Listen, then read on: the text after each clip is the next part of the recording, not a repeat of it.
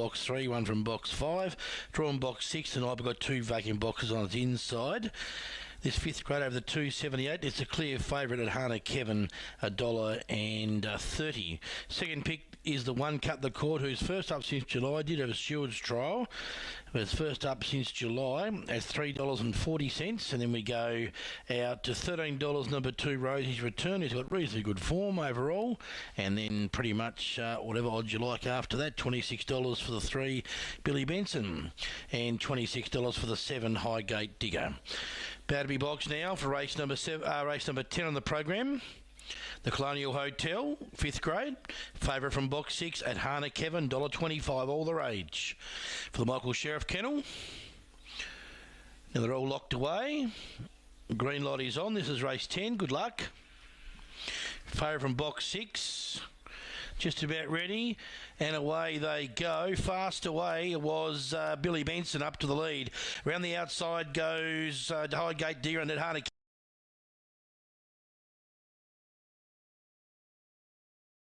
now on the scene. Then 4th is Lacey Longstrider further back, then Cut the Cord. Hannah Kevin beat Highgate Digger, and Lacey Longstrider should be 3rd. Then followed by Cut the Cord from Billy Benson, then Blackpool Mire, and back of the tail Rosie's Return.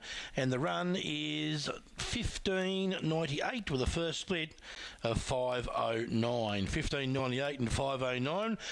Took a little while to get going. That's a dead mustard. Yeah, just went around the outside and ta-da. Paying $2.10 and $2.50, you'd like those on the tab odds. Over 7, Highgate Digger, $2.30, and 3rd, number 8, Lacey Longstrider, no 3rd dividend. But the winner at Hannah Kevin continues his good run. 3 from 3 in the state for the Michael Sheriff Kennel by Aussie Infrared from Zipping Yeshiva. Second to number 7, Highgate.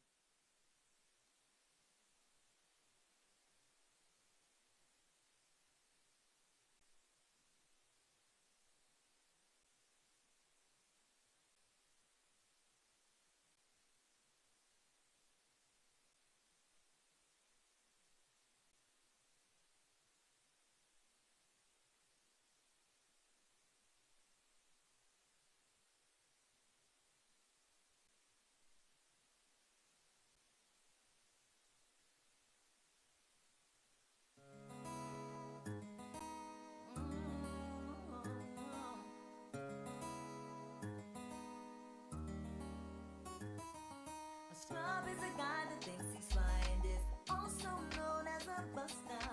Always talking about what he wants and just sits on his broke ass. So, no, I don't want your number, no.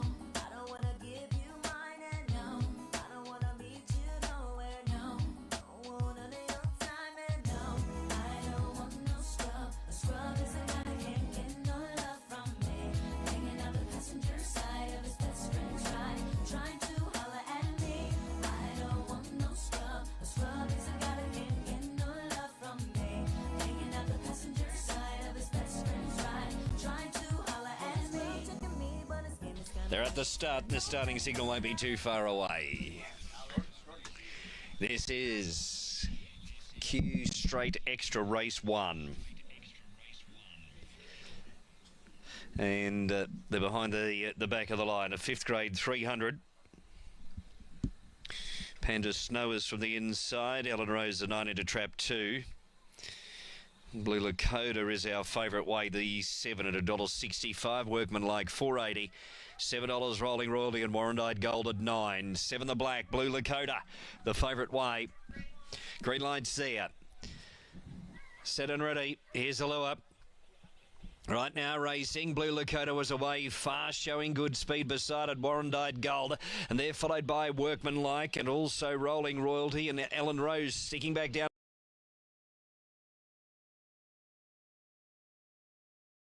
the inside with Panda Snow. Blue Lakota charging Workman Like, leave it between, they're followed by Panda Snow and also Ellen Rose.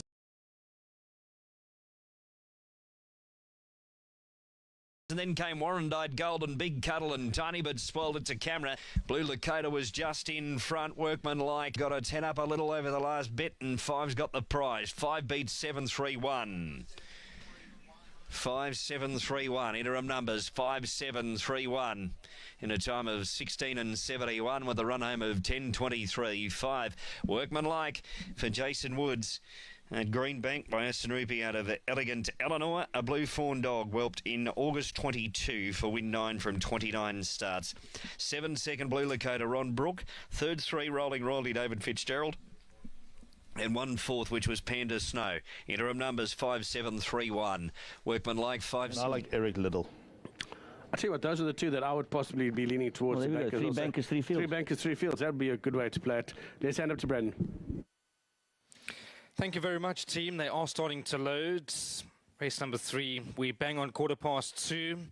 Join the Race Coast Turf Club Open Maiden. They're at the 1600 metre start. They're busy working with Autumn Rush. Autumn Rush about to move up into line.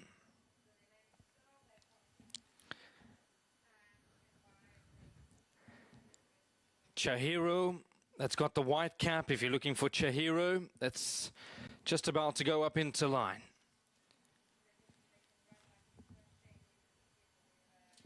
Then the turn of World Victory.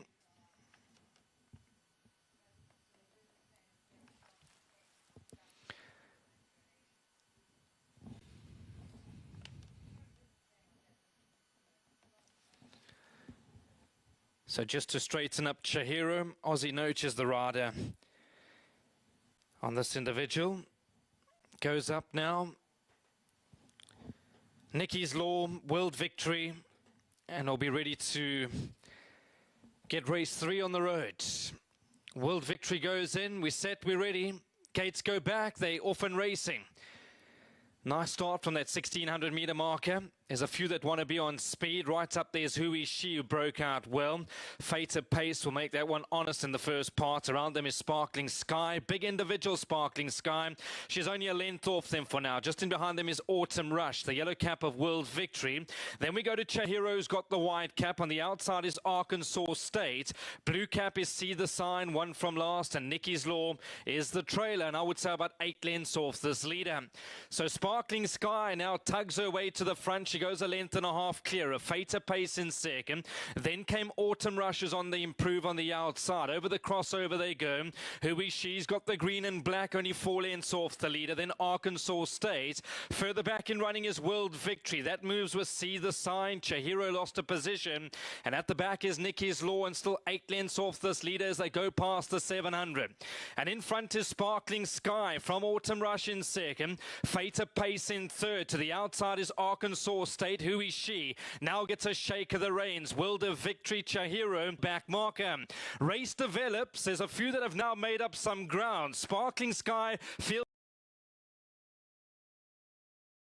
some pressure. Fater Pace, Autumn Rush, Who Is She? She needs to dig deep. She's still 2 lengths off the leader. It's Autumn Rush who's got her nose in front. Fater Pace, Who Is She? She now pins the ears back and she's running on strongly. Fater Pace, Who Is She? Who Is She got to the front, she'll win. Who Is She's going to draw away. Good ride, Callan Murray. Second goes to Fater Pace, then Sparkling Sky. See the Sign was further back in running, and then Autumn Rush. All right, so she had to knuckle down. She looked to be in some sort of trouble going through the 300. But Callan Murray, persistent. He kept plugging away, and she keeps digging, and she'll be the right horse to win for the punters. Patience rewarded. Number 4. 5 Tinks, Gemini. She's ran to 29.92 as a best time over 4 bends, but she's the outsider here at 7-1. As it stands at the moment, we've only had the 1 win from Trap 5, and that was in race 6. Hare running. So Hare on the move then here at Harlow. Hare on the move. Here's the hare.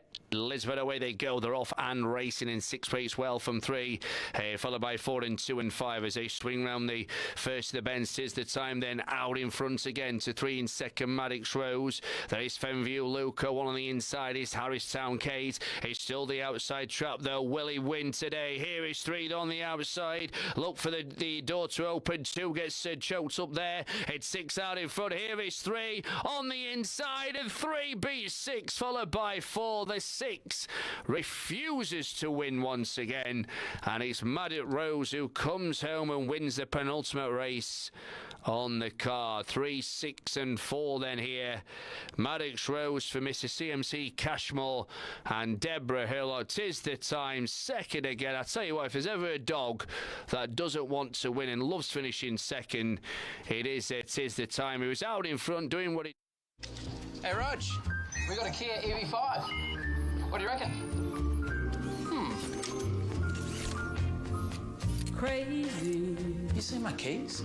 I'm crazy for feeling. The car stopped charging. You snitch. Ah, a cat. Stay. What's massage mode? Oh, did we just become best friends? Kia. Movement that inspires. Go Harvey Norman. Great deals on laptops. All the big brands from just $368. Save over $100 on this powerful HP. Now $868. Get an epic deal on this HP OmniBook AI PC. Best prices at Harvey Norman now. It's a simple objective. Shoot the lowest possible score. So at Drummond Golf, if you find a lower advertised price, we'll beat it. The Drummond Golf lowest price guarantee. You've got to love that.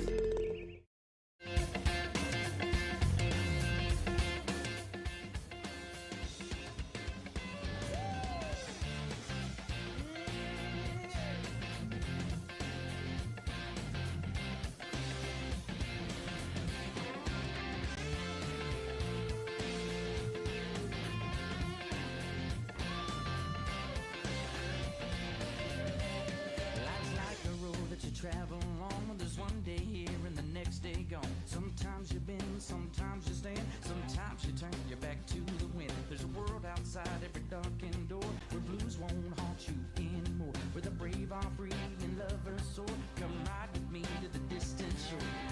We won't hesitate to break down the garden gate. There's not much time left today. Life is a highway. I wanna ride it all night long. If you're going my way. At the start here for the last, a field of 4 over the 5:30. Double Helix, number 3, our fave, $1.45, a dominant. Last start winner. We have 4:14, number 5, Duran Pantera, who's being a drifter in the market. It's been a little bit off the last few weeks. And 5:50, number 7, Weblex Stella, zipping Norris, number 1, at $21. About to come up, $1.45, Double Helix. Last favour of the night. Back here tomorrow. Light on, right to run. Set to jump. Racing, Double Helix began well. Speed from Weblex Stella and Duran Pantera trying to hunt up in between, but Double Helix will maintain the lead. Opens up by 2 over Weblex Stella. A length away then Duran Pantera, about 4 off the top with Zipping Norris down the back. Double Helix away by 2 over Weblex Stella. Duran Pantera, Zipping Norris, they turn. It's still Double Helix. Hasn't sewn it up yet. Weblex Stella trying to make ground, but Double Helix will do enough. Big Zone Weblex Stella, Duran Pantera and Zipping Norris. Time around 30 and 50. 30 and 51 there on the last. Interim numbers are 3, 7, 5, 1, 30 and 51 for Double Helix, Kia Hurley. Big Zone 7, Weblex Stella, Kim Johnson. Third, number 5, Duran Pantera, Nicole Price, and fourth, number 1, Zipping Norris, Tony Nopes. Interim numbers 3, 7, 5, 1. Margins 2.5 by a half. 5.34, 14.60, 5.78, 91. Run home 12.60. Interims are 3, 7, 5, 1 here on the last, and that wraps us up here tonight from Angle Park. Good evening to all.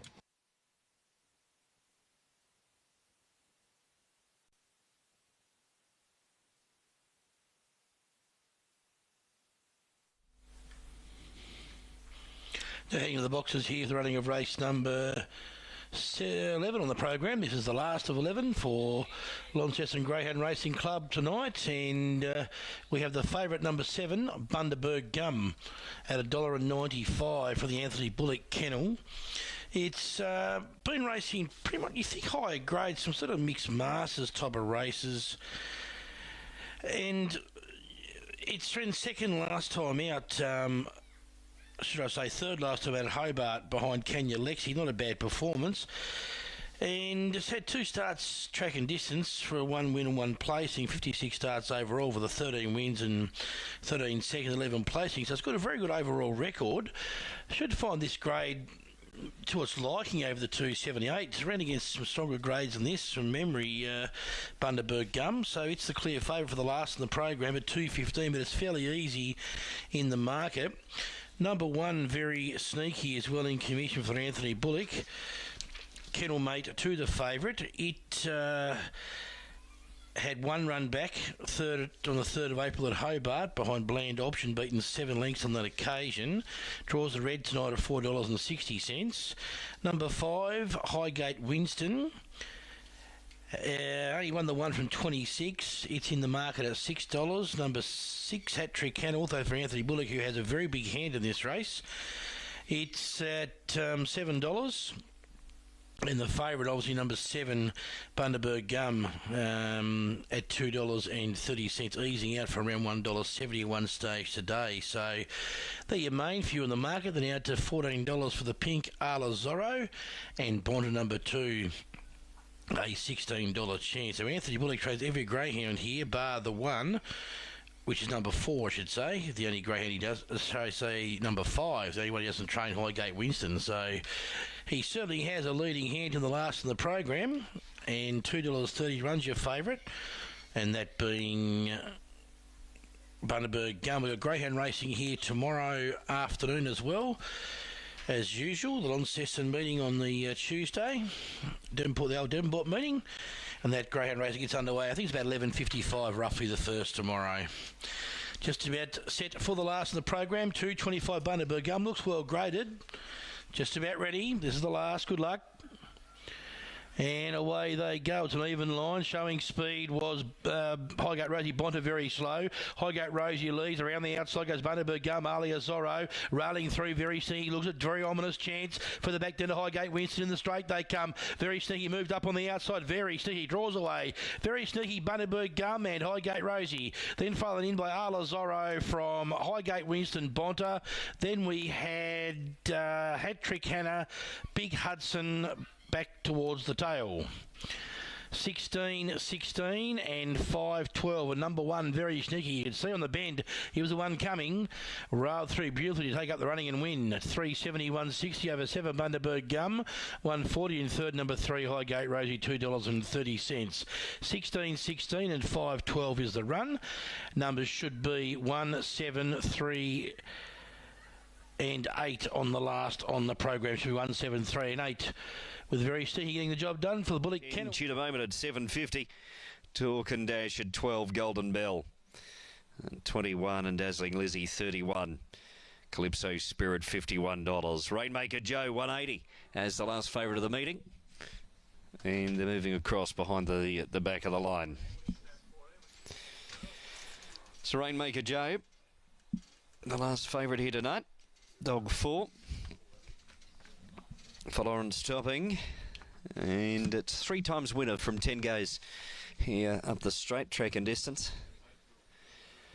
We've got Stuart McLean arriving down there at the boxes, so I'll move across in behind the back of them here in just a moment,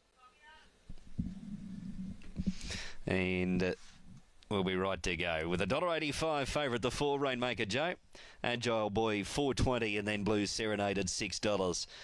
Tudor Moment at 7. Well, we're racing here tomorrow. 2:17 is post time for the first of 14 for the Tuesday twilights. I'll join you then. And if you're having an investment in the last, good luck, because this is our final event, the nightcap from the queue tonight. Rainmaker Joe, our favourite way. Green light set. Favourite wearing blue. Set. Racing. Rainmaker Joe was fast away. Geez, look at Calypso Spirit wanting the lure. And also showing good speed, there was Talk and Dashes. Rainmaker Joe drifts out deep, and they're followed by Blue Serenade and also Golden Bell. Rainmaker Joe just has it though, and it's won the last. Rainmaker Joe beats home Blue Serenade, followed then by Talk and Dash, and then came Tudor Moment and also Golden Bell. Further back in the field to well back there in the end was Tudor Moment, racing together there with Calypso Spirit at the end, and Agile Boy with Dazzling Lizzie last. And the time in 16:63. 4, 3, 5, 7. Interim numbers 4, 3, 5, 7 on the final event. And the 10 My Harold, 3-year-old filly on second start by Good Curry, was 6 here on debut 3 weeks ago. So Lord of Power, your favourite here, will be jumping from gate number 4. Horse 1, 1.6 on the markets. 3.6, the 8 Life and Light, coming from gate 2.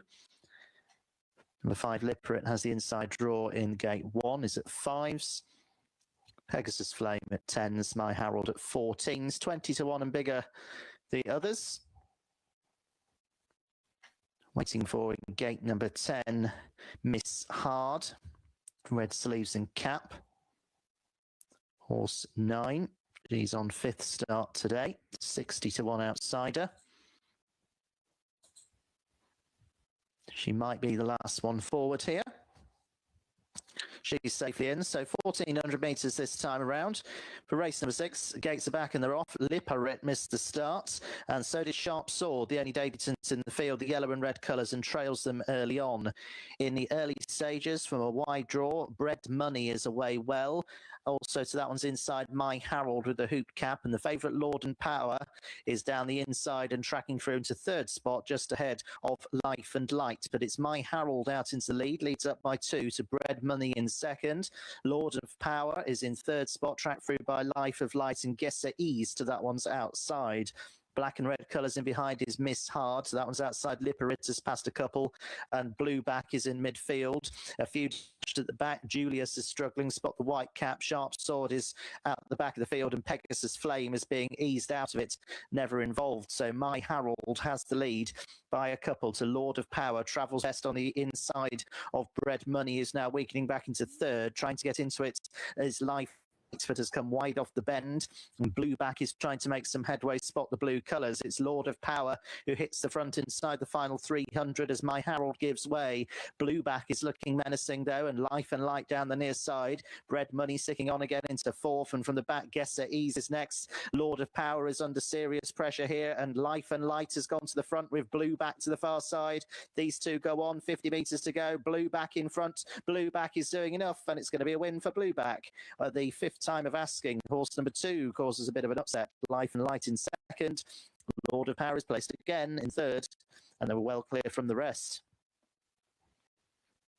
Horse number 2, Blue Back, is the win here. Colt by Papa Clem on 5th racecourse start.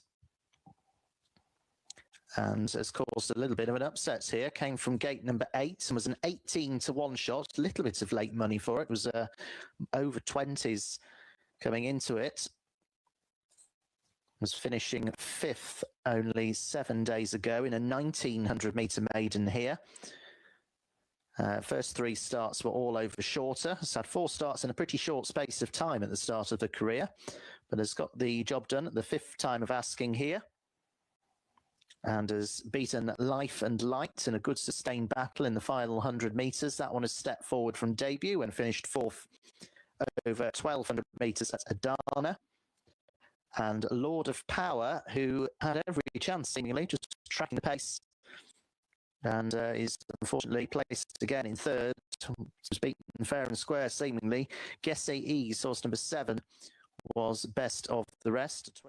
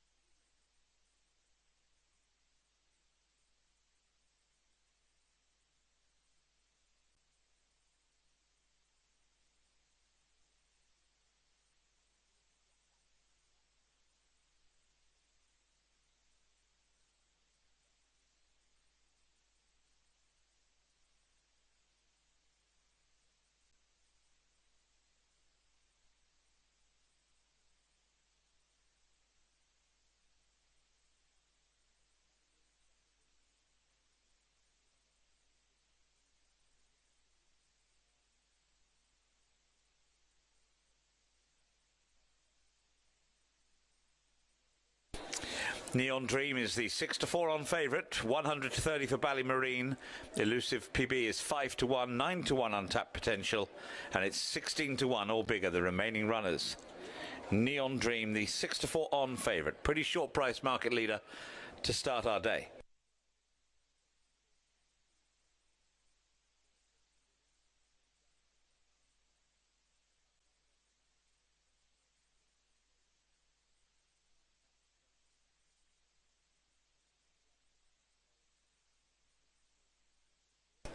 They're coming in, and they're often racing down the back straight to start this race, the supporting Home Run Hounds Northwest Maiden Hurdle Race, and they've got in front of them just shy of 2.5 miles.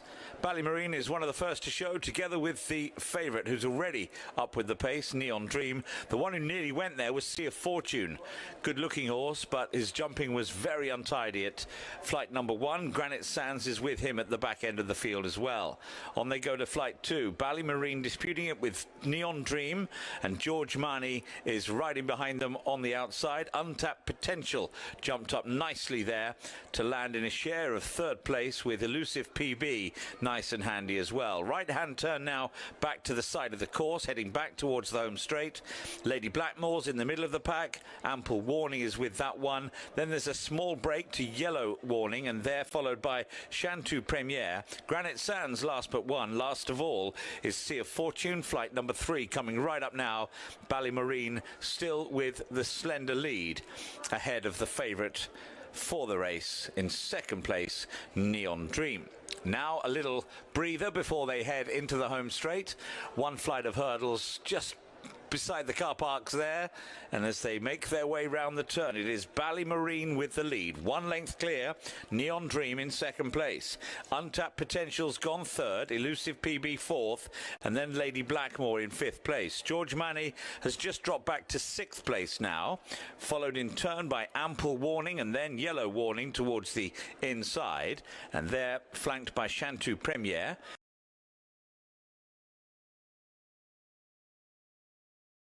With Granite Sands still towards the back end of the field, jumping what will be the last of Fortune is going to be able to improve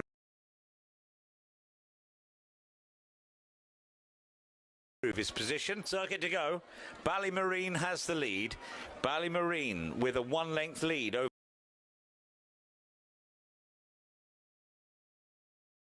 Neon Dream in 2nd place. Untapped Potential 4th as they take the next flight of hurdles.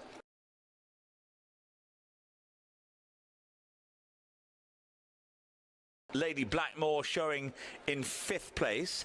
Ample Warning comes next, followed by Chantou Premier. Sea of Fortune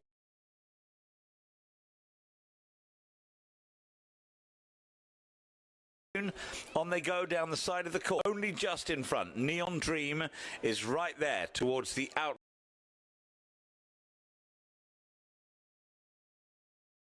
Side, a half a length away safely, and they're followed over by Elusive far away from them. The little gap back to Lady Blackmore, and Chantou Premier yet to make any move towards now down the far side of the race course. Driven as Yellow Warning likewise. George Manny is now last of all as they skip over the next flight of hurdles where there was a very bad mistake from Granite Sands, who was under pressure. George Manny has relegated to last place now. Sea of Fortune's gone past him, but Ballymarine still out in front. Neon Dream has never been far away, and these two head towards the last flight on the far side almost together. Better jump came from the favourite there, Neon Dream. In 3rd place is Elusive PB, who is now drawn well clear of everything else in the race. Untapped Potential still in 4th place, followed by Lady Blackmore, and now there is a little bit of progress from Chantou Premier, but has given these leaders a big start. Heading down towards the 2nd last, it's Neon Dream who's out in front. Neon Dream towards the penultimate flight of hurdles, up and over safely from Ballymarine and Elusive PB, who are giving chase. They are 25 lengths clear now from Chantou Premier, and a weary looking Untapped Potential. Looking good for Neon Dream then, who comes round towards the home turn bend, 1 to jump with an 8 length advantage over the pursuers. So it's Neon Dream race in safekeeping, it would appear, if he and Tom Bellamy can get over the last together.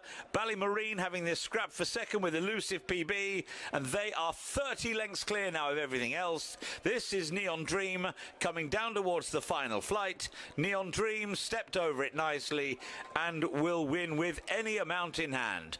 Ballymarine over second, a mistake from Elusive PB when weary, but this is very comfortable. Neon Dream comes past the winning line with an advantage of 25 lengths or so over Ballymarine in second place and Elusive PB third home.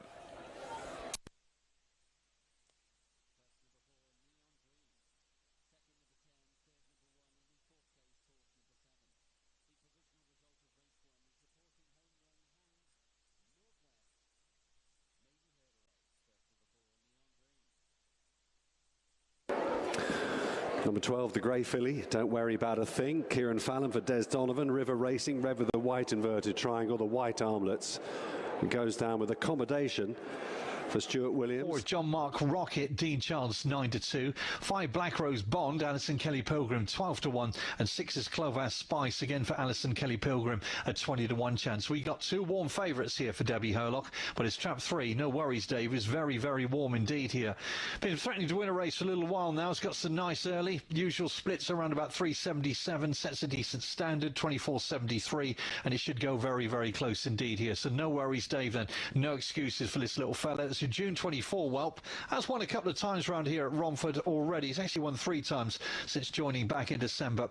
Won at Harlow with Debbie Herlock. So sets a decent standard here. Trap 3, no worries, Dave. But is F going to have to put that pace to the race early doors? As far as next door is concerned, Townsend Peggy, well, she's got every chance of coming into the first bend and getting competitive. She's a little bit more exposed than trap 3, no worries, Dave, and she's, what, 3.5 years old. So Debbie Herlock definitely got a stranglehold on this one with 2 and 3. Bunny's on the move then for the 142 at Romford. Good luck with your bets in this one. 2 and 3 for the market. Away we go then. It was actually 4 who banged out John Mark Rocket to lead up with no worries, Dave. We should pace up on his inside. Then we got Peggy, then 5, 6 and 1 and 3 down the far side. No worries, Dave. The odds on favourite. For his kennel mate in second, Townsend Peggy. Then comes 4, John Mark Rocket. 5, 6 and 1, but around the penultimate bend here is 3, no worries, Dave out in front. Townsend Peggy is kennel mate into second, trying to make inroads off the final baby. 2 and 5 was third. 3, 2, 5. 1, 2 for Debbie Herlock. No worries, Dave. Too good.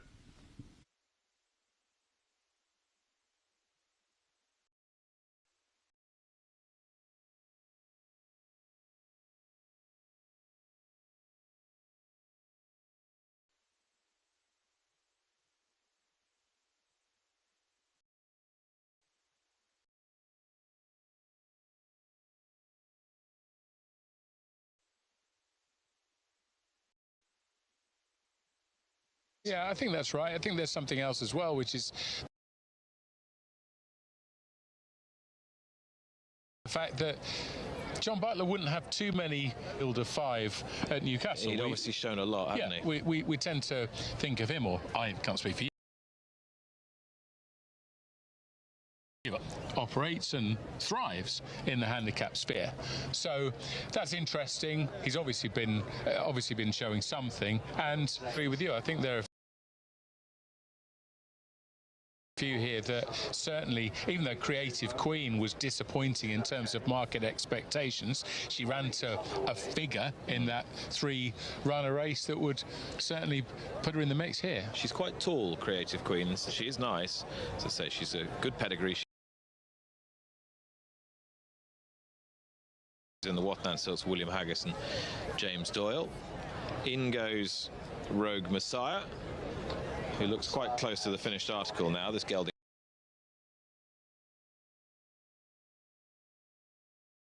Creative Queen, one of 3 fish. A former stable companion of Creative Queen has now moved down the road to Stuart Williams. Stuart's got 2 in this race. And Wazir is the best fancy variant of Sheikh Ahmed. The horse in shot is Menweir for Archie Watson and William Cox. He's been quite well fancied the 3rd run. Yeah, he's been disappointing. He hasn't lived up to market expectations thus far. He's got a decent pedigree, but yeah, he's now one run away from a handicap mark. Thought of the other newcomers. Hugh was quite an interesting prospect, a 75 grand yearling. He looks all over a butty sprinting type. Yeah, the draw's off-putting, I think, but everything else is positive, isn't it? The pedigree races like this, winning them would come pretty naturally to him. So yeah, lots of positives. As I say, that draw could have been better. The Creative Queen, the Haggis filly in the Watnan Silks. Rogue Messiah, 130, the previous winner. Was here the newcomer 5. Marengo Storm has now come for some support, having been very weak, very relaxed in the paddock. Yeah, he's already gelded. There's obviously been a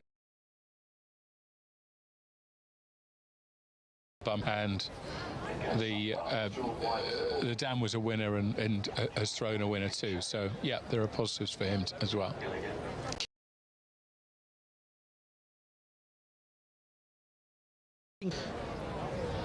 Jack Gilligan having to exercise a fair degree of patience on this, and we will see whether King Cherry goes forward. Don't worry about a thing is in. I don't think it'll be too much longer here. Cherry still proving reluctant, so we can say good afternoon to our commentator here on a beautiful afternoon at Kempton Park, and happy Easter, Mike Catamol.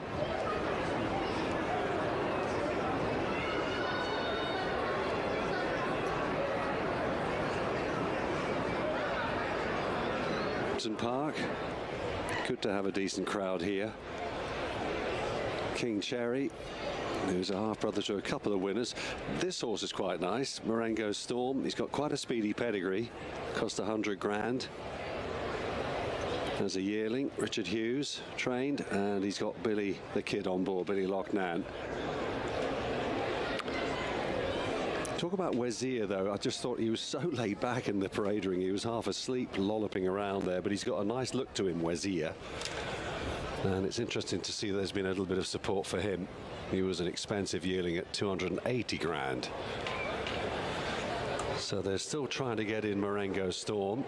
He's just having one or two second thoughts about it. Behind him, we've still got That's Random and two other. Marengo Storm's just been led away briefly. King Cherry trying again with him. That's Random behind, and Wazir in the blue cap, the Sheikh Ahmed Al Maktoum, with a couple of runners in the race today. First colours worn by William Cox on Menweir. Now King Cherry got the blindfold on him this time. He's got all the gadgets on him to get him into the gates, and the expertise of the handlers, and they've got him in. Job done. Now let's see. That's Random, Millie Wanacott. Shaped reasonably well on his debut. Just leaves two more now. Let's see if they can get Marengo Storm in. Blindfold on him as well, and behind him is Wazir.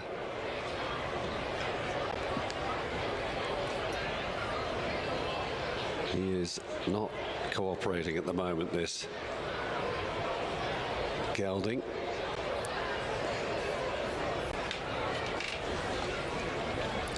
You do wonder how many more chances they'll give him now. Wazir has not been presented to the stalls at all. He will be, obviously he's got the orders to go in last, or just about last. Let's hope this fella goes in, because I think he could be quite nice. Marengo Storm, slowly but surely. And a bit of brute force and patience, combination of both, just to make sure the horse is happy.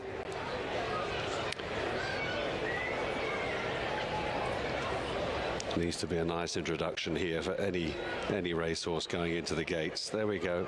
They've done it. So Wazir, now he's due into stall number 6 in the middle of the field.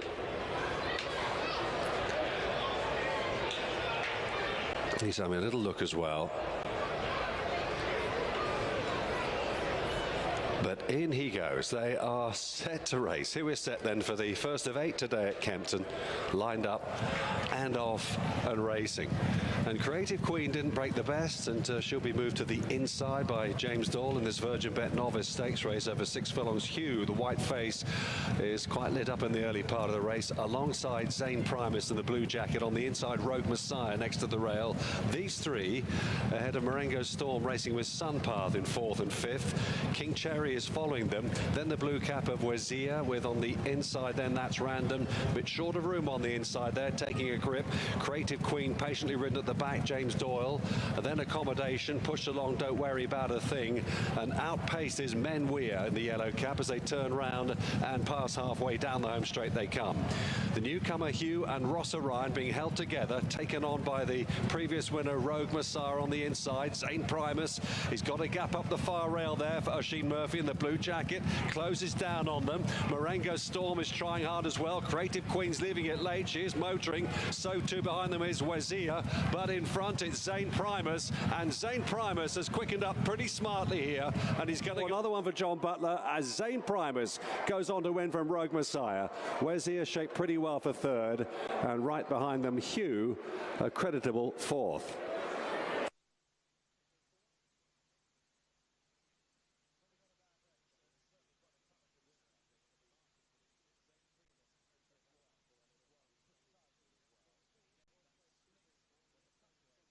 They're only 3.5 off the leader, then Sheriff John Stone with Katsu, and I would say they're 6 off this leader. So in front is Time for Love. She goes out there, she enjoys the gallop, she goes about 2 lengths clear. Racing in second is Red Dawn, then came 006. The pace is not hot at all. Then La Pulga, Pinot Grigio, Katsu, and Sheriff John Stone still the back marker, so absolutely nothing's changed. It's Time for Love in front from Red Dawn, who races in second, then 006, La Pulga, Pinot Grigio, Katsu, and Sheriff John Stone. If he's going to win, he's going to come from last. He's now 7 off this leader.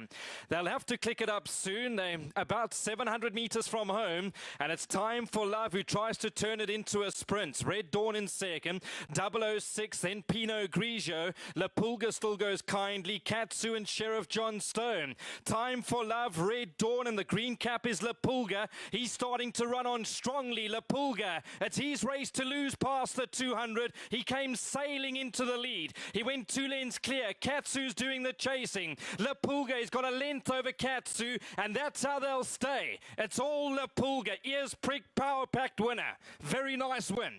Katsu second, Red Dawn in third, then Time for Love and Pinot Grigio.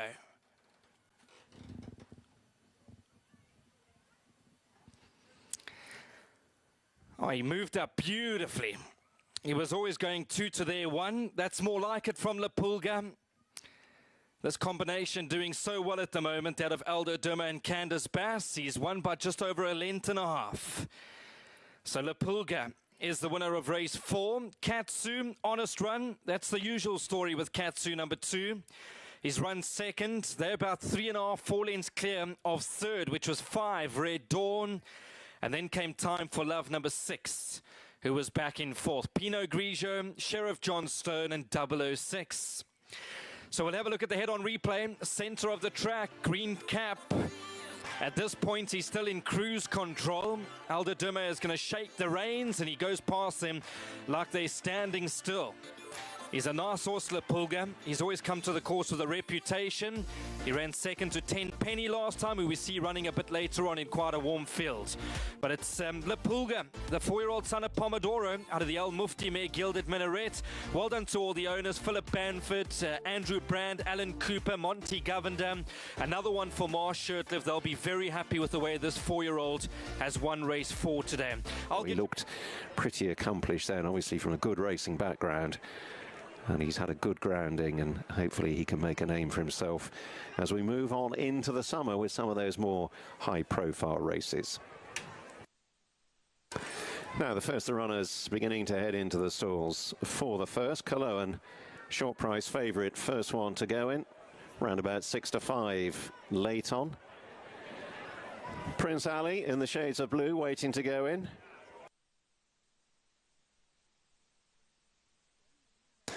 So the first couple loaded up. Next to go, King of Speed, the pink and green silks due into stall 4.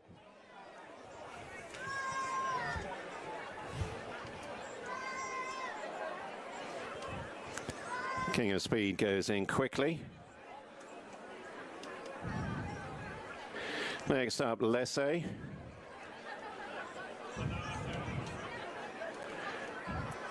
Three to go, so we're not far from a start. Simba's Gift is the next one to go in. Just 2 more to go for the first. So stand by. We're almost set for the action. In goes the Übermensch, River Wharf, going to be the last to go. Last one coming in. Alex, good afternoon. Welcome along, everyone. A bright, sunny Easter Monday afternoon in the Midlands. They're off, jumping away for the first. The down low, the race day ready app apprentice handicap just over a circuit ahead of them. And they're in no great haste up under the judge first time, and it's Simba's Gift under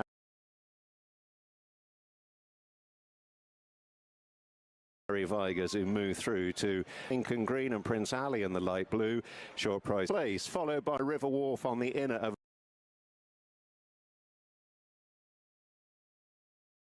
Lesse, who's in the black and white stripes, and the Übermensch leads them at the end of a quarter mile and off down the back.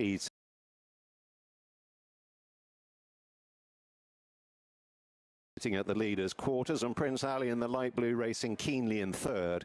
Cologne in fourth, yellow continuing to race wide of River Wharf.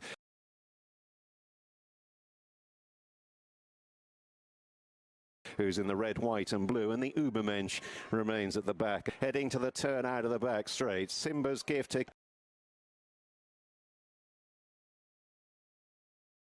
Cologne is the shadow to Prince Ali as they barely with Lesse, and still at the back of the field under away. He's going to quicken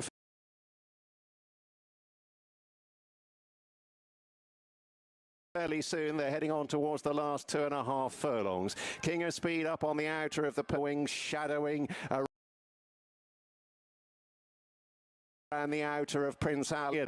Into the straight, furlong and a half to go. Big light blue angled out. Cologne away to the extreme left, running on to mount a challenge upsides King of Speed. The Übermensch is running on from the rear, trying to thread through. Cologne, though, struck the front inside the furlong. The Übermensch is finishing off strongly and closing strongly near the line, but Cologne probably just clinging on. Got tight with the Übermensch, close third between Prince Ali and the pace-setting Simba's Gift.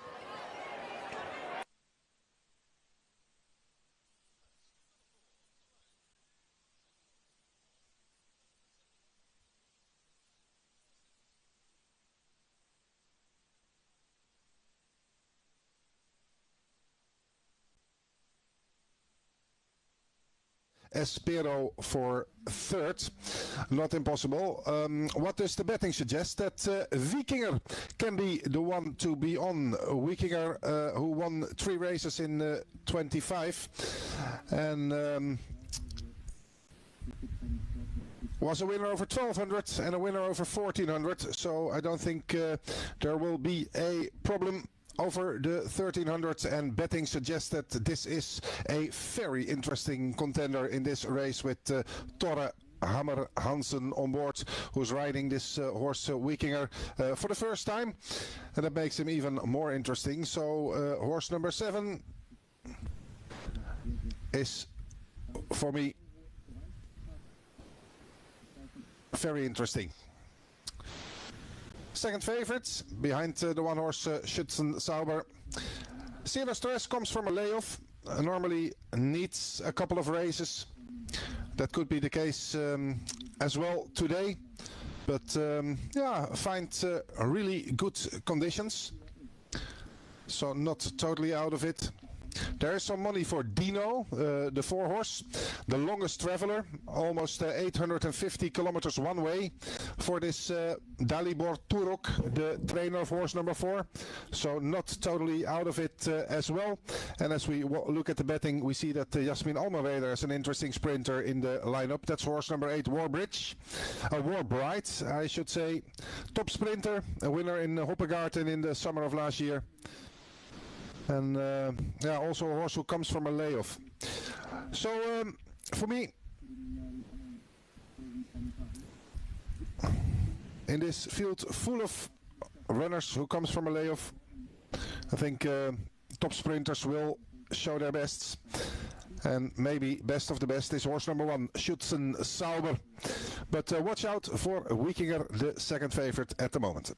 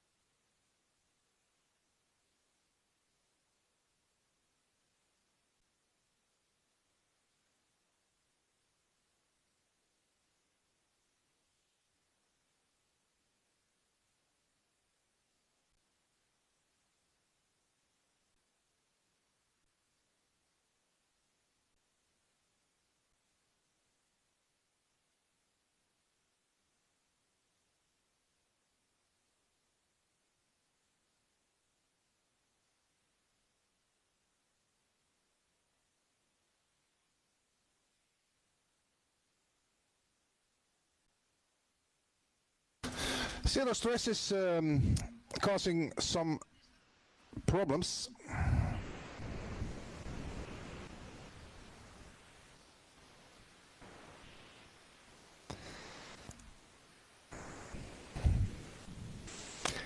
He was away for a while. But as a 10-year-old, probably not forgotten why he is at Keulen today.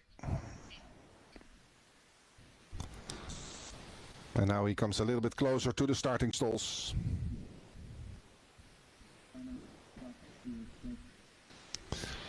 Zero Stress is in.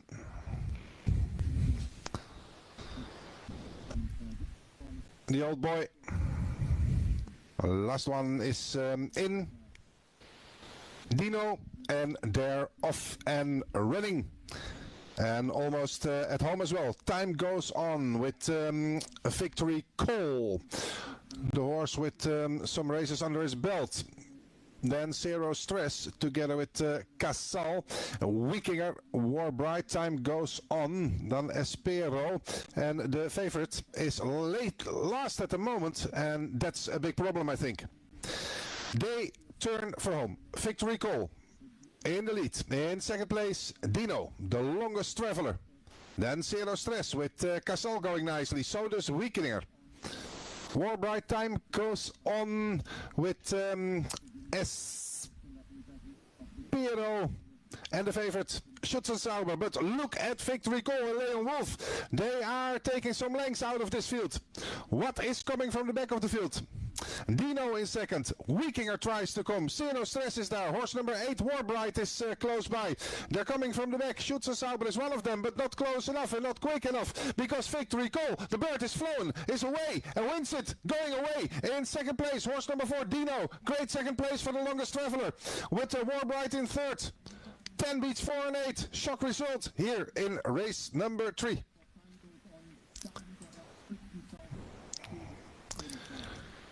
Race number 4 is coming up. And please take out the horses 10 Small Fires and 11 Rick Show. 10 and 11 are out, but there are no further changes. He's gone that way, the same price with 20 to 1 bar those. Keith Donoghue getting down to 11 stone 1, Gary, for thank you for the day. Surely a tip in itself. Thanks, Santi. Sorry, I couldn't just hear the end of what you were saying there, but Keith Donoghue is doing light all right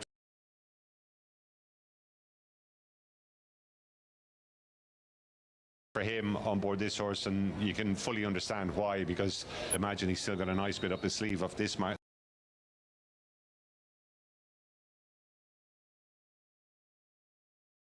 The question, Don, if you could say the same about it. That's it. Like, there are lots of unexposed horses in here, Gary. Lots of horses racing in the handicap for the first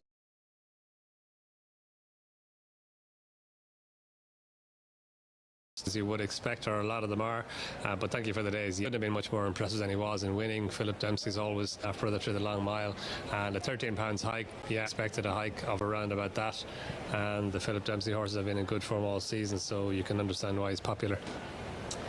Right down the inside there is Wackeston, one of a couple of 4-year-olds running for Gordon Elliott here. He'd be potentially interesting if he could come back to some of the earlier promise he showed over hurdles. Very disappointing behind a stablemate last time. Mart Lane, Dom, was one there was a bit of a move for. Could you see the case there? Yeah, we finished second behind Sam Bobler or Philip Rothwell's in a maiden hurdle at Wexford there a few weeks ago, and Sam Bobler came out and run well here in the handicap hurdle that Katie Daniels won, finished fourth I think yesterday. So Mart Lane, another horse, has just had the 3 runs over hurdles and has got his initial mark of 104. So very competitive fair to kick off Irish Grand National Day here at Fairyhouse, the first of 8 races, and calling them home for us, it is of course Jerry Hannon. White flag race, and they're out.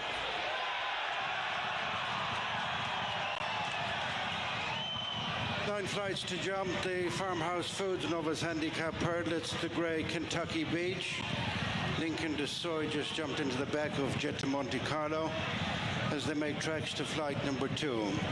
In front is Kentucky Beach from Jet to Monte Carlo, Lincoln DeSoy, Like a Light Switch, and in by the rail Wackeston, Radiator Springs and Court Canyon, being followed by Camden Park, Walk on Analog, and in between horses, Thank You for the Days. Then Tatateo and Mart Lane. With a bit of luck and Kabila race together, followed up to the bend by the top weight, Safe for a Rainy Day. And then comes, as they turn, Desert Haven. And further back in the field is Coombs with Poet's Gale. He's gone that way. Migdam. And at the tail end of the field is Arslan. Climbing uphill to flights 3 and 4. And it's Kentucky Beach, followed by Jet to Monte Carlo. Third is Lincoln DeSoy. Far from fluent down the line was Desert Haven. Lincoln DeSoy followed by Wackeston and Like a Light Switch. Radiator Springs next, and then Court Canyon, followed by Thank You for the Days. On to the 4th, and it's Kentucky Beach, establishing a sizable advantage of 5 to 6 lengths over Jet to Monte Carlo. Third is Lincoln DeSoy. No changes in the first 3. Then Like a Light Switch and Wackeston next, followed by Court Canyon. Radiator Springs, and then Walk on Analog, and Thank You for the Days, and Tatateo and Safeway 10 furlong point by Mart Lane. Gone further clear of the field, Kentucky Beach at Josh Williamson on the downhill to the 5th flight at the halfway stage. Kentucky Beach with a commanding advantage now over Jet to Monte Carlo, Lincoln DeSoy in 3rd. Disputing the 4th, Like a Light Switch and Wackeston, and then Radiator Springs, Court Canyon, Walk on Analog, Thank You for the Days next, and then Camden Park, Mart Lane, and Safe for a Rainy Day as they pass the halfway stage. 4 flights remaining in the opener, the Fairyhouse at the Farmhouse Foods Novice Handicap hurdle. Continuing clear with 7 furlongs to go is Kentucky Beach. Jet to Monte Carlo 2nd. 3rd is Lincoln DeSoy. Then Like a Light Switch and Wackeston. And they're followed by Court Canyon and Radiator Springs, and Thank You for the Days and Mart Lane. Camden Park, Tatateo and Walk on Analog. Then Kabila and Desert Haven with a bit of luck and Safe for a Rainy Day. And then Migdam, Coombs Post Scale. Struggling as he's gone that way, and Arslan continues at the tail. Not so far in front is Kentucky Beach. Has a vastly reduced advantage of 5 lengths over Jet to Monte Carlo. Then Lincoln DeSoy. And Court Canyon and Wackeston on the inside has never been too far off the leaders. They're followed by Thank You for the Days, over 3 out. And coming right back to the group is Kentucky Beach. Jet to Monte Carlo now within a couple of lengths, and then Lincoln DeSoy. Wackeston next with Court Canyon, Radiator Springs. Improving steadily is Thank You for the Days as they run round the home turn. Kentucky Beach by just a couple of lengths to Jet to Monte Carlo. Lincoln DeSoy joined for 3rd by Wackeston, then Court Canyon, Radiator Springs, and Thank You for the Days and Mart Lane next. Dropping a few places is Like a Light Switch, and then Desert Haven and Tatateo and Migdam and Walk on Analog. Facing the second last last. The Farmhouse Foods Novice Handicap Hurdle. Kentucky Beach with coming there one out in the pale blue jacket, and just landing in front, Jet to Monte Carlo. After them in third is Radiator Springs, and Thank You for the Days, Mark Lane, Desert Haven. Gone into the lead, approaching the final flight is Jet to Monte Carlo. At the final flight, Jet to Monte Carlo over by a widening 4 lengths to Radiator Springs, Kentucky Beach, Mark Lane and Desert Haven. It's a good start for national contenders Dunamile and Emmett Mullins, as the winner of the opener is Jet to Monte Carlo. Radiator Springs second, Kentucky Beach finished up third in the end, and then Mark Lane in a gap to Desert Haven. Great start to the afternoon for Dunamile, Emmett Mullins and Paul Byrne. They've got Soldier in Milan a little bit later on in the Ball Sports Irish National, but Jet to Monte Carlo is a winner for the first time under rules in our opener at Ferryhouse. The Farmhouse Foods Novices Handicap Hurdle, a mark of 114. Looks like he's valued for plenty more than that. More with Gary and Don on Racing TV Extra. As it's to Fakenham we go. Join Racing TV Now Handicap Hurdle, 0 to 110 over 2.5 miles. Mermaid's Cave heads up a really open beginning to this meeting. 100 to 30, narrowly ahead of Painted Wolf at 7 to 2 and Cool. Ahead of Jesse Jump Jet, and the back marker early is A Day Dancing, as the runners now make their way to flight number 2 towards the end of the back straight. Miss Cassiope and Harry Bannister showing up from Ballerina Boxer, and Ben Post in second place, and Independent Lady and Nico de Bonville just lets those two get on with things at this early stage. Innisfree Pearl and Tom Bellamy back in fourth place. Gap back to Jesse Jump Jet and Robert Dunn, followed by A Day Dancing and Dave Bass, last of the 6 runners, making their way then down the side of the course and towards flight number 3. So it's Miss Cassiope out in front here. Orange sleeves and cap, leading from Ballerina Boxer, who's in second place, and behind those two, Independent Lady. Indeed, Independent Lady's now put herself directly in behind Miss Cassiope as the two head down towards the home turn for the first time. So Ballerina Boxer now back in third place. Innisfree Pearl not far away at all. Neither, to be fair, are the other two runners in the race. Jesse Jump Jet is in second last position, and A Day Dancing racing in last place as Miss Cassiope now comes in towards the next flight, the only flight in the home straight. Miss Cassiope with a 2-length lead over Independent Lady in second place. Miss Cassiope over nicely. Independent Lady second. Third place still, Ballerina Boxer just in front of Innisfree Pearl. And then comes Jesse Jump Jet. Back marker is still A Day Dancing with a circuit to go. And they're making their way now to flight number 5. This flight sighted just away from the home straight as they race away from the grandstands. Miss Cassiope still with the advantage. She's a couple of lengths clear from Independent Lady in second place. Leader had a look at that flight, but over it okay. Ballerina Boxer just shaken up briefly away from it. Innisfree Pearl comfortably enough in fourth place. Then Jesse Jump Jet and A Day Dancing as the runners then make their way towards the 6th flight of hurdles. And this is 5 from the finish of the contest. Still a lot of running to be done. Miss Cassiope leading by a length and a half to Independent Lady. That's been the way of it throughout the contest, really. And Miss Cassiope really launched herself at that flight of hurdles. A massive jump from the leader. Touching down with a 2 advantage over Independent Lady in second. The other 4 still tightly clustered together. Ballerina Boxer joined now on the inside by Innisfree Pearl. A Day Dancing close up as well. And although Jesse Jump Jet is last, she'd be no more than 3 or 4 lengths off the leaders, who head now down towards the first of the 2 flights down the far side of the track. 4 out here. Miss Cassiope over safely from Independent Lady in second place. In third comes Innisfree Pearl.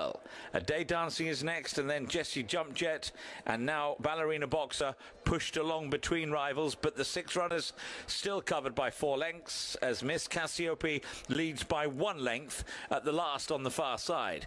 Miss Cassiope, another really nice jump to lead from Independent Lady in second place, and Nico de Bonville for the first time makes a movement on Independent Lady. In third position, Innisfree Pearl, and then closing up a bit, Jessie Jump Jet. Day Dancing now floundering quite badly, so too Ballerina Boxer. So there are 4 contending now. Those 2 look well beaten. Here's the second last, Miss Cassiope over the second last. Ahead now of Innisfree Pearl and Independent Lady, the favourites in real trouble. She's even dropped back to 4th place. Jessie Jump Jet goes past her. So Independent Lady looks well and truly cooked here as they now race on to the home straight. Can anything catch Miss Cassiope, who's put in a bold display? Enthusiastic galloping, some fantastic jumping. Miss Cassiope turns for the final flight of hurdles with a 5-length lead over Innisfree Pearl in second. Jessie Jump Jet is in third, and then 20 lengths back to Independent Lady. Miss Cassiope coming down to the final flight. She's at it now, and she produced another lovely leap. Miss Cassiope clear, 8 lengths at least over Innisfree Pearl in second place, and Miss Cassiope dazzles in the Herefordshire sunshine. Miss Cassiope won well. Innisfree Pearl was second. Third place, Jessie Jump Jet.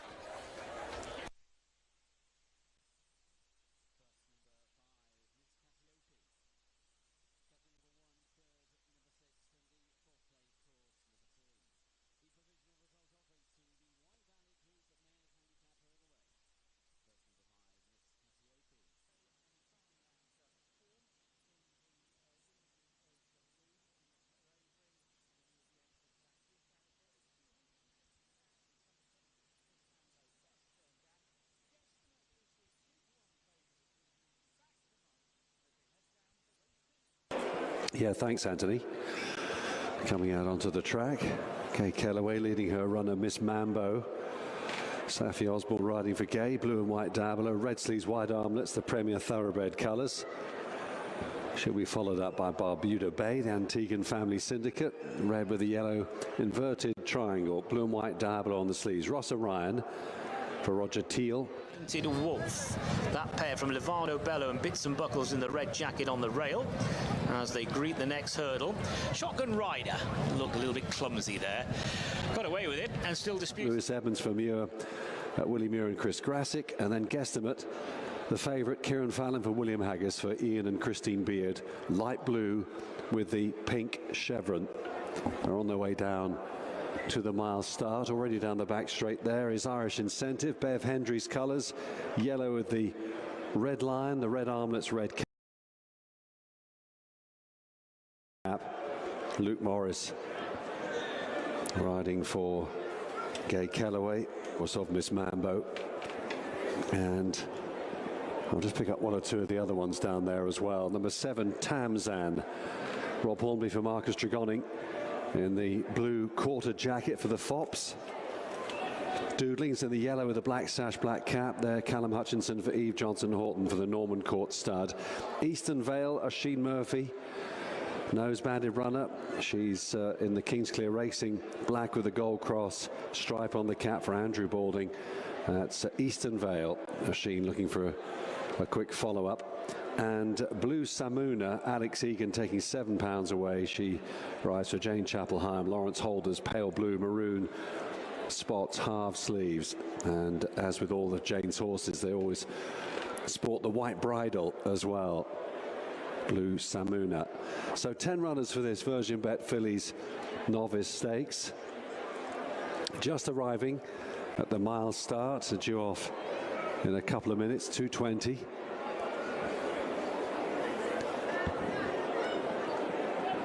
Blue Samuna just behind there with Alex with her feet out of the irons, a 33-1 shot. As they arrive at the post for race 2, the market leader Guesstimate is 9-4 favourite now. Barbuda Bay, joint favourite. It's been backed in 7-2 this morning, Barbuda Bay, not now. Eastern Vale is 4-1. Doodling at a 13-2 has come in from 9-1. This market's quite interesting. Irish Incentive 12-1. Frida, Big Drifter, 22-1 from 12-1.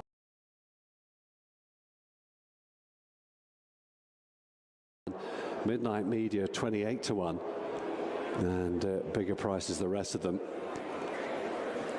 So at the post, we'll be loading very soon. And there is Freenet. To me, not today, not with the, certainly showed a lot on debut. And I'm surprised we're not seeing her actually in a handicap now. She's 22 already. But I know that Pat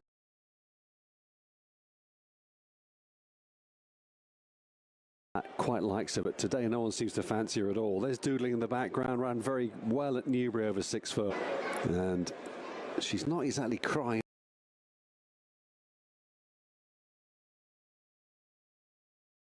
But she's by Rumble in the Jungle last time, 12 days ago. Came 5th over the course and distance at a massive price.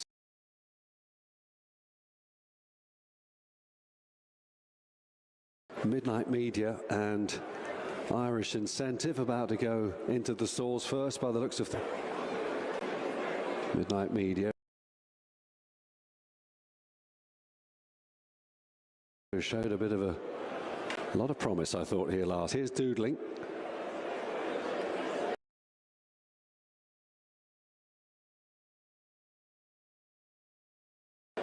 Eastern Vale is behind her for the champion jockey.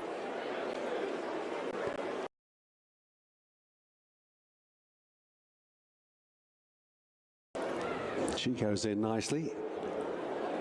She looks well.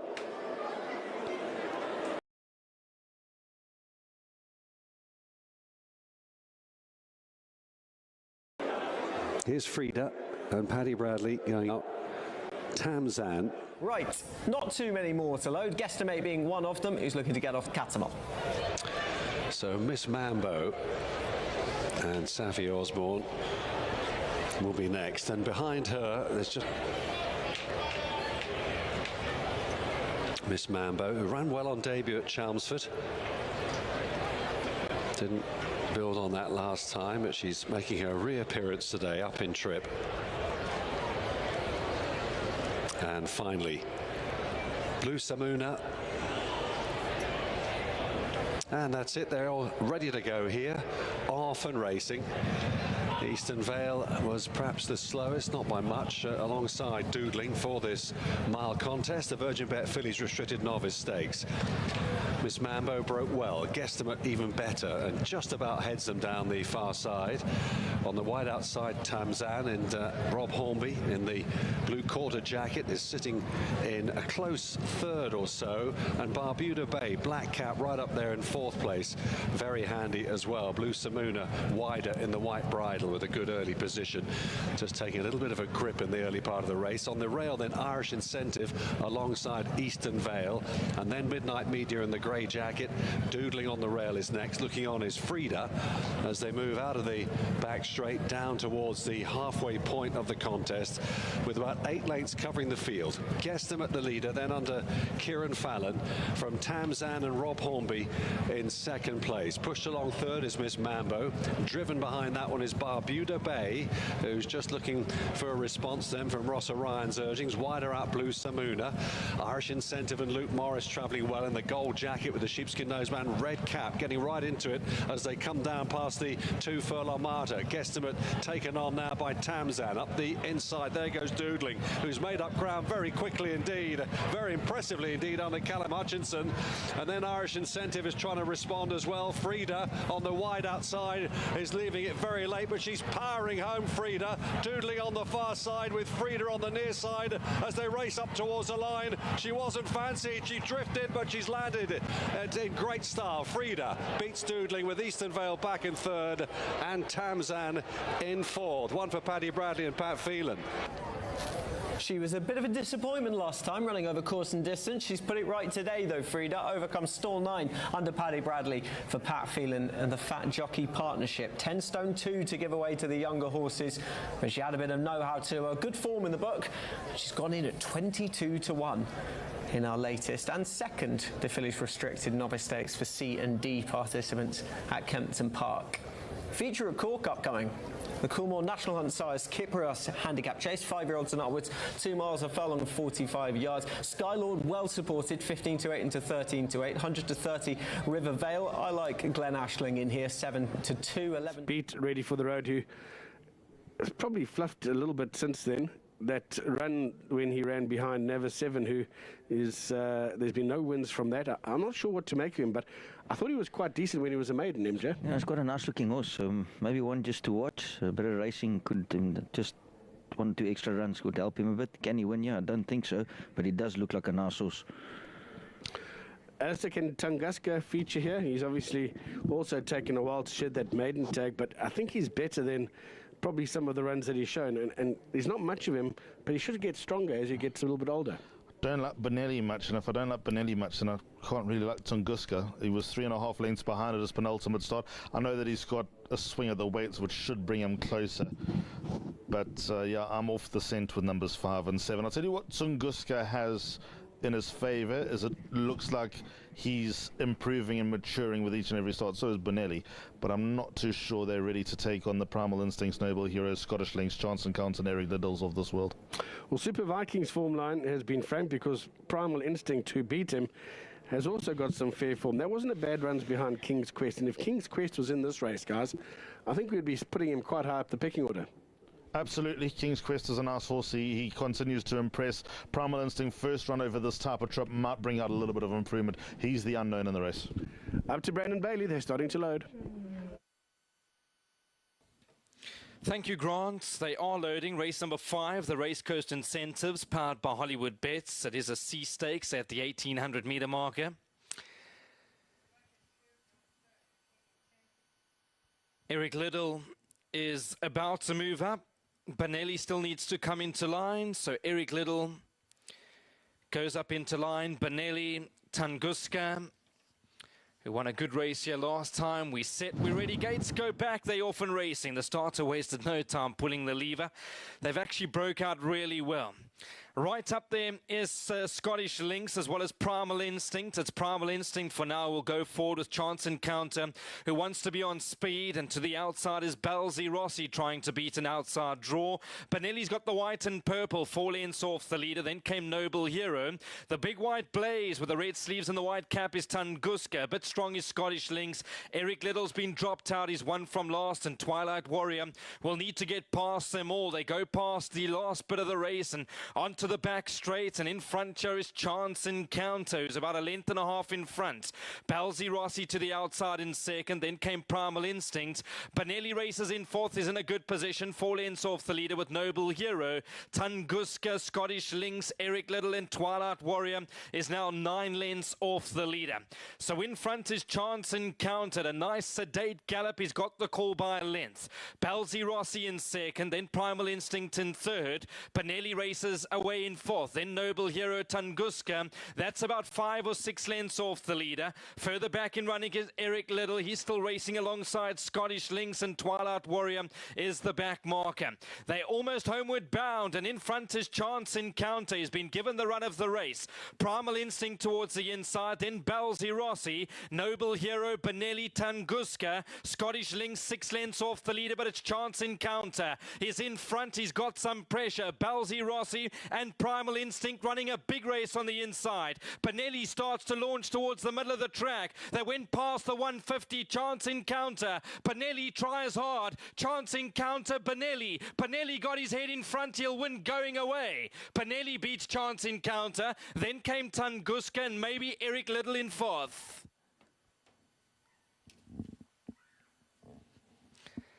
They can do no wrong at the moment. Candace Bass and Aldo Dumeyer.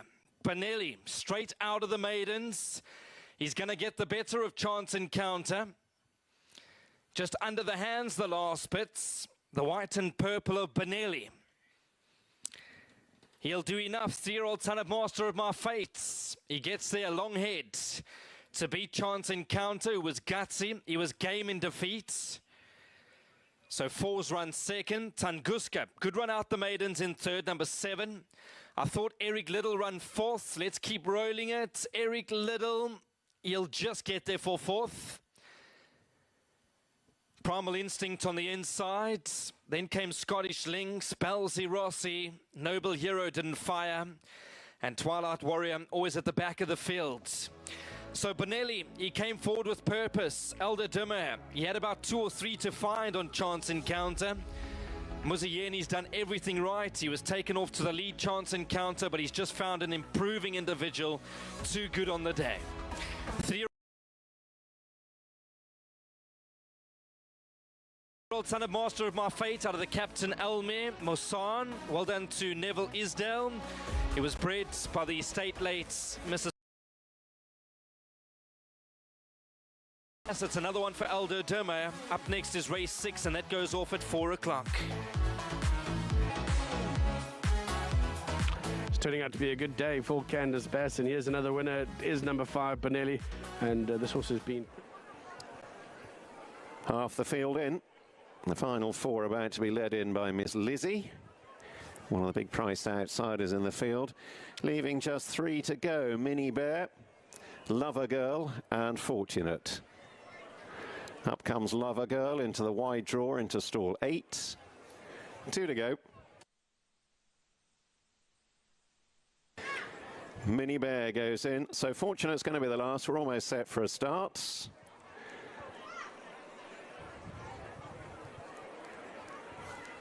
And so far, they've behaved themselves, Alex. They're all in. They're off, breaking out over 5 furlongs. Favourite Pashada wasn't the quickest away in the light blue by any means. Minnie Bear and Amber Ocean got away well. Minnie Bear in the pink, Amber Ocean with her hooped sleeves. Lover Girl in a violet jacket with Margaret's Pearl chasing them towards the turn. Then the white face Fortunate wide of Pashada up the running rail with a couple behind. Crimson Blaze in the oranges last but one. And Miss Lizzie's being pushed along at the back of the field. They've gone sharply here. They're already going through halfway. Amber Ocean on the outer of Minnie Bear, chased by Lover Girl and Margaret's Pearl. Pashada in the light blue travels well. She will need a charm run from there, however.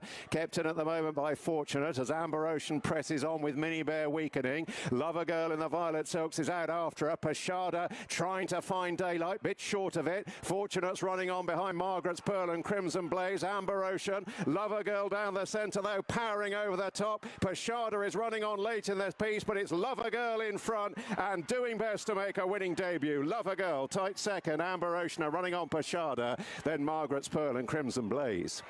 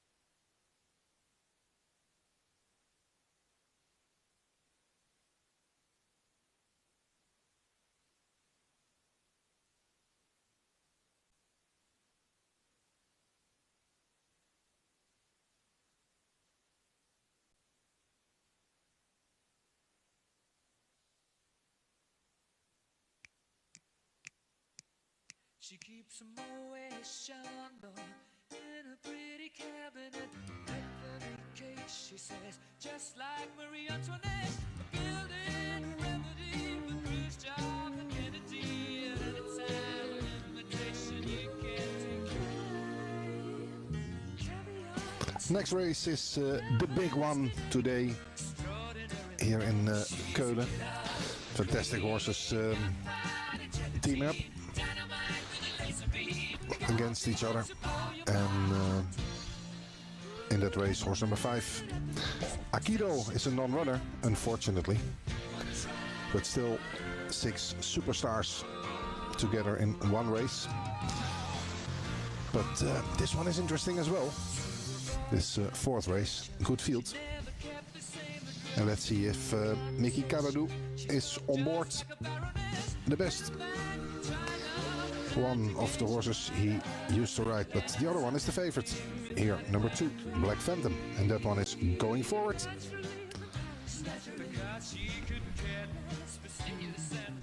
She's a killer queen, gunfighter, gelatine, dynamite with a laser beam, guaranteed to blow your mind.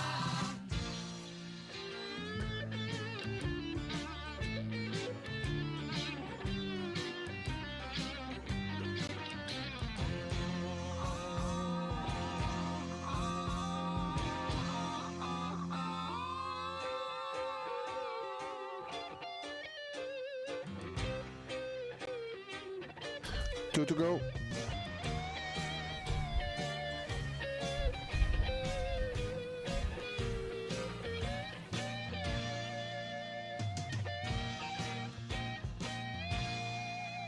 Drop of a hat, she's as willing as playful as a pussycat.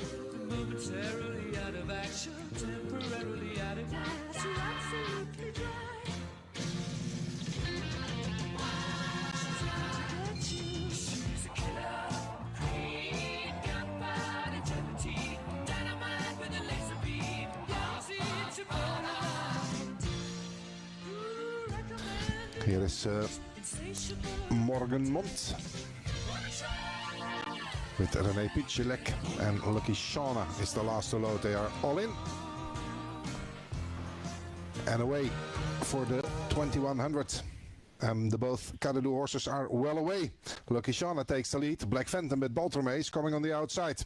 Between horses, Koningin Marika. And then we have a line of 3 with Waslow on the inside getting a perfect position. Together with Waar Sager. Wide on the outside. Black Phantom is not getting a good position. Then we see Morgenmond further away, Miss Liberty, the one horse is Blue Lips, and in last place we have Aegis Lips. And that's the order, as Lucky Shauna is dictating things from the front. With on the outside Koningin Marika, Vaslav getting a perfect trip on the inside, Black Phantom. Then we have Warshager. And on the inside we see Morgenmond, followed by the good-looking number 1 Blue Lips. And the 8 horse, that's Miss Liberty. And in last place we have Aegis Lips, but Mickey Caradu and Lucky Shauna are still with a nice comfortable lead, with in second place on the outside Koningin Marika, and on the inside we have Waslow, then Black Phantom, the favorite, who is creeping closer on the outside and is now in co-second position, but the leader is still Lucky Shauna. Lucky Shauna brings them for home with on the outside Koningin Marika. Then we have on the inside the Waslav, and on the wide outside we have horse number 2 Black Phantom, still with a chance. On the inside Morgenmond looking really strong, and on the outside also traveling nicely is Warshager. They turn for home now, and we have still in the lead Lucky Shauna, but the field is creeping closer. From the back of the field comes on the wide outside horse number 9 Aegis Lips, who already had a run in Mulheim and is fresh and fruity and is coming on the outside, and there's in the inside Blue Lips as well. Blue Lips and Aegis Lips attacking my horse number 3 Lady Shauna, who's bidding for the finish, but the finish comes too late, I'm afraid. It's on the outside Ageless Lips, between them we have Blue Lips. From the back of the field Morgenmond is attacking Lucky Shauna for third, but horse number 9 Aegis Lips is the winner, beating 1 Blue Lips, 6 Morgenmond, and then only fourth Lucky Shauna. Ran a cracker. Other horse from Caradu, Black Phantom, was nowhere, so he chose right. But we don't buy anything for that. Okay, the big one is coming up later on.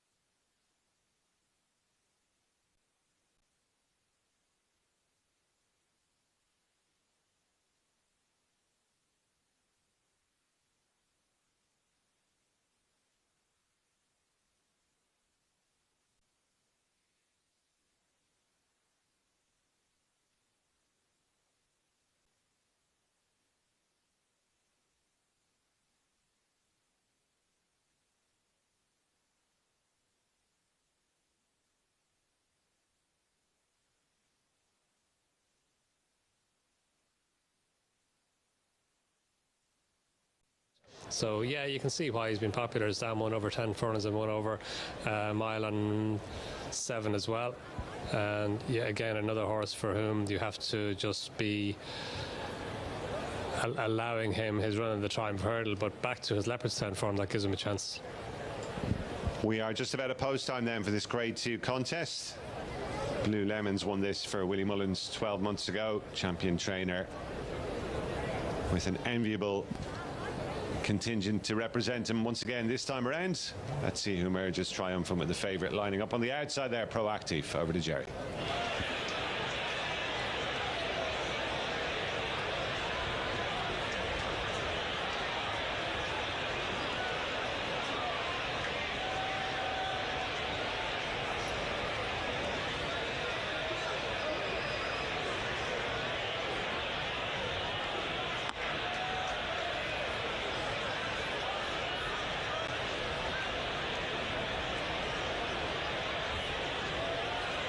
White flag raised. That up.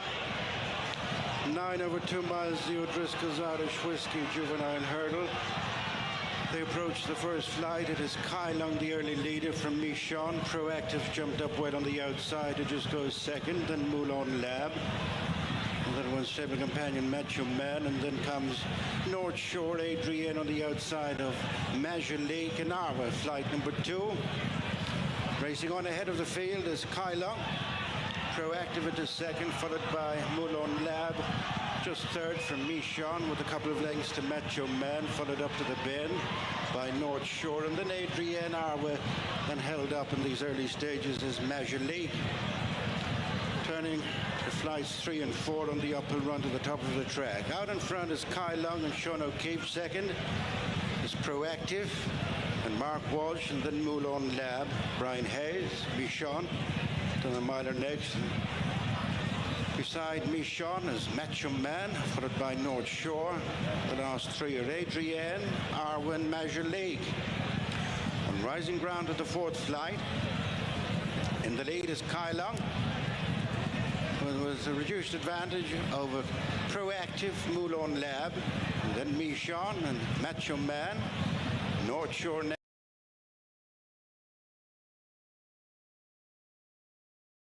next, and then Narwa with the final couple, Adrienne, and up to the top of the hill, having jumped forward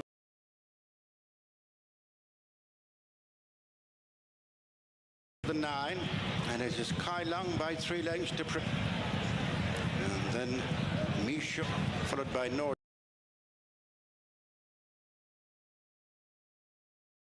Shore, Arwa, Adrienne, and Major Lee. Running downhill to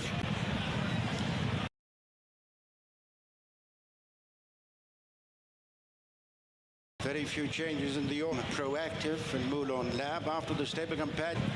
Then Arwa, North Shore,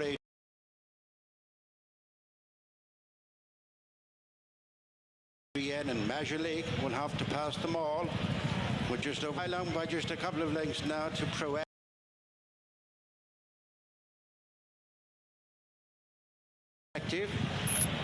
Who's in fact joined for third now by Michon, and then Macho Man, Arwa, North Shore, Adrienne, and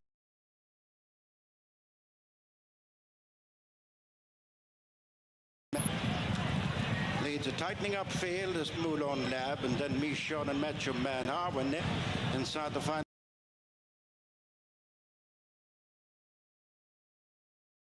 3/4 of a mile. 3 flights to jump. Kylong by 3 parts. Moulin Lab shading third from Michon, and then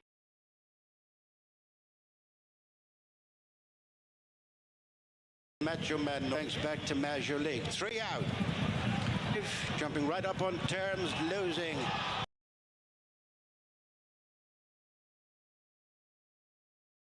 Finish and taking it up. On the run back for the Sean Moulin Lab, Macho Man, Adrienne Harbour's come under pressure, and Major League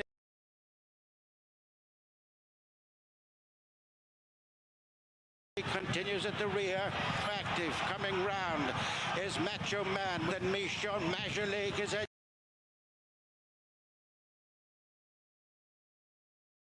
closer, and it's Proactive and Mark Walsh in the lead from Matt for Danny Mullins.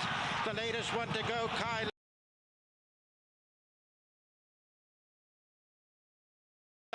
On the run of the final flight, it's Proactive and Might. Proactive from Macho Man, who's not lying down.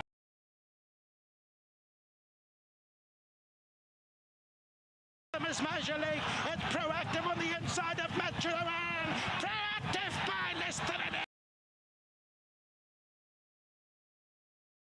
Proactive resumes his progress back here at very strong in the market beforehand, and Proactive is back a little, but puts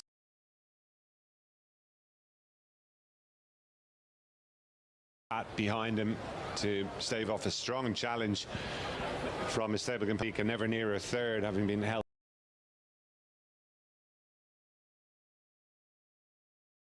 about the back of the field after a nasty fall from Kai Long. We also lost North. Proactive got into a good position, just tracking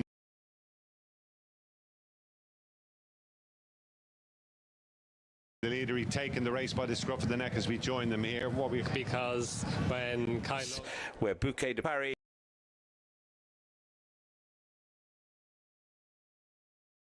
leading up from Granny B on the inside. Bong Desert Halo is followed in turn by For Old Time's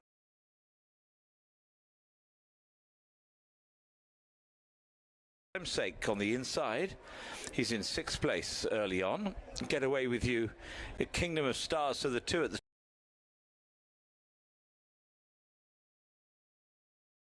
top of the market, all as they come now to the next flight. Granny B was just of Stars, just a bit deliberate with the jump there at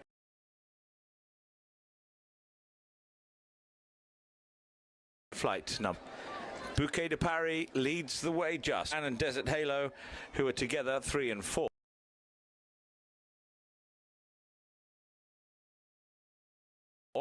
Ramar is back in 5th place, and the other with For Old Time's Sake next as they take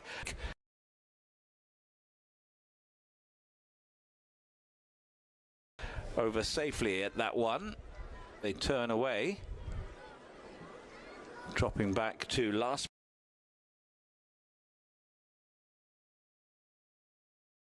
place. There was King, backed one of the strong fancies for the race. Granny B with the advantage now ahead of Bouquet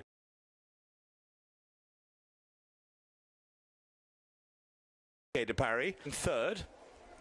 A mistake then from Bongo Man, who was in 4th place at the time. Ramar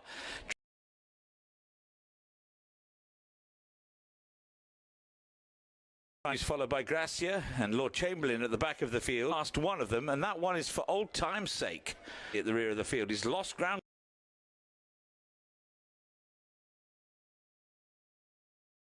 quickly for Old Time. Hurdles, Granny B with the advantage. Granny B up and over safe.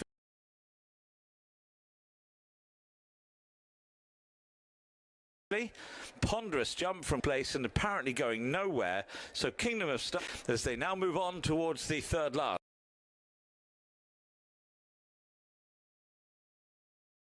Granny B to close the gap in 2nd place. Desert Halo's always here is now on the improve. Gracia goes well.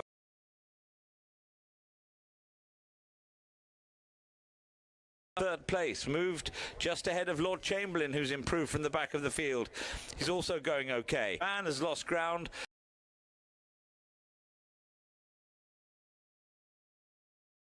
So too has Ramar. Seems fruitless at this stage of the race and pulled up at the back end of the field.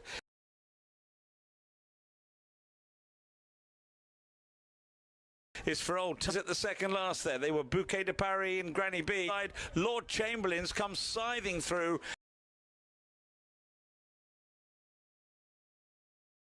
Full of running to take up the running. Switch to the outside. But one thing we can see for sure is that Lord Chamberlain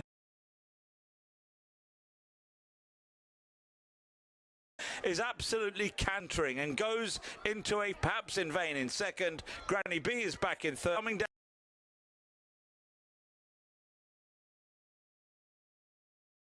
to the final flight of hurdles. So swift and decisive. Race was over at that stage, really.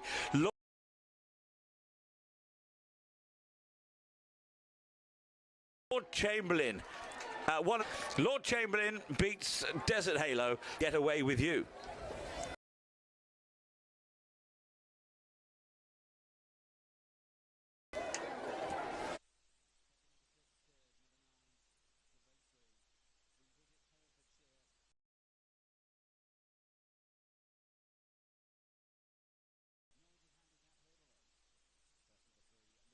Quite a useful performer in his own right, but he's got a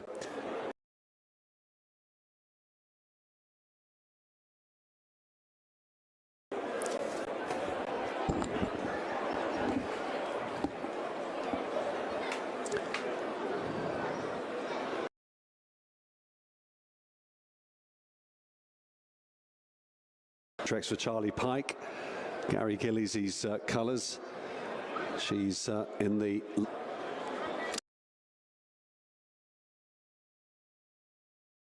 and Plage de lots of good horses have carried these silk sides to help, and he has gone the long way round.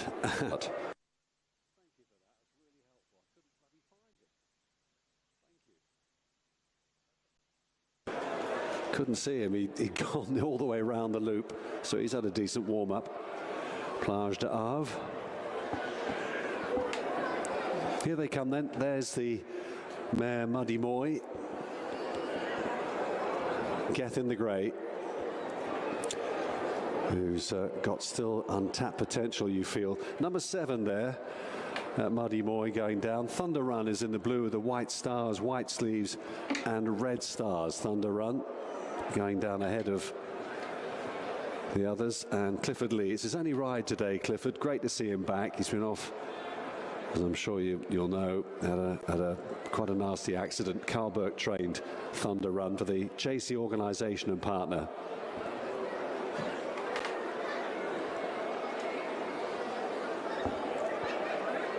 And the runner's at the post. Due off at 2:55, about 3 minutes away to post time. Really interesting race, this. Gethin, who is the son of Gayarth, who has been like today. He was second in listed events at St. Cloud and new weather winners. There he is with Savvy Victory in the foreground. 4-time career winner. Thunder Run in the background there, who's well held.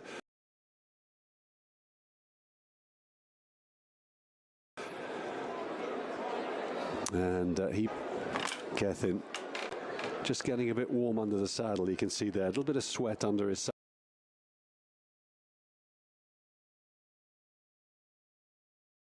saddle. He's got a rating of 108. So 4 pounds below Devil's Advocate stakes. And when he came 7th behind Calandigan, decent run. His number of 2024 when he managed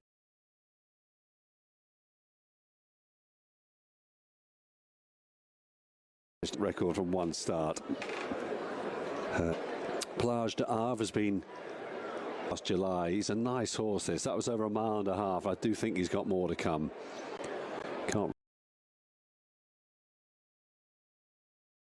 rule him out. Let's give you an update on the market then.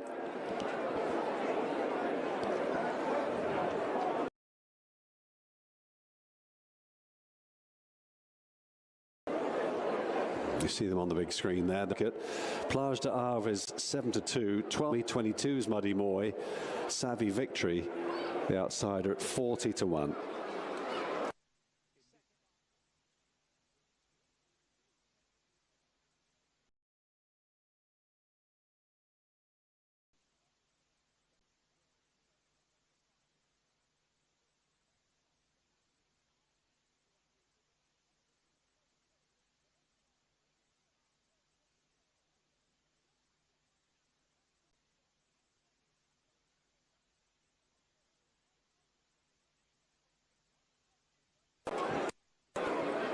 Loading is underway. Devil's Advocate going in to join Muddy Moy. Gethin. Savvy Victory.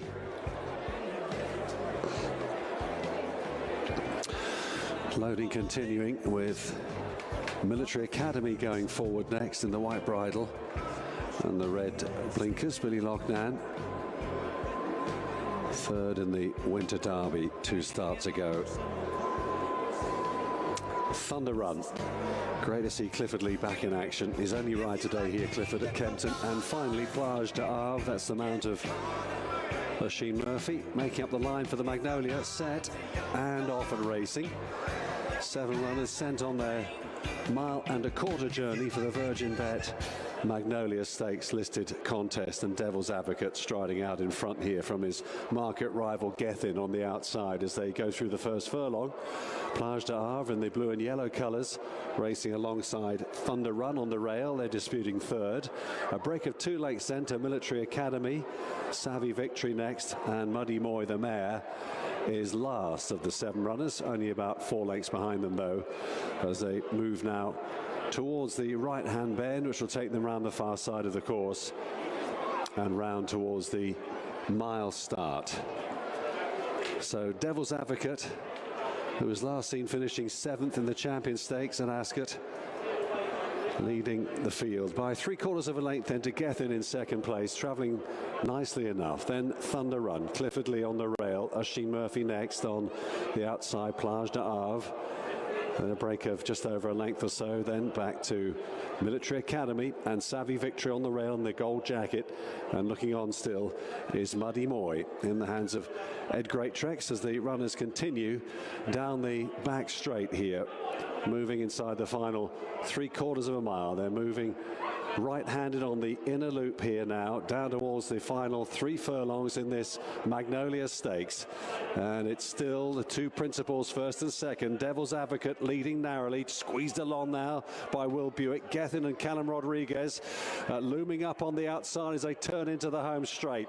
Then behind them, 3 lengths away, just trying to stay on the outside then is Muddy Moy, but down the home straight, these 2 principals are going to fight this out. Gethin just in front of Devil's Advocate and picking up nicely inside the final furlong. It's Gethin leading by 2, Devil's Advocate. Muddy Moy running on strongly in the closing stages, but they will not get to Gethin, who takes the Magnolia in style. In second place was Devil's Advocate, Muddy Moy, and they were clear of Savvy Victory, who picked up the pieces in 4th.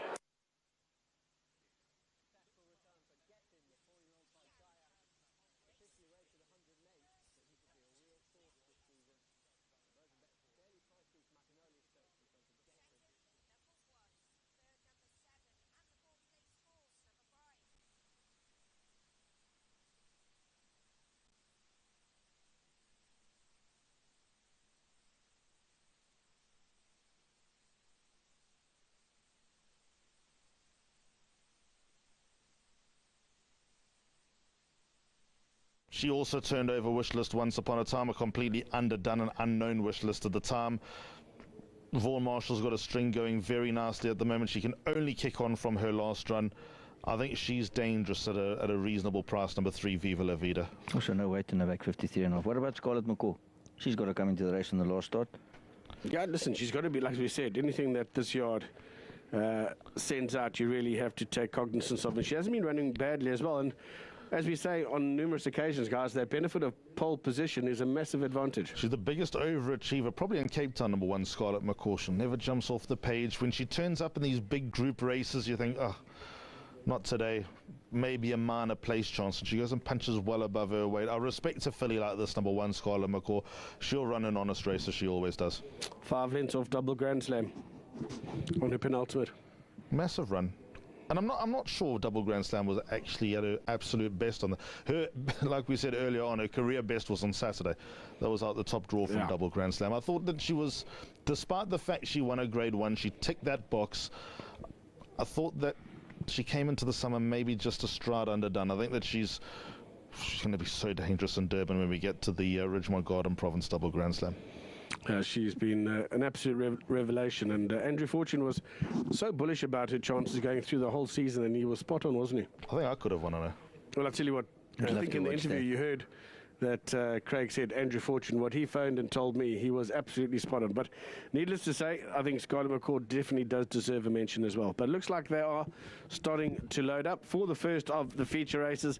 It is race 6. It is the Sweet Chestnut Stakes, the listed event, 1,400 metres, as we hand up to Brandon.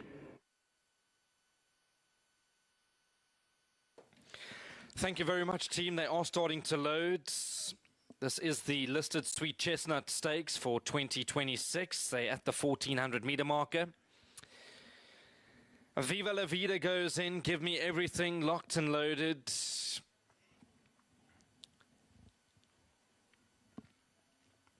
Stormwatch, Richard Faree is the rider on Stormwatch. The stable companion, Kinda Wonderful, goes in with Callan Murray. Stormwatch walks in. Scarlet McCall will go to an inside barrier. Scarlet McCall. We're set, we're ready. Gates are back. They're off and racing for the listed Sweet Chestnut Stakes. Who wants to go off and lead them? That's the key question. You got Viva La Vida, who's right up there. Queen Regent a lot closer to the speed. Scarlet McCall just in behind. Stormwatch is on the improve, 3 deep onto the turn, but no more than a length off them. Then came Rockapina. To the outside is Kinda Wonderful.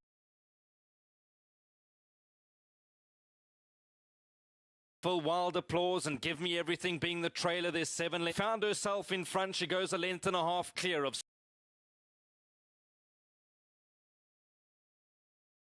in third, then Rockapina with the stable comp leaves an orange cap. That's with Wild Applause, and Give Me Everything is the back marker, still 8 lengths off the 150 meters with Stormwatch in second. Scarlet McCall, Kinda Wonderful, Wild Applause, and Give Me Everything makes her run up the middle. It's still Queen Regent with Stormwatch to the outside. Viva La Vida goes to the inside. Then came Scarlet McCall, Kinda Wonderful. She's trying to run on with Rockapina. They spread across the track. Queen Regent, Stormwatch and Rockapina. Rockapina, she's been let loose. She's coming home fast. Rockapina, Queen Regent, Viva La Vida. Queen Regent, Rockapina. Queen Regent, she kicks up to win going away. She beats Rockapina. Then came Viva La Vida and Stormwatch.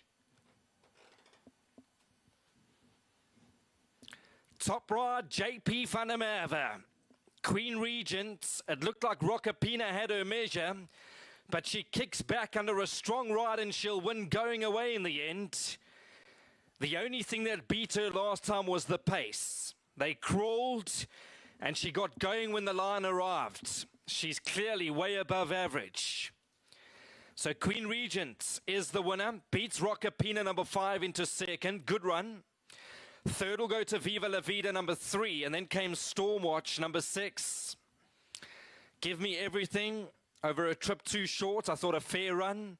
Then came Kinda Wonderful, Scarlet McCall, and Wild Applause. All right, so the winner of the listed Sweet Chestnut Stakes was in front. She was gutsy. They moved up. Stormwatch got to her hind quarter. Viva La Vida got to her hind quarter. And at one point, it looked like Rockapina might have even gone past. But nice and determined, JP van der Merwe. He keeps Queen Regent rolling. Well done to the owners, to Gina and Greg Bort. Congratulations, daughter of Kirari. She's out of the Dynasty mare, Maria Theresa. She was bred by Mr. G and Mrs. J Davies, and she is the winner of the listed Sweet Chestnut Stakes. I'll get you back to the studio. Race 7 is the Grade 3 Variety Club Mile. It goes off at 16:35. Great ride, JP van der Merwe. It is the 4 Queen Regent who gets the better of a very fast finishing Rockapina. Justin Snaith gets into the winner's enclosure today with the 3-year-old daughter of Karari. Well done to Greg and Gina Bortz, and well done to the Davises as well for breeding this one. She's been ultra consistent. She's earned nearly, will be over 300,000 Rand, now closer to 350,000 Rand now, so she's been a great earner, and she was an inexpensive purchase.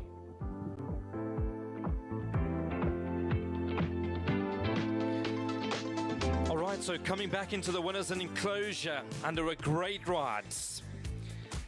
Very good ride to keep this filly going, because it looked like Rockapina was all over.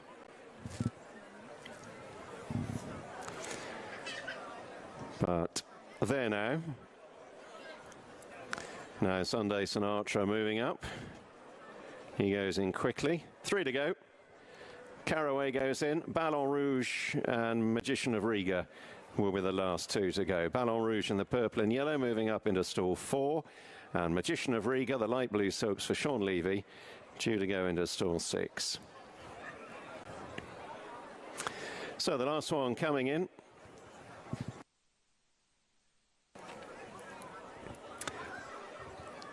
And that's it. They're all in.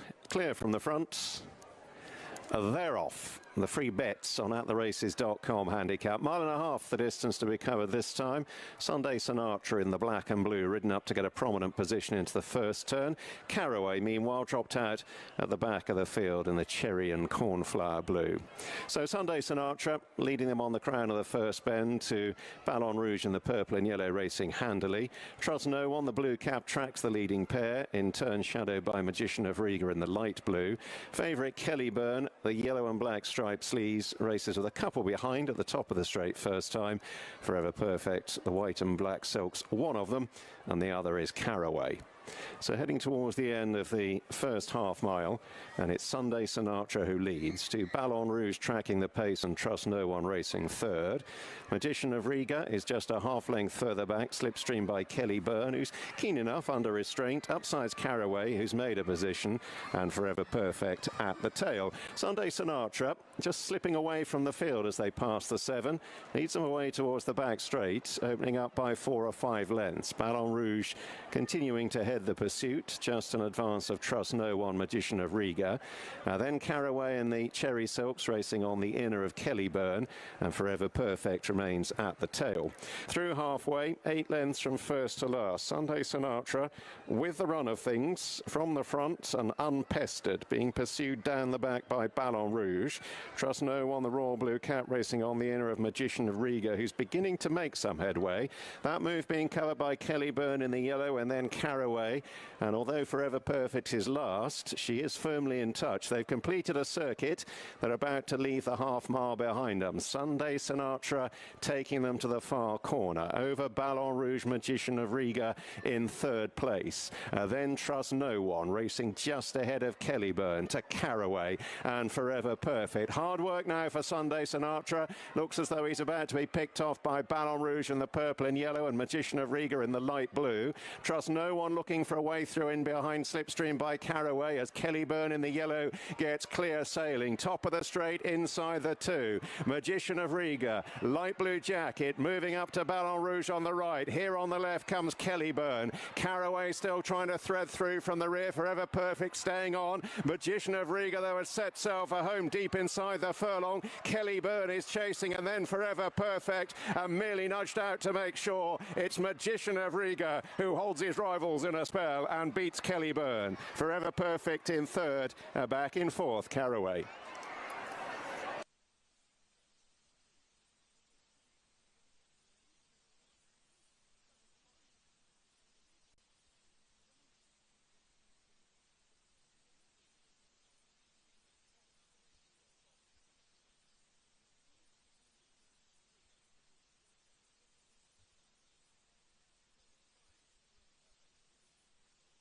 Here, and he's in shot.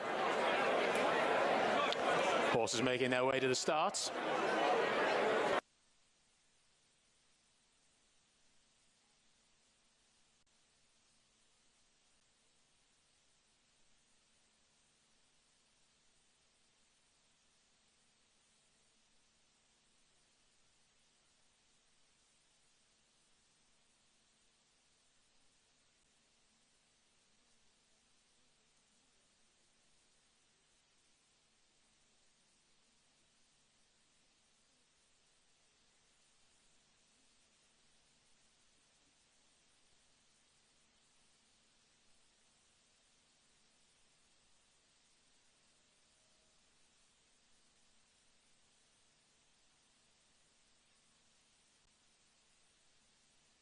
Tape being stretched across the track.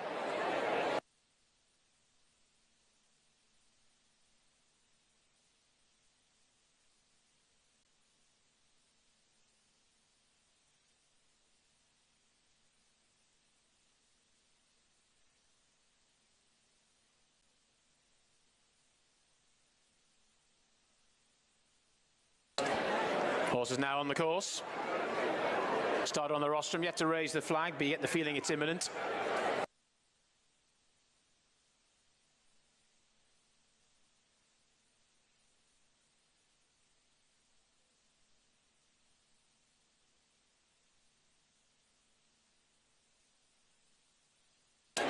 Flag is up.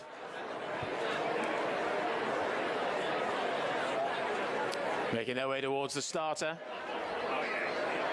Lorico and Tetsworth going to be ridden prominently here.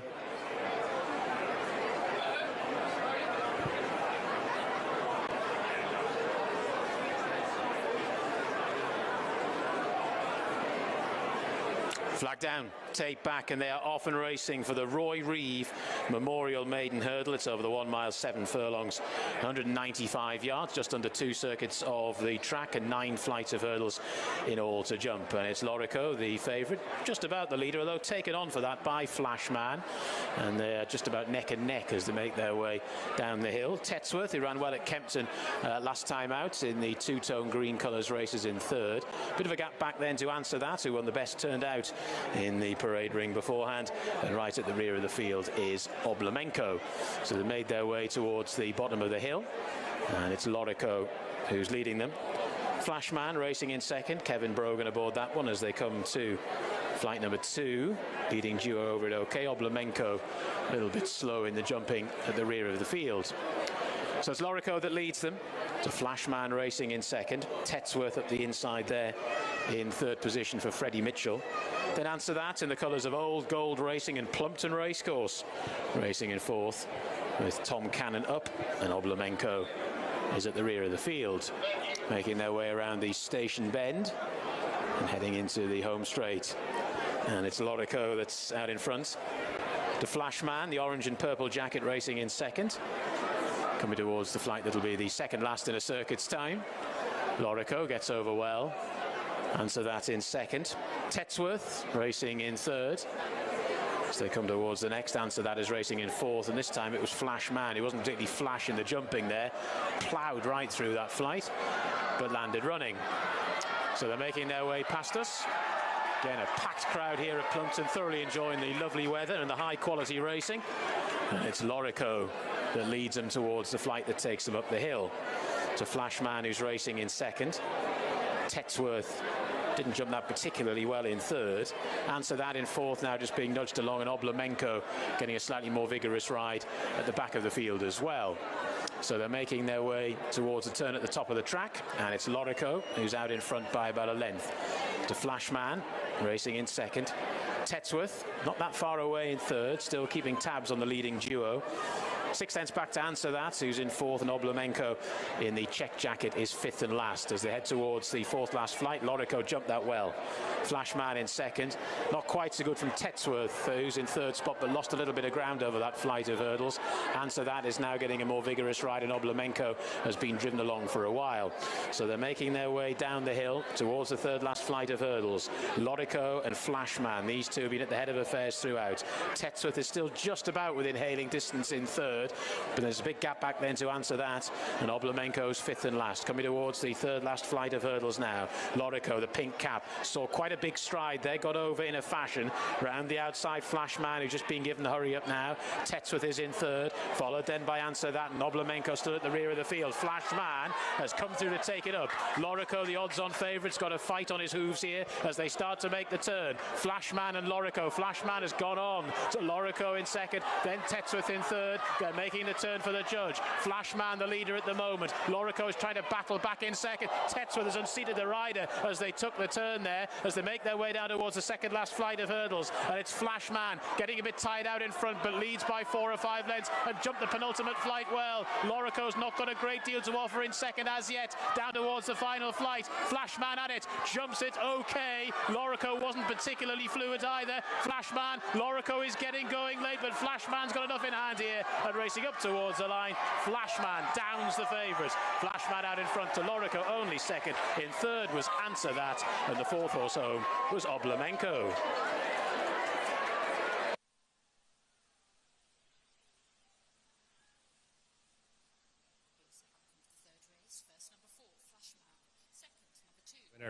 Sir Alan from the Andy Slattery yard, who was in grade one winning form here yesterday with Fleur in the Park.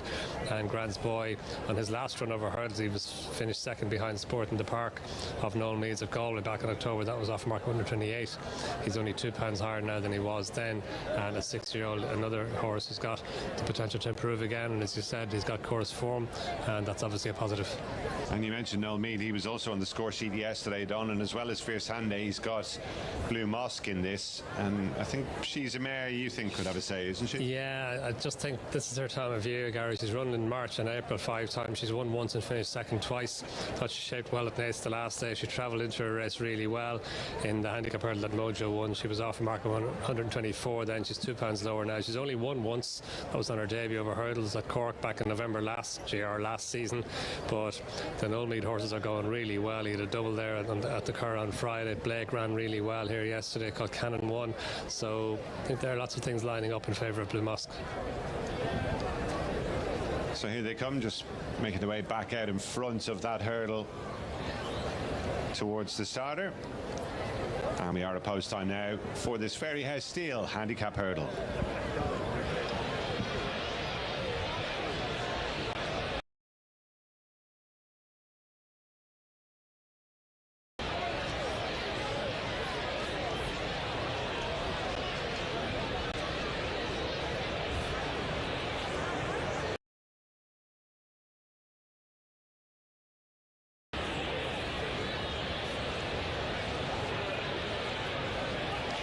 White flag raised at this time.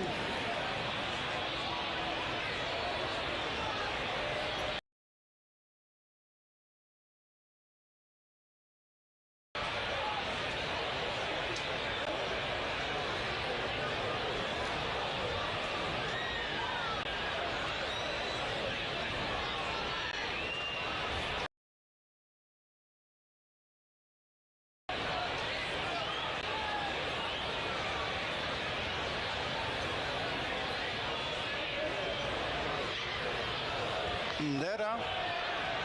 Race 3 is the Fairyhouse Steel handicap hurdle of an abbreviated 2 3/4 miles. Timeless Treaty, Covanis, attended by Ulster Second Eagles Rempo as they jump the first flight.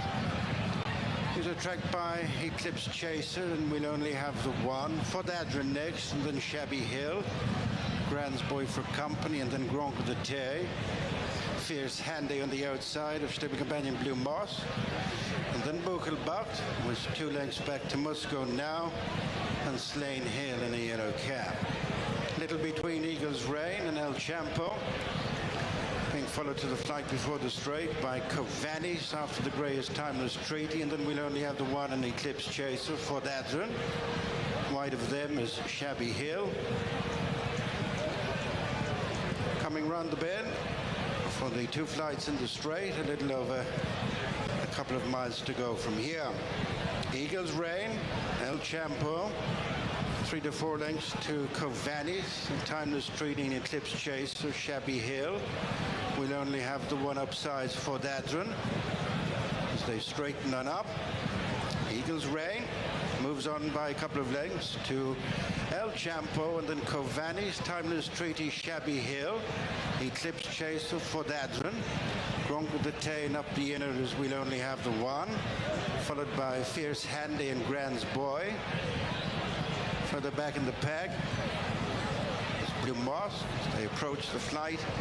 That'll be the final flight next time, the Fairyhouse Steel handicap hurdle. Popping it in a lead of 3 lengths, Eagles Reign.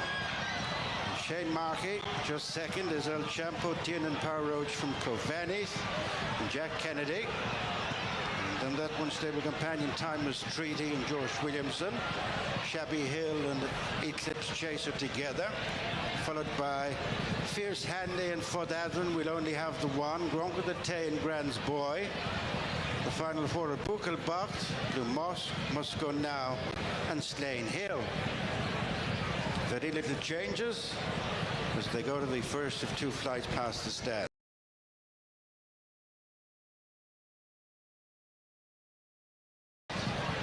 In front is Eagles Reign from El Champo, Covanis, Timeless Treaty.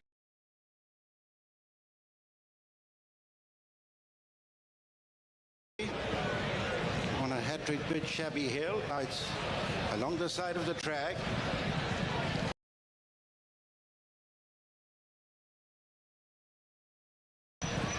As they go towards the halfway from El Champo, Covanes, Handy all close in behind.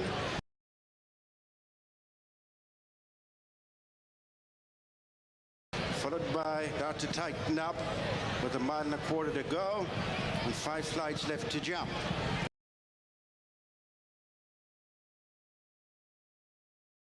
Champo, Covanes, Shabby Hill, Timeless Tracer, quite lit up on the inside.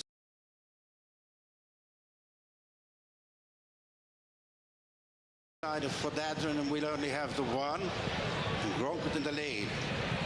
Has a reduced advantage. However, over El Champo, Covanes, Timeless Treaty. Jump. Then Eclipse Chaser and Gronk with the 10.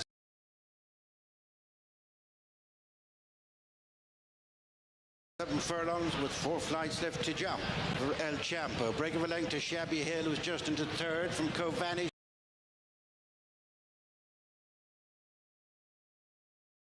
The Timeless Treaty. To Gronk with the 10, we'll only have the 1, and Buchel Buck back, and then Blue Mosque and Slade.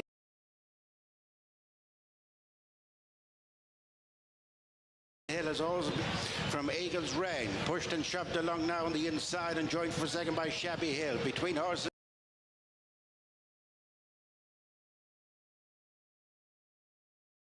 Timeless Treaty, Eclipse Chaser, Buchel Buck with chances at this point, heading for the third last flight. El Champo.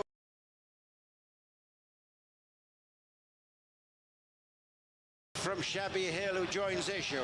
Timeless Treaty. Fierce Hand with Grand's Boy.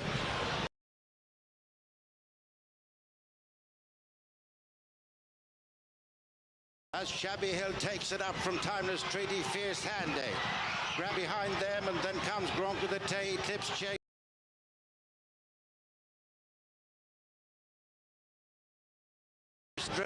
Waiting out of contention is Covanes, set for Harry Cobden, nearing the second last.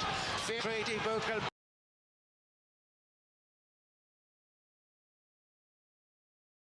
We'll only have the one as lost King back. Coming to the final flight from Buchel Buck, Blue Mosque, and Timeless Treaty. And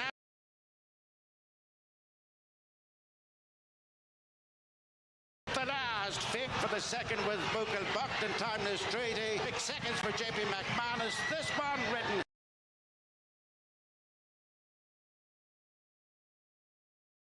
To victory by Harry Cobden. Blue Mosque.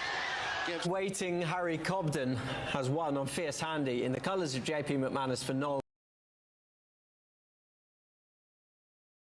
11 to be bolted up in a very competitive 0 to 140 Ferry House Steel handicap hurdle. Graded action back at Ferry House Racing TV. Chasing Excellence Novices Chase. 6 to 4 on for the chasing debut. Sonigino walking on air 5 to 2. Kilaro 5 to 1. Let's grab a quick. It is a belated chase debut, Anthony, for Sonigino. He missed 600 days off the track.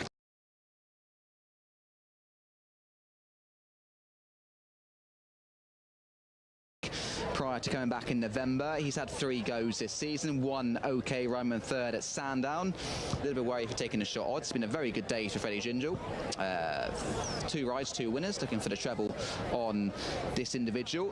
While walking on air, plenty of experience. He's only got a mark of 125 now, but he looks set to win the Great Yorkshire Chase off this mark back in January 2025. He's going to land a gap. Right, the grounds are over on the far side here at Sunderland now for our next bit of action. It is the 326 on Wearside, and we're over just the 2 bends. Here's race 4 on the card. D3 the grade, and Rubik Cube is 15 to 8 here. Will that be the answer to this puzzle over the 261 metres? Paul Miller's charge for the bigger bag of sweet syndicate. Recently dropped from D2 into D3, so has plied his trade at a harder level than this, that's for sure. Down the card then. High Tyson 11-4, Tremor Puma 9-4, Rubik Cube 15-8. So the inside trio taking a massive chunk out the book. Big prices around the outside. Solway Bandit 6s into 5-1. Easy Elena 5s out to 7s. Of Malibu Harry is a big drifter in 6 for Robert Thompson. 6s out to 12-1. So D3 the grade here, just the 261 metres ahead of them. So far at Sunderland, we've had winners out of traps 2, 6 and 3. And the punters have struggled a little bit this afternoon at Sunderland. Caucas Luna was a well-back favourite in our first race, but they've not really had a sniff since. 7-2 Mascot Sampson and 7-1 Polaroid Cop winning our last race, when there was a dead heat for second, incidentally, at Central Park so far. A little bit easier for the punters. 2 winning favourites so far from the 3 races, including a 4-9 well-backed favourite in the last race. Right, they're coming forward here at Sunderland, so if you are playing, get a wiggle on. We are moments away from the 3:26. Race number 4 of 12 graded races on the card this afternoon.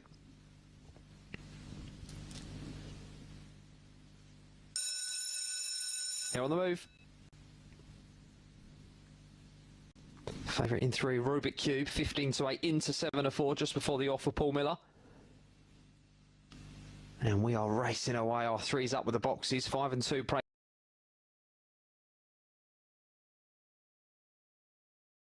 best, and Easy Elena in the orange jacket, now joined by 2, Tremor Puma, who tries to put the shoulder in at the corner, but 5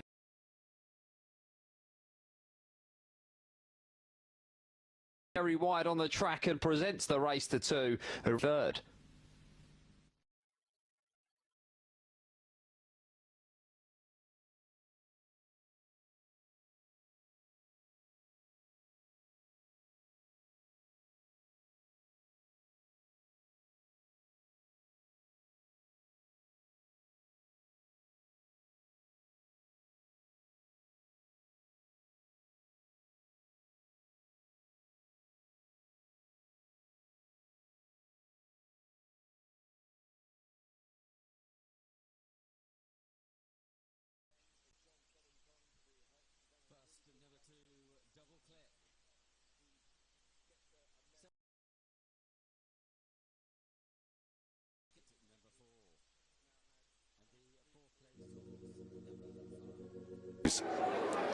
And he's been gelded since we last saw him as well. Rogue Impact. 9 runners to post and pounds in the purse for this one. The Virgin handicap due off at 3:30 with just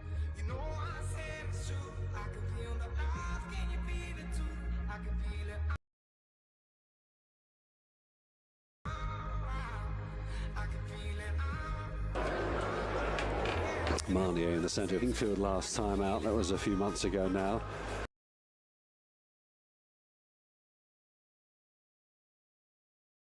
There's Midnight Rumble. It was only 1 out of 20. Southwell last time though. In the background, Incensed, who's got a decent all-weather.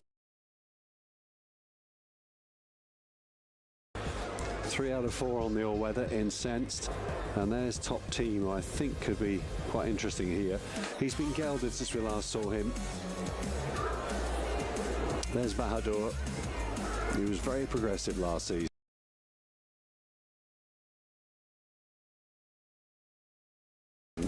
Can he pick up where he left off from? Trinity Blue, who got off to a good start in his career, but he's better than that. We've got no doubt about that.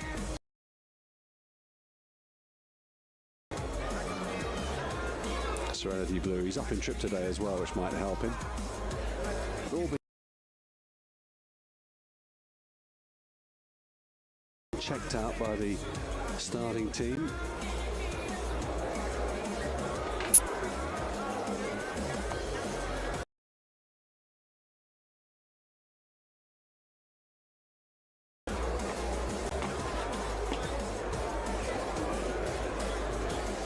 Cheap bit hard to weigh up Marnier.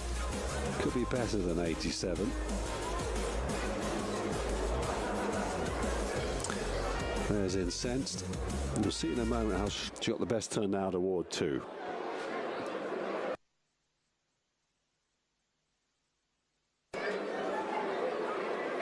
Loading is underway. Marnier in first.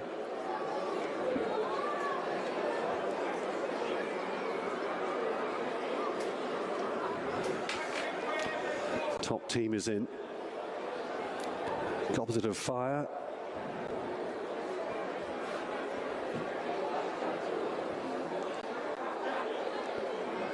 In goes Bahadur.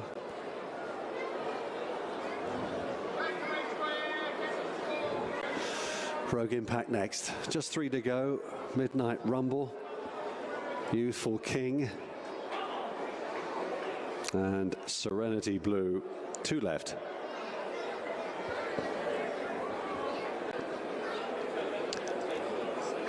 Youthful King last in here.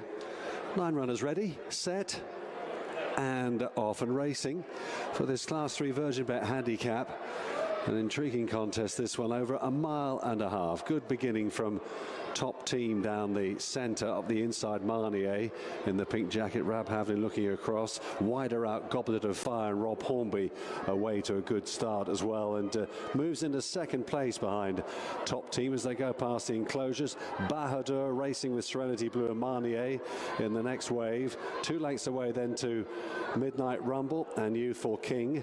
2 lengths then back to the mare, that's Incensed, who just got a little slap down the shoulder there, and looking on at the rear is Rogue Impact. So they're moving away from us then as they head across towards the mile start on the far side of the racecourse, taking the outer loop in this race.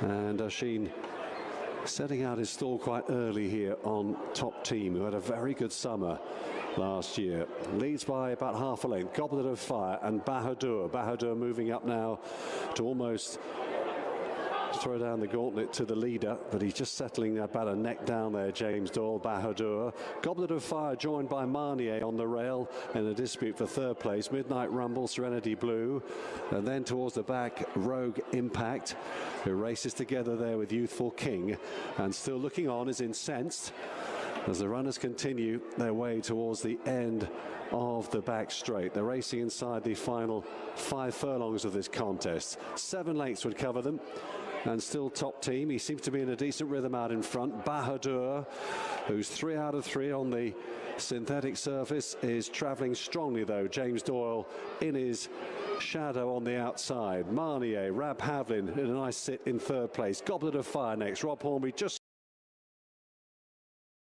squeezing along now, as indeed is Ross Orion on Midnight outside. Serenity Blue is just angling into the race now, shaken up. Robe Impact is next.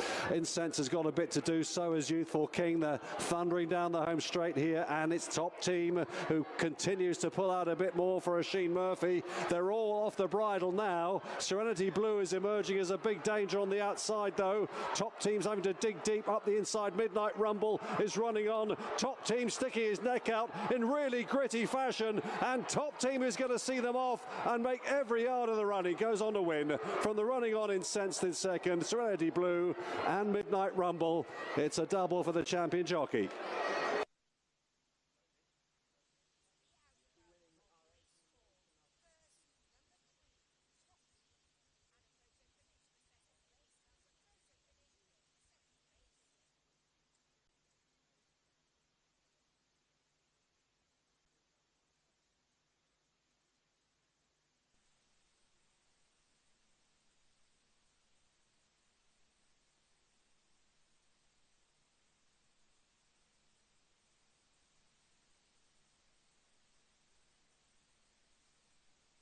His career really well. He's a late fall.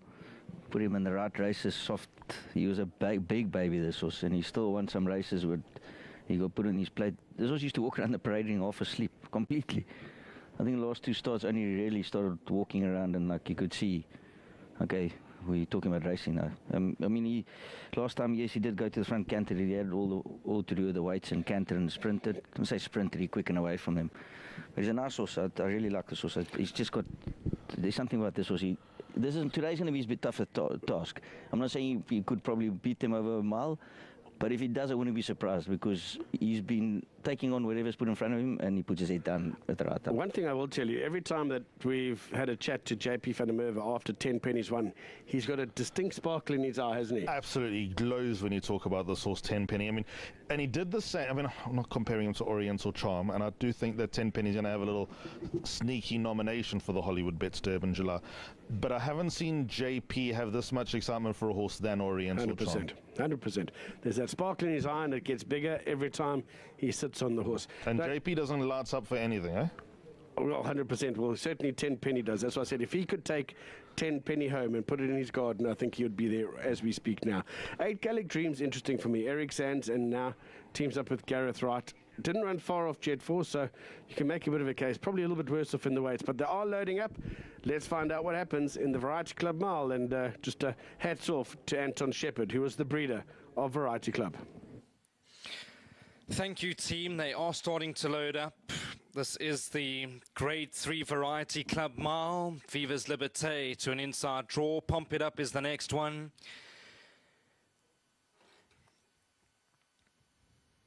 Pay the Palace. Pay the Palace goes in. 10 penny. 10 penny. Moves up Legal Counsel, the next one. We're just about ready. They're in a good line. Starter says go. They off and racing for this Grade 3 Variety Club Mile. Out like lightning was Otto Lycan. He'll go off and lead the field. Legal Counsel right there in second. Viva's Liberté on the improve now is Jet Force. He's no more than a length or two off them, so he's a lot closer to the speed than normal. Just in behind them's 10 penny. Wants to take a tug. To the outside is Gallic Dream. Then came Pay the Palace. That moves with Viva's Liberté. I would say 5 lengths off this lead, and at the back end of the line, the black cap is Magic Verse with Pump It Up. I would say there's 8 lengths in it. The pace is just okay for now, and it's in front Otto Lucan, who goes a length clear of Jet Force racing in second. Legal Counsel enjoys a good run in third. Then came 10 penny, who's a lot more relaxed. Viva's Liberté. Further back, the orange jacket of Gallic Dream. 1 length behind that is Pay the Palace, then Magic Verse, and the back marker is Pump It Up with the pink sleeves and the blue cap. Round the turn they go. It's Otto Lycan in front with Jet Force in second. Legal Counsel races in third, then 10 penny. Viva's Liberté got 5 to make up. Gallic Dream behind that. Pay the Palace, then came Magic Verse and Pump It Up. Race develops. Otto Lycan's got pressure. Legal Counsel to the inside. Jet Force is quick to build up. He goes nicely. In fact, he goes a length clear of Legal Counsel. Then came 10 penny. Towards the inside of that is Viva's Liberté, but it's Jet Force. Jet Force, he got his head in front. Racing in second is 10 penny, but it's all Jet Force. Jet Force, he wins well. Gallic Dream has run second. Third, very close. You've got 10 penny right there. Viva's Liberté not beaten too far with Legal Counsel.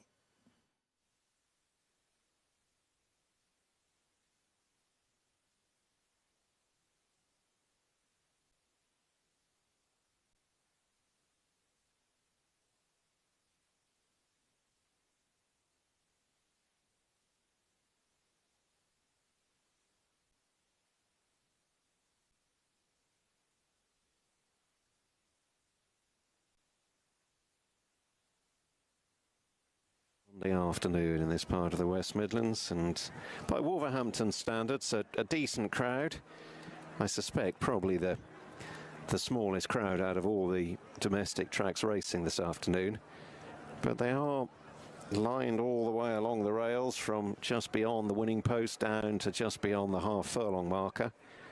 Lots of families here, unsurprisingly, and they've enjoyed some competitive action so far, haven't they? Albeit with mixed results for favourite backers. Short price favourite Cologne winning the first, following up under a penalty for Saturday night success, but 2 favourites at short prices subsequently beaten, including most recently the even money chance Kelly Byrne some 35 minutes or so ago. Now, as we count down the last minute or so to the off time, the runners are moving into the stalls at the 7 furlong start. Willem Tway, first one to go in. Next up is one more. Pink and green silks for jockey Joe Levy, heading into the inside stall in stall 1. They go very quickly into the first turn over 7 furlongs here. Colour Zane and favourite Recency Bias waiting to go in.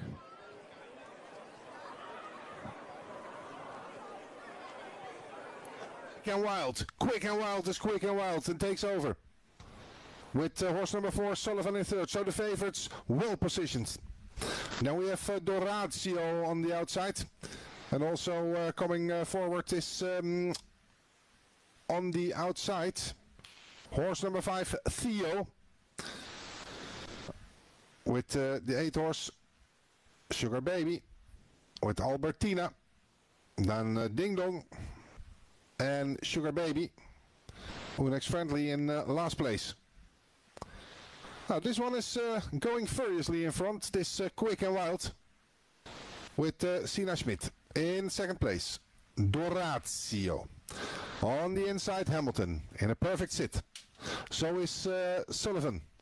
And on the outside, the old boy, Theo, 11 years old. Well there. Followed by the 7 horse, and that's Albertina. But in the lead, Quick and Wild. Still there, the outsider, Doratio. Hamilton is going strong. And so is Sullivan as they turn for home. And in the lead, Quick and Wild, but here they come, the other 2 favorites. First of all, Hamilton is attacking, and Hamilton is taken over. Nay, not taken over. Quick and Wild has something left in the tank. And on the outside, Doratio. On the inside, the big outsider, Albertina, is coming closer. From the back of the veld, also Sugar Baby. Those horses with high numbers and low weights. And on the inside is Albertina, looking for a shock surprise together with Sugar Baby. But what a race from Quick and Wild. He deserves the victory, but will he get the victory? That's the big question. No! Here comes on the inside Albertina, and in the middle of the track, Sugar Baby! Sugar Baby is the winner. Sugar Baby close for second. That one goes to the judge. Quick Zane in the dark blue chasing. Willem Tway in the orange is running on. Away to the left, Yankee Dude stays on. Recency Bias has got plenty to do. Elements of Fire with 100 yards to see this out. Yankee Dude is still closing, but it's a well-judged ride from the front from Holly Doyle. Elements of Fire completes the hat-trick, beats Yankee Dude. Very close for third between Recency Bias, Never Nearer, upsides Willem Tway.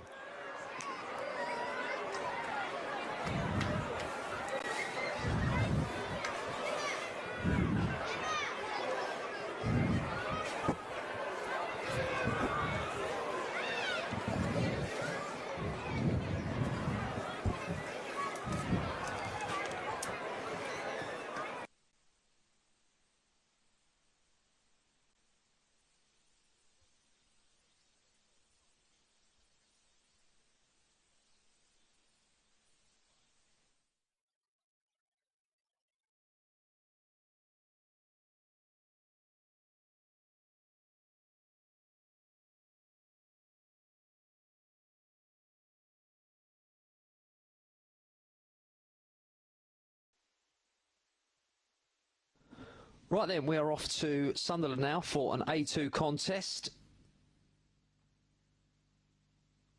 And it is the 344, race 5 on the card. And a well-backed favourite here around the outside. The very well-drawn Hot Sully. Not only is he the only wide seed, he's also going to have plenty of racing room because track 5 is vacant. So all the speed is on the inside. Zari's Sox will be looking to cut loose for Yvonne Bell. Early doors take charge around the first couple of turns. 2-1, second favourite, Ballynew Rain in the 2. 5-2 out to 9-2. Westforth Jess 5-2 out to 130. Black Eye Keys 8s into 6s. Graham Strikes Charge, who did win 3 starts back, albeit in an A3, quite impressively, 27.87. Another one will be looking to take charge early doors. 5 is vacant. And Hot Sully, who dropped a bit of a hint last time out, rattled home, beaten a short head by Crafty Momo. 9-4 into 7-4. If you are playing the favourite in 6, don't expect to see him early doors. Strong run in salt over this 450 metres. Lap of the track coming up then here at Sunderland. A2 is the grade. And they're all in.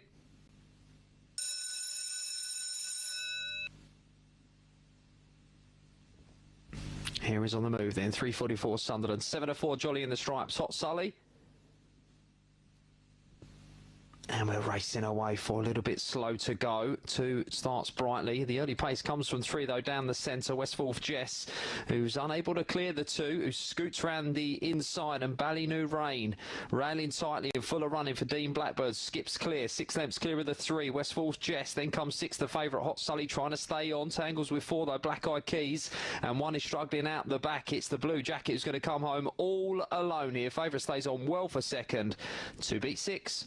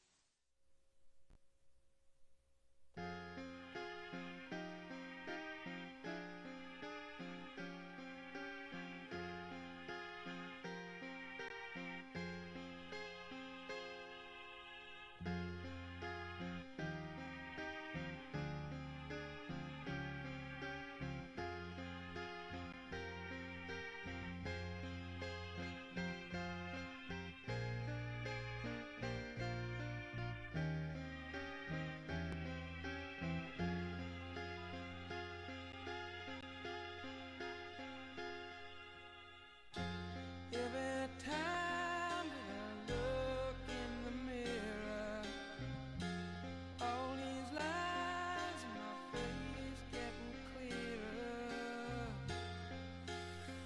The past is gone, it went by like dusk to dawn. Isn't that the way? Everybody's got the dues in life. The favourite Trap 6 Lisnikin Flyer. No, if you didn't know, when was the last time this ran over 4 bends? Well, the last time it's only ever ran once over 4 bends in its entire career, and you've got to go all the way back. I'll just look at this now. You've got to go all the way back to May 2024 Dundalk. So it's impossible to reach, but obviously running well, sprinting, it's flying. It did win a sprint last time, dotted up, and 5 to 6 here then. And obviously leads in sprints. You assume it needs to lead to win over this bend. The others, Moss Crash, Abigail Surprise and Drome Carbell, all their latest 4 bend wins have come when they played rain. So whoever leads wins. The inside draw is always a good draw in that case. But it might be difficult for 2 to lead here. 3, Abigail Surprise, that's more like it. I mean, she can go boom. She's not at a 2:13 split last time. And that factored into a very time pretty close to a PB. So she'll be going all in very early doors there. And she, last time she ran, she beat Keyfield Storm half length. Keyfield Storm ran pretty big in the 3:29 here this afternoon. So 3, every chance of at least 7 to 2. I think that's a decent price, to be honest. Drum Crew Bell can boot up as well. It's got a similar sectionals. Got a couple of 2:15s in the can there. And Trap 3's got a 2:13. Now Lisnikin Flyer has got that early pace inside. They both can boot up 5 and 3. And I said 2's been known to plop out as well. If you had to miss, you had to pick one to be probably last going in the corner, it's probably going to be 2. Yeah, I think it's going to be 2. I think 3's value there, 3 at 1. And I'm not sure about 6. 6, Tom Clockers will know where this is. It's obviously been sprinting with a lot of finesse. It's not racing, in fact, since the 16th of March, sprinting-wise. So there's a couple of reasons you could take this one on. You're not paying a stiff premium if you are. Well, I don't think. Right, all set.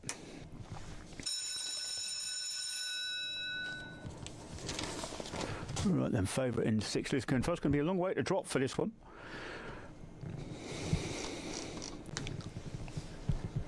Off in racing was 6 smashes, leads up from 5, gap back to 3 and 2. 6 wide, 6 runs a good bend, or 5 got checked up as 6 moved in, and 6 has blown the doors off here. Trap 6, Leskin and Flyer has let him have it here. 4 lengths in back to 5, Drum Crew Bells, a bang front run in. Secular's chasing 6 down. The rest are clearly checked out.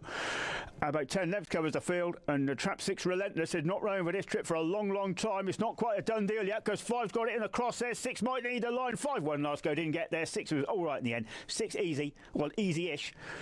5 tried for you, and Trap 2 Moss Cash. I suppose that was a good signal. And I thought could have been marked up in the bare form of his run. He was travelling well down the hill. He made a pretty bad mistake at the second last flight, just when he didn't need to. As you say, Jinko Blue made pretty much all the running. Nicky Henderson Sorensen won well, and Stormheart was beaten 10 lengths. But I thought he could have been marked up on that run. This is a good trip for him, 2.5 miles. So I think Cowabunga, really exciting horse and really interesting horse, but I think he's going to have to improve a good bit on his Red Mills trial hurdle run if he's going to get the better of Stormheart. Stormheart looks like going off favourite, then 9-4 ahead of Cowabunga at 5-2.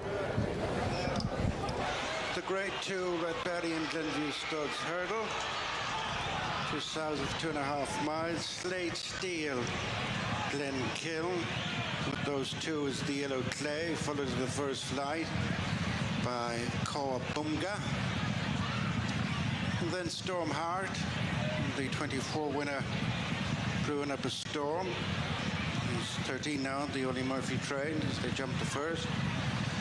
Improving on the inside is Fat and Glory, and then Bones and Fire, Blizzard of Oz, and trailing the field in these very early stages, the mare Grenier Cree. Turning in to the second and third flights, and it's Glen Kiln just taking it up from Cowabunga, followed by Slate Steel, reined back into third. On the outside in the red cap is the Yellow Clay, and then Fat and Glory and Stormheart brewing up a storm. With the back 3, Bones and Fire, Blizzard of Oz, and Grenier Cree with the noseband. Over the first of the 2 in the straight, and a bit apart Glen Kiln and Cowabunga, tracked by Slate Steel, the Yellow Clay, Fat and Glory up the inner, and then Stormheart brewing up a storm, and then Bones and Fire together at the back, Grenier Cree and Blizzard of Oz. On up the run and they come, finishing next time the Red Batty and Glenview Studs hurdle. It's Glen Kiln and Brian Hayes, and other leaders from Cowabunga and Mark Walsh, followed at the turn by Slade Steel and Darrow O'Keefe, and fourth is the Yellow Clay and Jack Kennedy, 2 lengths. So that was stable companion, Fat and Glory and Danny Gilligan, and then Stormheart and Paul Townend, just nudging along on Stormheart. Brewing up a storm, Sean Bowe next, and then Blizzard of Oz, Danny Mullins on the outside of Bones and Fire, the mount of Jordan Gainford, and ridden away from that fourth flight, Grenier Cree and John Shinning. Continuing uphill to the next. Cowabunga swaps the lead with Glen Kiln as they approach this one. Over third, Slate Steel, and then Fat and Glory. The Yellow Clay. Stormheart next. After Stormheart brewing up a storm, and then Bones and Fire, Blizzard of Oz, and Grenier Cree. Reaching the halfway stage. 5 more flights to jump. Little between Cowabunga and 1 out Glen Kiln. Tracked all the while by Slate Steel and the Yellow Clay, and by the rail Fat and Glory, and then Stormheart. Brewing up a storm next. Then Bones and Fire, the final couple are Blizzard of Oz and Grenier Cree. Running downhill to the 5th last flight, ballpark a mile from the finish. Cowabunga from Glen Kiln, just wrapping that Slate Steel. Fat and Glory moves up onto the heels of the leaders. On the outside is the Yellow Clay, a couple of lengths to Stormheart, and then brewing up a storm, Bones and Fire, Blizzard of Oz, and Grenier Cree. Less than 7 furlongs to go. 4 flights more. The Rat Barry and Glenview Studs hurdle. Cowabunga by a neck to a half length over Glen Kiln. Over in the disputing third, the Yellow Clay and Slate Steel, 2 lengths off them, and 5th was Fat and Glory. And then Stormheart, Bones and Fire, Blizzard of Oz. 1 from last now is brewing up a storm, and labouring is Grenier Cree. 5.5 furlongs to go. 3 left to jump. There are 4 tightening up now. Cowabunga, Glenkiln, Slade Steel and the Yellow Clay. They're abreast, approaching the third last flight. They're tracked by Fadden Glory and Stormheart, who missed that one. Bones on Fire pushed along on the inside of Blizzard of Oz and then brewing up a storm. And still last is Gronier Cray, running round the home turn. Cowabunga, one out is Glenkiln. Slate Steel is coming there with the Yellow Clay. Less than 2 lengths covering this quartet.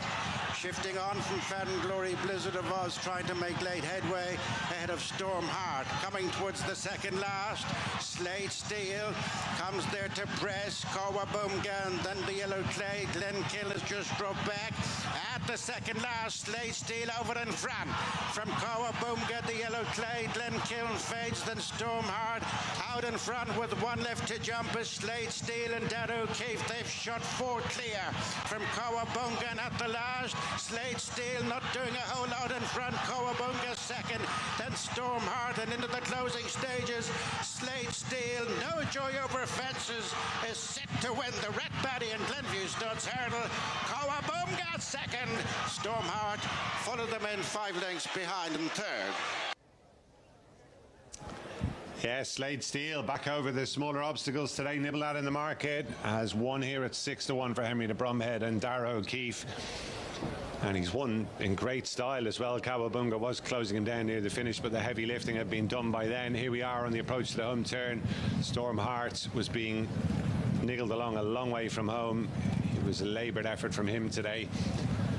And in the end on, it was the former Supreme Novice Hurdle hero who clearly just isn't going to make a chase. So we were talking about it as we were watching the race. We both fancied him, I think, over at Cheltenham. He just didn't jump well enough in the novice handicap chase today. I don't think we'll be seeing him jump fences for a while again after this, will we? No, like not dissimilar to Bob Allinger, Gary, who in these colours for Henry de Bromhead as well, the Rockport colours, went back and was a Stairs Hurdle winner, and who knows what Slade Steel will do now over hurdles, back over hurdles. But as you said, yeah, he just wasn't having a cut at his fences. He's had 6 goes over fences, didn't manage to win, which for a horse of his class was disappointing, but back over hurdles today. Warm order for Kimberley Hine, who's already been among the winners so far this afternoon. Back-to-back seconds, last 2 starts. Knocking on the doors. Here's a ground who was A6 back in March, February time.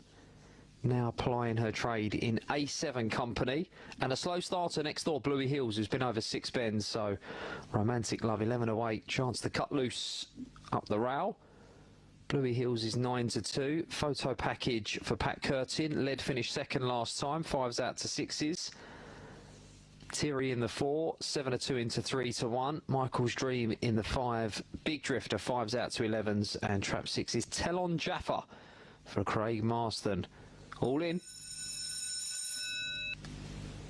Here we go then, all eyes on the red jacket on the inside here. Romantic Love, 11:08 favourite, looking to cut loose early doors. Staying next door in 2. Racing away. 6 has got tangled up, leaving the boxes, and he's slow to go. He's 1 and 2 on the inside, 4 wide on the track. There's 3 in a line at the turn, and the black jacket goes on. Thierry then, who drives a hard second turn and skips clear. 3 lengths clear of trap 1, Romantic Love, the 11:08 favourite. 2 tries to recover after that rough ride early doors. 5 and 3. 6 is running a remarkable race to even be in the picture here after that terrible start, but it's 4. Thierry, who's out in front here, took charge at the second turn. He's going to go on to score in good style, tight for the places, maybe 3 up for second, no doubt about the winner though, but it's trap 4.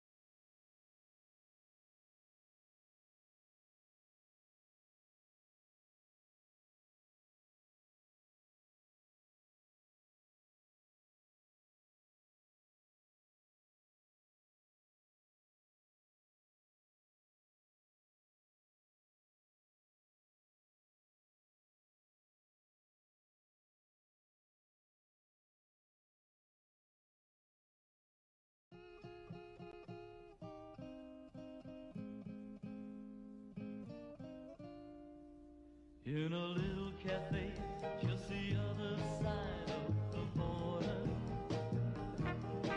She was sitting there giving me looks that made my mouth water.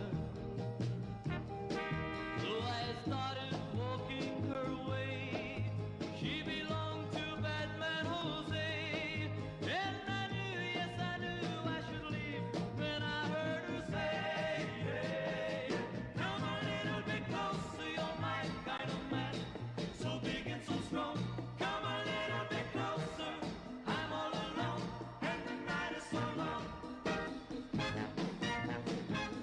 We started to dance in my arms, she felt so inviting,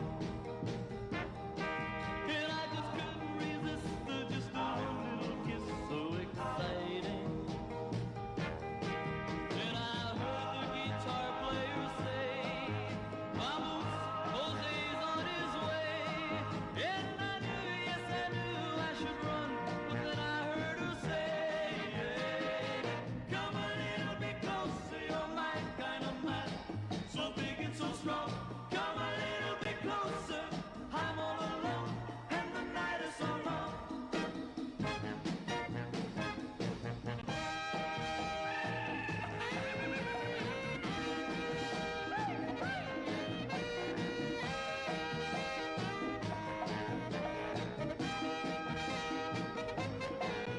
Then the music stopped when I looked, the cafe was empty. Then I heard Jose say, man, you know you're in trouble plenty. So I dropped my drink from my hand, and through the window I ran.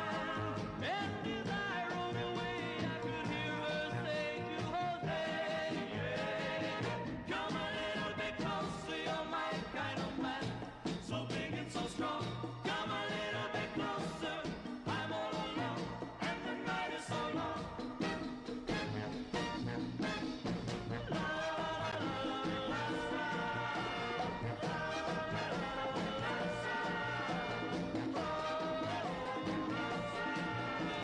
Right, the grounds are out on parade here at Sunderland for our next race, the 403.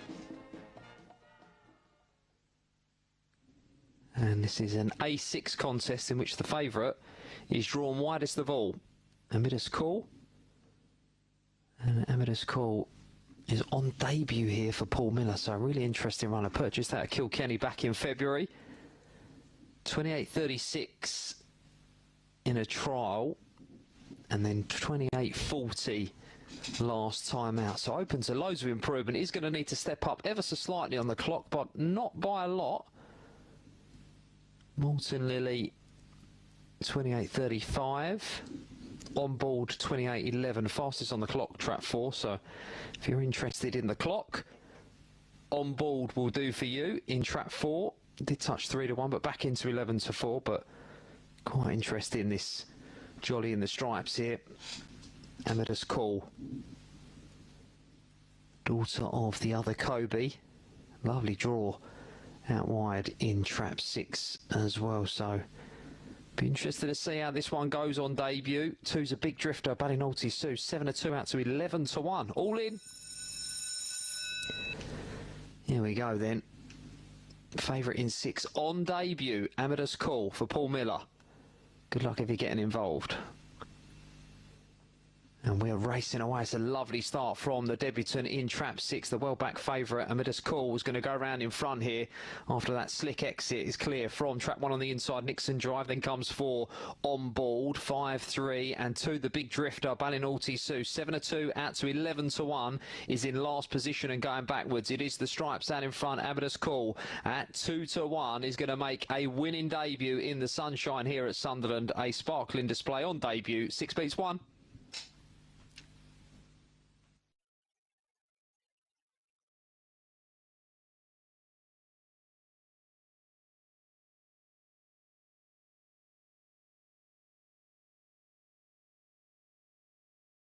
No question.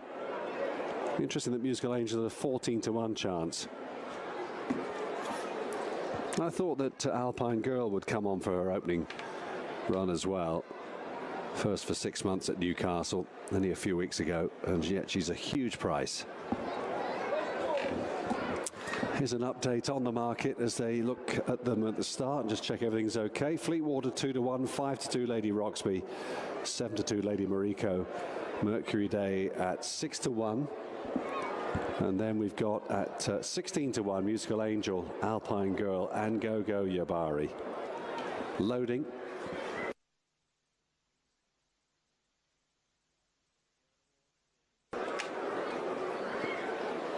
Mercury Day. Alpine Girl's got the blanket on her quarters, so that'll assist her in going forward.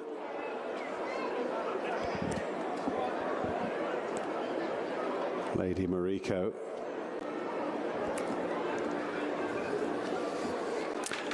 Lady Mariko is in, 1 to go.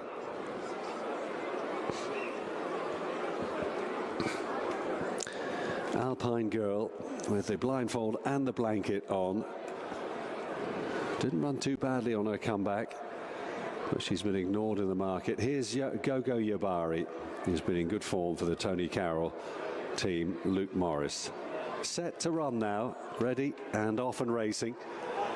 As they left the stalls there, Alpine Girl gave way a little bit of ground. She had the blanket on her, and she starts off with making up lost ground on them. As the pace coming from the outside, Lady Roxby, she assumes control of the race now under Jack Mitchell, with Lady Mariko racing just ahead of Go-Go Yabari second, and third Mercury Day on the outside of Musical Angel. Fleetwater in the beige colours is held up on the inner as they move down the side of the course.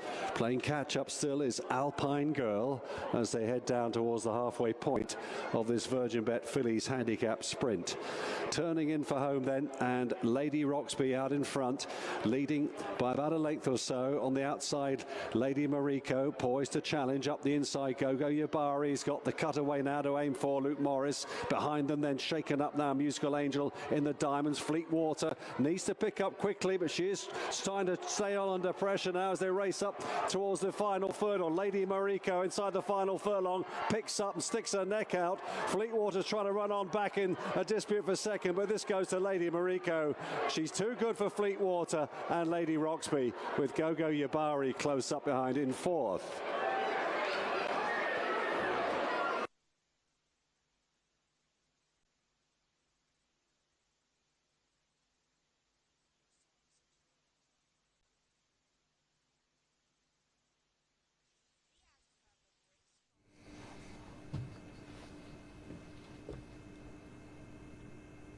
Lisbon, away they go off and racing here. 6 pace well from 5 and 4, 2 and 1 as they swing round the first of the bends and head over to the far side. It's the 6 and here, Red Brick Daisy, who leads by 3 lengths to 4. Ballinabola Molly. 2 on the inside is in third from 5. Here is 1 looking for the gap up the inside as 6 that way. Still continues to lead from 4, 2, 5 and 1. The orders ahead down the home stretch. Red Brick Daisy is cleared of 4 as they race up towards the line. 6 beats 4, 2, 1 and 5.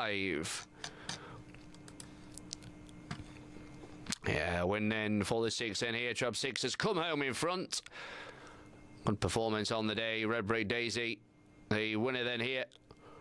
Beating 4 in second. Ballinabola Molly. 6 beating 4. That's the forecast of 6. 4's 7-2 now, 3-1. That Greyhound is 6 metres back, receiving 4. You can see as the camera pans out, big spread of the boxes here.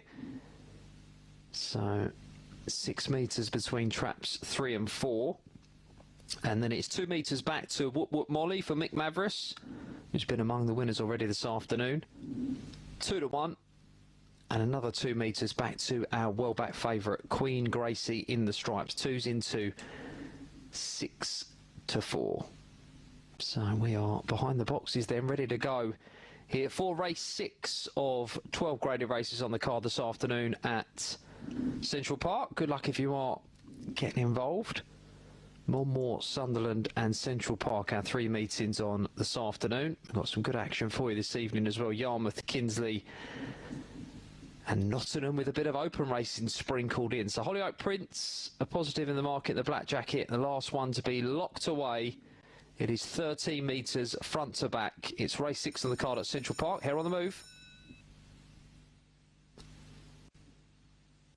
Favourite in 6, Queen Gracie, sees them all at Lids Rise. And we're off and racing away, and a lovely start from trap 2, Insane Vanessa, and receiving a 13-metre start off the scratch runner. Broke smartly and showed nice early speed. So George Andreas's Insane Vanessa is out in front here. Good 4 lengths clear of trap 3, Montana Lady. Then comes the 4, Hollyoak Prince. They're still in handicap order here as they ran in bends 3 and 4, but the stride has shortened for trap 2, who's now flanked and passed by 3. 4 on the inside, but checks. Here comes 6, who's flashing home, but the white jacket, Montana Lady, got first run, and Tom Lever's charge scores 3 beat 6.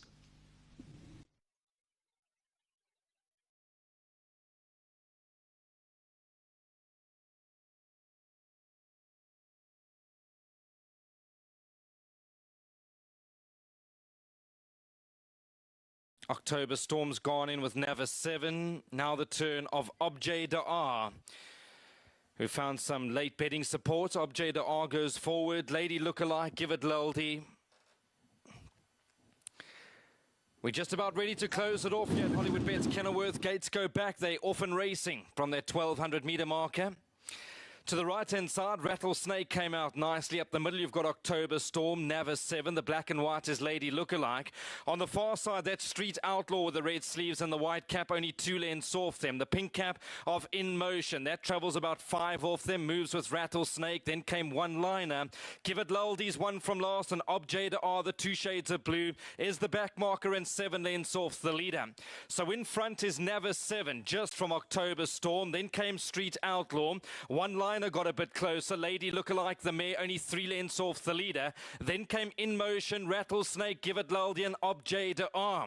There's still lots to play for. They go up towards the false rail, and in front is Navis 7 from October Storm. On the inside is Street Outlaw. Then came Lady Lookalike, Rattlesnake, Objet d'Ar still cruising, but needs the door to open. One Liner, Give It Luldy, but it's October Storm in front. Racing in second is Navis 7. Objet d'Ar now sees some daylight, and here he comes. Objet d'Ar in a matter of strides. He wins going away. Very good win. Nice win, Objet d'Ar. Then October Storm, Give It Luldy, Navis 7, and Lady Lookalike. In 2 strides. He had nowhere to go off the false rail. Cool, calm, and collected, Craig Zaki. This is his track. This is his trip. He rockets away to win well. 3, Objet d'Ar from Stone Motherless. He'll get the money here in race 8. So 3's the winner. Beat October Storm, number 6, into second. Give It Luldy, number 8, was in third. And then came Navis 7 to help those quartets pay. Number 5, One Liner, Lady Lookalike, In Motion.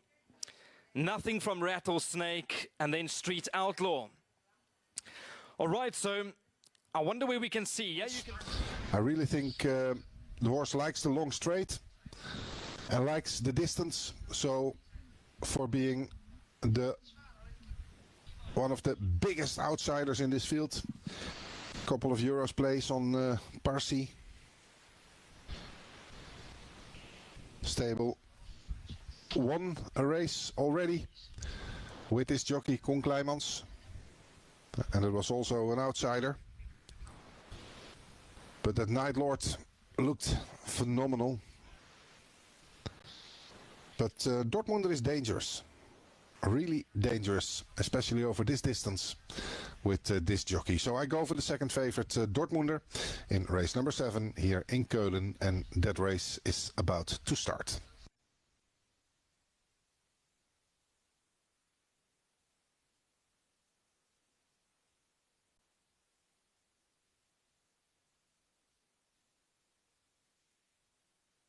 They are going behind.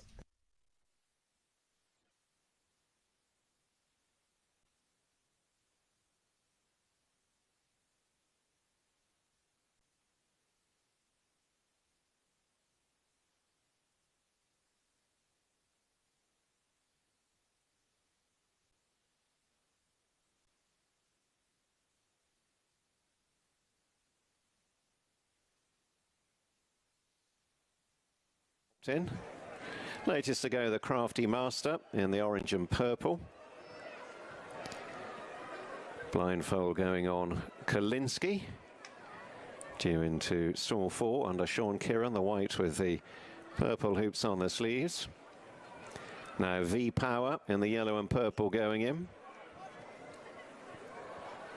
Alex the Grey moves up. Shabu in the Midland Park Silks, the light blue going in. Here comes Crystal Guard in the Let's Be Lucky racing colours of black and red. Couple to go. Golden Samba, one of them for Future Champions Racing, and the other is Camille, the white and green for jockey George Wood.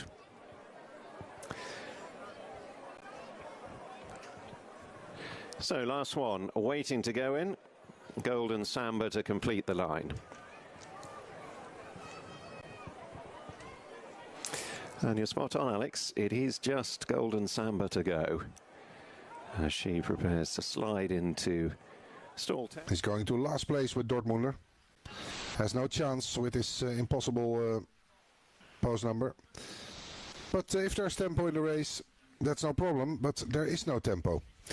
Here comes the favourite on the outside, Night Lord, to take command. But on the inside we have Coriolan, and Coriolan is defending the lead with My Valentine in third and horse number 9 Abana in fourth, and wide on the outside the 14, and horse number 14 listens to the name Straleman, and behind Straleman we see Aegis Power, horse number 5 in a well good position, and then on the inside horse number 8 Valdelum. Further away we have Kemal, horse number 13. Sleeves. Crystal Guard in the red and black races next, an advance of Regal Glory in the raw blue. Golden Samba is last but one against the running rail, the pearl blue cap, and a couple lengths away to the Crafty Master, who's taken a few furlongs just to remember what to do, the three-time course winner. Top of the straight, heading towards the end of 3/4 of a mile. And it's Shabu and Dan Musker to lead. Closely attended by King's Cruiser, Marco Gianni in second. Then with this jockey, Janine Beckman, also from the front. Then we have Night Lord, and on the inside getting a perfect trip, My Valentine with Martin Seidel. And then we see the 9 horse, that's Abana, typical daughter of Isfahan. And from the back of the field they try to come, but not doing so yet. Straleman with an attack, and wide on the outside Clintaria with Cintaria, I should say, trying to come a little bit closer, and creeping closer now is my number 2 Dortmunder, is now in 8th, 9th position, and yeah, hasn't done much yet, so maybe he's going to show a very good straight. When we turn for the straight, it's in the lead Coriolan, with on the outside the big outsider Night Lord, but long distance for Night Lord. Let's see how he copes with that. Then we have on the inside horse number 11 My Valentine. From the back of the field, Dortmunder is flying, but so are horse number 5 Aegis Power, and wide on the outside tries to come horse number 13 Kemai, but we have a fantastic finish on the inside. Racing room for horse number 11 My Valentine, but here he comes, Thor Hammer-Amsen, after his fantastic ride with Dortmunder, but with the winning one between horses. Sakaria comes from the back of the field, 3 horses fighting for it, but My Valentine is still in the lead and will probably hold on. My Valentine and Sakaria, and a photo with Dortmunder, and Valdulm, I think, horse number 8 in fourth. What a shock. Coming around the field, Regal Glory in the Raw Blues running on. King's Cruiser in front into the straight. V Power on the left looking threatening. Here comes the grey Alex the Great between horses. Crystal Guard threading through against the fence inside the furlong. And it's V Power who's powered on. Regal Glory is the finisher from the rear under Joe Mason. But V Power has first run on the field under Zoe Lewis and is not for catching. Zoe Lewis and V Power win. Regal Glory up for second, King's Cruiser in third, and from out of the clouds, the Crafty Master came from last to grab fourth.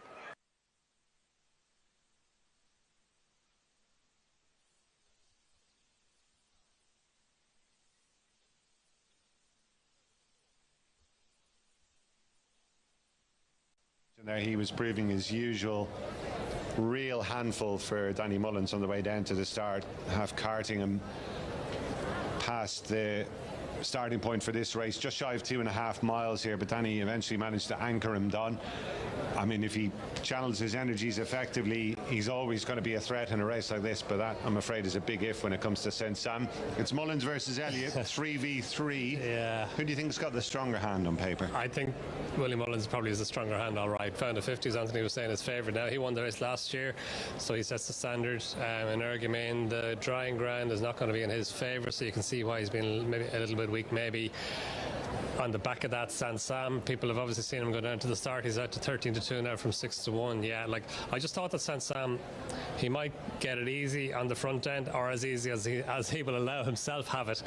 And he ran a big race in this race last year. He had them all in trouble on the run to the second last. He made a bad mistake at the second last. Found a 50 got the better of him, but he was coming back at found a 50 on the run to the line. So I think back at Fairyhouse, he goes well here. He's won here, and he's finished second here twice in 4 runs. So I think this suits him. Blood Cotil is a horse Blood Destiny is a horse who probably goes best at Naas, or as well at Naas as he goes anywhere else. But found a 50. He's the standard setter. He's the winner of this race from last year. He won the Hillyway Chase in the early part of this season. He won the Fortria Chase as well. Often running over 2.5 miles, the Grade 2 Underwriting Exchange Fairyhouse Chase. Now steers 1, 2, 3 again taking their place. 16 fences to jump, at which the leader at the first fence was St. Sam. Found a 50. Energument makes the bend in third. And then Blood Destiny with the final couple. Safouer and Down Memory Lane as the sextet. Straighten for fences 2, 3, and 4. St. Sam the leader from Found a 50. Energument, Blood Destiny. Not great one from last. Safouer with for company the nose banded Down Memory Lane. Fence 3. Center 1 in the home straight. St. Sam. Found a 50, tracked by Energument. Blood Destiny has 2 behind Safouer and Down Memory Lane. Fence number 4, and the last one next time.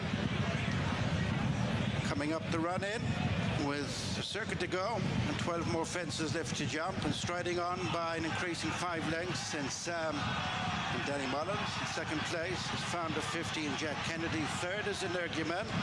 Paul Townend, 3 clear of stable companion Blood Destiny and Brian Hayes. Down Memory Lane, Mark Walsh just relegates Safouer and Danny Gilligan to be 6th of the 6. A little more spread out. St. Sam yet to fully settle in front. Leads by 4 to 5 lengths going to fence number 5. Found a 50 second. And then Energument, Blood Destiny, Down Memory Lane, and Safouer. On to the first of 2 ditches in the race. The Underwriting Exchange Fairyhouse Chase. St. Sam out in front and Found a 50 Energument. And 1 change in the leading 3, and then Blood Destiny. Down Memory Lane up on the outside of Safouer. On to fence number 7, just outside the halfway stage.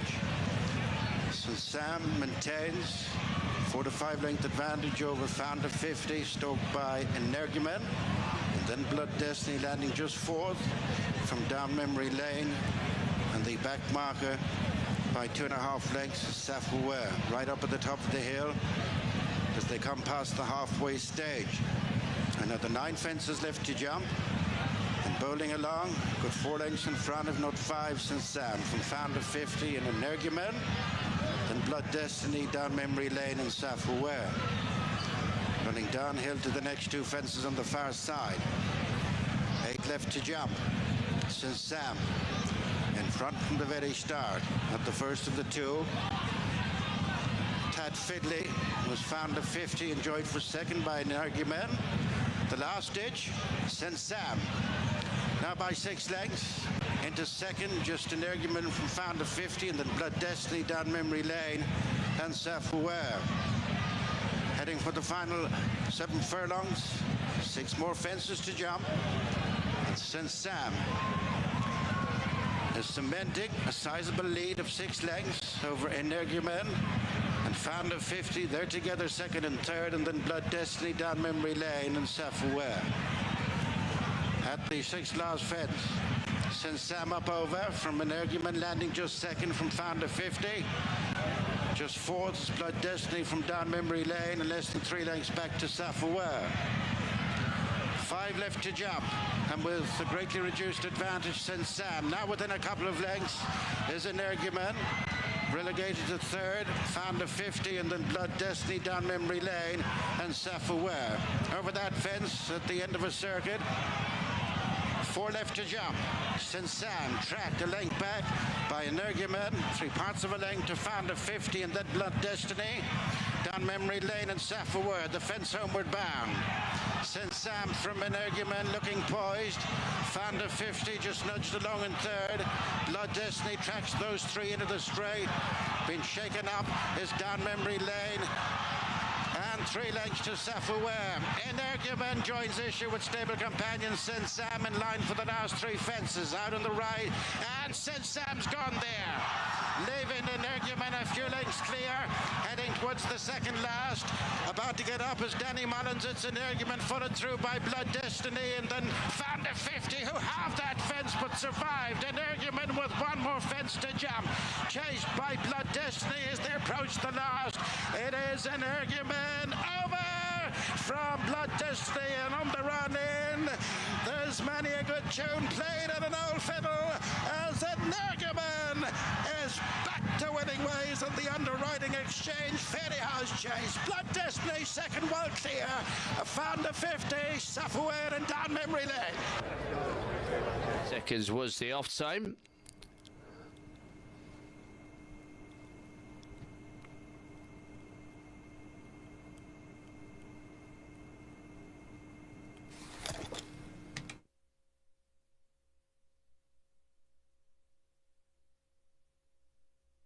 Trust me, loaded then here.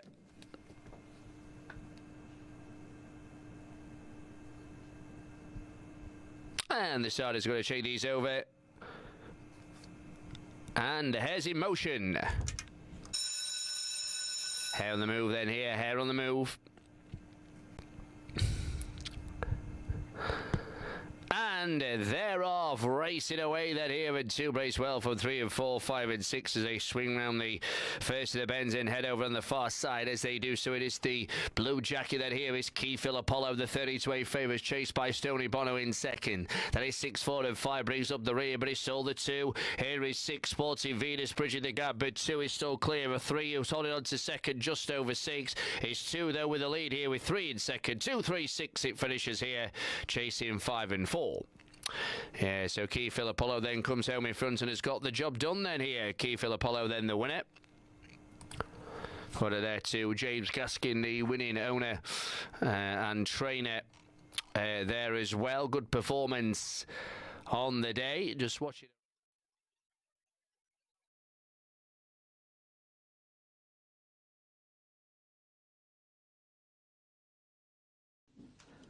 Right, the grounds are out on parade for an A4 contest coming up at Central Park, the 428, and there's quite a lot of stamina-laden runners in here.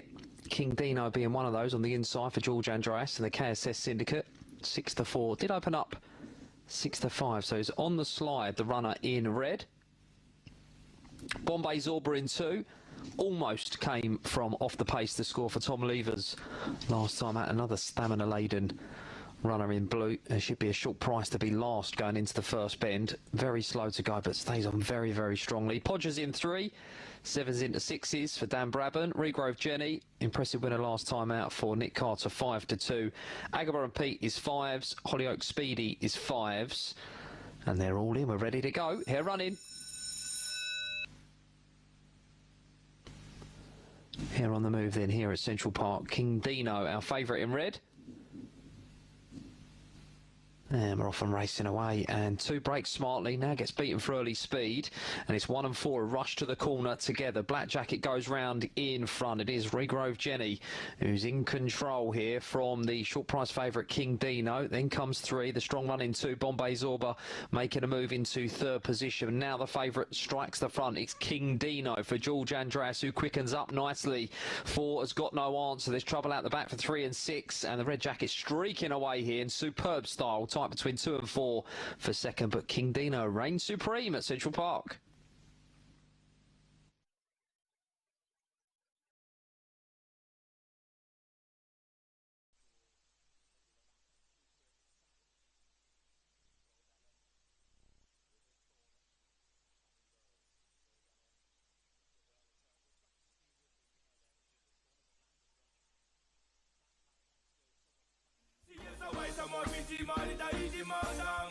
Big up to the Caribbean girl, I keep it proper. All of me Latinos and all of me sexy mamas. Broken Corleone, giving you a holler. Nice to know ya, let's do it again. How we did it on a one night stand. Girl, I wanna be more than a friend to ya. Nice to know ya, let's do it again. How we did it on a one night stand. Girl, I wanna be more than a friend to ya. Nice to know ya, let's do it again. How we did it on a one night stand. Girl, I wanna be more than a friend to ya. Nice to know ya, let's do it again. How we did it on a one night stand. Girl, I wanna be more than a friend to ya.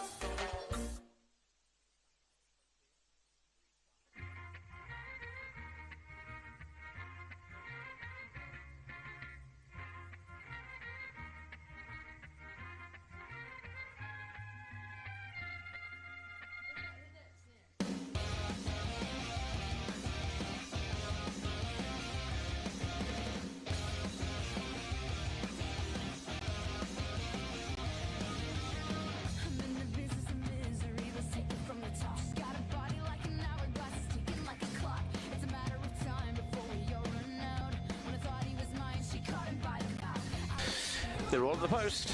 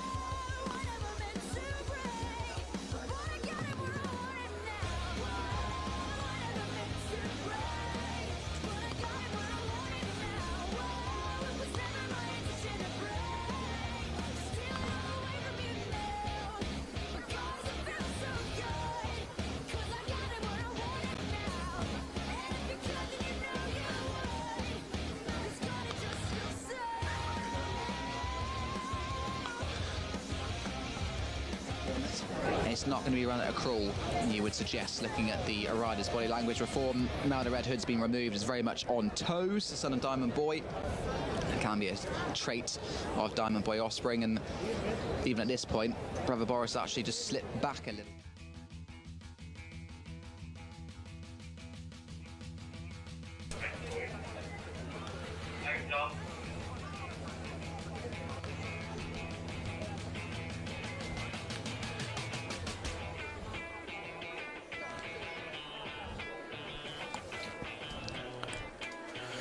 Runners coming forward now. Thank you, Haley. Yeah, walking in, great timing. It's a nice winner, wasn't it, that Havela? Really won well. Coming in, and they're out. They're off and racing, and heading down towards the first of their fences. Jukebox Steady already into an early lead here. A small mistake from Walk in the Woods back in 4th place, but it's Jukebox Steady with that big white noseband leading the field. In 2nd place is Edgewell. Edgewell followed by Miranti, then Walk in the Woods, and the back marker early on is Braganza Bay, last of the 5 runners. So they've taken 18 more fences left to take. Jukebox Deddy with the advantage, coming in towards the next plain fence. Jukebox Deddy over safely from Edgewell and Miranti. Miranti followed by Walk in the Woods, and then Braganza Bay at the rear of the field, and he's chased along after fence number 2 by David Bass, heading towards fence number 3. David, of course, performed minor miracles on Party Vibes earlier today. He might have to do so again here on Braganza Bay as they take the next fence, which Braganza Bay took with him, really. Left his hind legs trailing and lost further ground. Up front, Jukebox Steady leading at the next fence, and Braganza Bay not having a real cut at his fences at all early on. So Jukebox Steady from in 2nd, Miranti, who's gone up the inside of Edgewell, and then Walk in the Woods, who's in touch, and Braganza Bay taking a little bit more interest now. Last of the 5 runners as they turn now towards the fences down the back straight here at Hereford, and the advantage still held by Jukebox Steady away from fence number 5. 6th coming up, Edgewell is up on the outside, orange cap, with Miranti on the inside running rail, a close 3rd. In a little bit tight was Walk in the Woods, and once again Braganza Bay having a think about things at the back end of the field, taking the next fence. And the 5 of them safely over that. That was number 7. And now they run towards the end of the back straight and make their way towards the turn right-handed as Braganza Bay again tests David Bass's fitness. Every time David asks him a more serious question, though, the horse does respond, so it really does look as though Braganza Bay is just racing lazily here as Jukebox Steady leads the field. Down the side of the course, fence number 8. Jukebox Steady in a little bit tight himself to that one. Over it safely, as now Miranti is the latest one to come under a bit of pressure. Edgewell still there on the outside, gliding along. Walk in the Woods is in 4th place, and Braganza Bay is last of the 5. Fence number 9. Next up, Jukebox Steady over that one safely by a couple of lengths to Edgewell in 2nd place. Miranti is in 3rd position. Miranti's followed 2.5 lengths away by Walk in the Woods, and still another couple away to Braganza Bay, last of the 5 runners. He's taken this first circuit very much in snatches as they come towards the fence that'll be the last next time around. The leader here, Jukebox Steady. So Jukebox Steady away from fence 10, circuit to go, leads up from Edgewell in 2nd place in this Spar Motors Hereford handicap chase. Miranti's in 3rd place, 4th for Walk in the Woods, and as close as he's ever been, Braganza Bay still last up on the outside, and David Bass just trying to motivate him to go a little bit further forward. That might yet be a challenge too much, but we'll see as they come over the next fence. And Braganza Bay again was very deliberate at the back end of the field and drops back to be clearly last once more.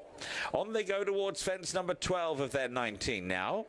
Jukebox Steady leading from Edgewell in 2nd place. Miranti is in 3rd, Walk in the Woods 4th, and Braganza Bay Needs to try and get that dummy back in his mouth. He's spat it out quite a few times on his way round and detached by 6 lengths as Jukebox Steady eyes up astride at the next fence. Jukebox Steady just put down there. Nearly costly, Jukebox Steady. But got away with that error. Edgewell in second position. Moranti's in third. There's about 3 lengths then back to Walk in the Woods. And another 5 to 6 lengths now back to Braganza Bay as they head down the back for a final time. And the leader, Jukebox Steady, at the next fence, with on the outside, Edgewell. Edgewell followed over that by 3 or 4 lengths by Moranti, in company with Walk in the Woods. And I think David Bass thinks he's produced one miracle today and won't be able to produce one on Braganza Bay. Braganza Bay is pulling up at the back end of the field. Next fence, Jukebox Steady with Edgewell for company. A length between them as they took that fence, the last over on the far side. Moranti's back in third place and Walk in the Woods in fourth as they now move out of the back straight for a final time. They've got 3 more fences left to take. Well, fair play to Edgewell, who's trying to make a real scrap of this with Jukebox Steady. The 2 market leaders locked in combat to the third last. Walk in the Woods third on the outside of Moranti, and Walk in the Woods unseats rider approaching the third last there. Moranti back in a clear third, but a long way back. And up front to the second last, Edgewell and Jukebox Steady having a rare old scrap, these two. Edgewell just in front, Jukebox Steady there to the inside. That was the second last. Good jump from both of them, and they're 20 lengths clear of Moranti. Edgewell now forges on under Harry Reid. Can Jukebox Steady respond? Time running out for him. Down they come to the final fence. Edgewell leading by a couple of lengths from Jukebox Steady in second place. Edgewell at the last fence now, at it, over safely but a bit slow. Jukebox Steady switches to try and get another run. Edgewell though in front by 2.5 lengths from Jukebox Steady in second place, and it is Edgewell for Nick Scholefield's stable. Harry Reid on board beats Jukebox Steady, and the only other finisher, Moranti. Elm Rock in the red cap, followed then by Mr. Baloo on the inside, pale blue jacket, and then Final Night in the blue with the red epaulets, red cap next. Then comes Valentine Boy, blue with the pink spots. At the back of the field, we've got Redbed 16 together with Brave by Reflection, and the pace seems a reasonable one as well. They're stretched out by about 8 or 9 lengths here then as they go past the halfway point down the side of the racecourse. Champagne Powder and Kieran Schumacher from Helm Rock and Alec Wojkanski. Silka Bay and Oliver Carmichael, the £7 claimer. Next to the rail, the yellow and blue colours. Around the outside then is Great British Dream, who didn't take that bend as well as the others and has just lost a little bit of ground there. At this stage, Mr. Baloo looks for a run behind them as they move down towards the cutaway. It'll all change then. Final Night is under a bit of pressure from Rosser, but is beginning to respond in the blue and red colours. With a furlong and a half left to go here in an open contest, it's Helm Rock who's in front. Mr. Baloo coming, so too Silka Bay. Final Night not doing enough. Here comes Valentine Boy on the outside. It's Helm Rock in front as they race aside the final 50. Valentine Boy finishing off best. Helm Rock's going to hold on. Tied for second, Mr. Baloo, Valentine Rock, and close up behind them was Silka Bay. Just a few days after taking a big race out in the rescheduled Bahrain Kings Cup meeting, the Al-Mathek Mile, the Daniel and Claire Kubler combination are back in the winners domestically as well. Helm Rock, course and distance winner, has taken a tight go under Alec Wojkanski in the colours of Capture the Moment 7. Well done to the syndicate, well done to the trainer and jockeys. 15-2, Helm Rock wins at Kempton again. More with Nick and Dave on Racing TV Extra. This is Cork. Final 2 races at Cork. This is the Pegasus Feed horse feed point-to-point flat races. So 4 to 6-year-old event over 2 miles and 3 furlongs. Bound for Nowhere, looking to give Henry de Bromhead an across the card double in the winners up at Ferry House already with Slade Steel. 5 to 4, 4 to 1 Sharper's Glass, and it is a 9-2, and being well supported, Clishmore Capri 7-2, Kill Van Hout, Royal Mile 17-2, 11-1, Flamme de Kerbar, and Pros and Cons 28, almost halved in price. Pros and Cons still the second outsider of the field. Zambezi Moon 33s out to 50-1. Bound for Nowhere though, the point winner already is taking in a point-to-point flat race, looking to cap a great day for Henry de Bromhead already, Kevin. Yeah, it's good to see Sled Steele back in the winner's enclosure, and how impressive he was as well. Very impressive indeed at Fairyhouse early on. Henry bidding for an across the card double. Bound from Nowhere was an impressive winner of a maiden in Ballyndennis back in January for trainer Tom Keating. Makes his debut here in the colours of Walter O'Connor's Enviro Green Housing Services Limited, as he assists Joy Dunn taking the 7 off also. David Dials bidding for a quick fire double. He's on board sharp as glass. Jewel Pan a Pint winner was runner up to Keep On Dreaming at Belclare in a winners of 2 in the small races starting. David takes his 7 off. He's been on board when he was runner up to Fortune Lad at Old Town back in February time. And Clashmore Capri obviously come in for plenty of support. It was an early casualty. He was starting at odds on favourite at Ballynock back in April. Prior to that was just beat by Mahler's Delight at Kildorrery. Again was starting favourite in a maiden back in February time. And Tony Martin supplies 4 Kill Van Ho, who won the Pan a Pint at Royal Mile, who Genry opposed, finished back in 3rd. Maximus Sullivan on board that was at Old Town back towards the end of February. But Bound for Nowhere, as I said, looked quite smart. We're winning that Pan a Pint in Ballyndennis. Flags are up. Let's get up to Justin. And they're off. 2 miles and 3 for the first of our 2 point-to-point bumpers, and on the inside Bound for Nowhere, and Joey Dunn, the first to show in front as they head down the back straight, and leads by about a length in the early stages from Kilvan Howe, and Maxine O'Sullivan showing second on the outside of the white and black jacket of Royal Mile and Lee Shanahan, followed a length back by the grey Sharp as Glass and David Doyle looking for a quick double. Races on the inside of Flamme de Kerbar and Johnny Barry also in double seeking mode, and they're followed towards the inner by Clashmore Capri and Chris O'Donovan, who's in company with Pros and Cons and Andy Burgott, and the back marker of the 8 runners as they continue their run down the back straight is Zambezi Moon in the hands of Cal Shine. So as they halfway down the back straight, and steady enough pace on in the early stages. Bound for Nowhere the lead by about a length to Royal Mile, showing second on the outside of Clashmore Capri. They're followed by Kill Van Howe in the light blue and red jacket towards the outside of the group. Followed then by the grey Sharp as Glass, with on the inside the blue and yellow of Pros and Cons, who's in company with Flamme de Kerbar, and towards the outside the light green jacket of Zambezi Moon, that trio disputing last place. So they head towards the turn into the straight for the first time. And little enough change in the order as the Henry de Bromhead trained Bound for Nowhere. In the hands of Joey Dunn leads by a length to Royal Mile in second. Towards the outside, Kill Van Howe disputing the third with on the inside rail Clashmore Capri. Between those, races Sharp as Glass, with just in behind those on the inside rail Pros and Cons, in company with the keen running Flamme de Kerbar, and towards the outside the light green jacket of Zambezi Moon. But only about 4 or 5 lengths separating first and last as they continue to race up the home straight towards the furlong point to bring them up past the stands. And moving up on the outside now is Sharp as Glass under David Doyle to dispute the lead, with on the inside Bound for Nowhere, and these two are 3 parts of length in front. So as they come up to past the winning post, Sharp as Glass and Bound for Nowhere on the inside. A length in front of Kill Van Howe on the outside of Royal Mile. They're a length and a half to 2 lengths in front of Clashmore Capri. Flamme de Kerbar, Zambezi Moon and Pros and Cons has now been relegated to be the back marker of the 8 runners as they make the right-handed swing to bring them towards the halfway point and past the point of departure.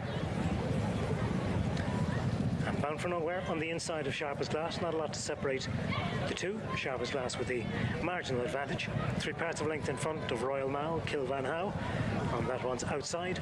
2 lengths then to find Clashmore Capri on the inside of both Flamme de Kerbar, and the outer is Zambezi Moon, and the back marker of the 8 is Pros and Cons. Inside the final mile of this Pegasus Horse Feeds point-to-point bumper, and not much change in the tempo at this stage, with Sharp as Glass disputing the lead with Bound for Nowhere on the inside. Royal Mal is a close third with Kill Van Hau 4 on that one's outer. Followed then in a tightly bunched field by Clashmore Capri on the inside of the black and gold of Flam de Carbar. Zambezi Moon on the outside of that Joe. The back marker of the 8 in the blue and yellow is pros and cons, but only about 3 lengths, I'd say, separating the 8 runners at this stage as they head towards the end of the back straight inside the final 3/4 of a mile. And Bound for Nowhere on the inside of Sharp as Glass. Still not a lot to separate the two, as Sharp as Glass just goes on, just presses on now by a length. Bound for Nowhere on the inside of both Royal Mal and Kill Van Hau moves up on the outer now to go second for Maxine O'Sullivan. Flam de Carbar travels just behind those, now moves into 4, as Bound for Nowhere being pushed along to keep its place and losing its pitch on the inside has dropped right back through the field and only has 1 behind it as they turn into the straight. But in the centre it's Sharp as Glass with on the outside Kill Van Hau, on the inner Royal Mal. They're being tracked by Flam de Carbar. Zambezi Moon gets right into it now and moves into 4 in the light green jacket, and they've gone on from Clashmore Capri, and behind those the beaten Bound for Nowhere. But heading down inside the final 2 furlongs, on the inside Zambezi Moon tries to come to challenge Sharp as Glass. Kill Van Hau bang there on the outer. It's between this trio as they head down towards the furlong point, and Zambezi Moon on the far side with Kill Van Hau on the stand side. Between them is Sharp as Glass battling on, but it's Zambezi Moon and Calshine with the advantage as they race down inside the final furlong. Zambezi Moon beginning to assert. Kill Van Hau running on in second, but Zambezi Moon is gone 2 lengths clear, 3 lengths clear, and racing up to the line. Zambezi Moon wins it in the hands of Calshine from in second place was Kill Van Hau. Zambezi Moon sprang a shock here. David Richard Barry, the trainer, Calshine on board in the colours of P. Collerty. 80-1 for Cal Shanahan and David Barry. Zambezi Moon placed in a couple of points, albeit beaten around about 30 lengths so far in his career. Coming in here off the back of being pulled up, he's clearly taken to having no obstacles in front of him, because he has taken our penultimate race at Cork, the point-to-point bumper. Right, not too far away from the big one, the Ball Sports Irish Grand National. With that in mind, it's straight back to Gary O'Brien at Ferryhouse. We're just minutes away from the 2026.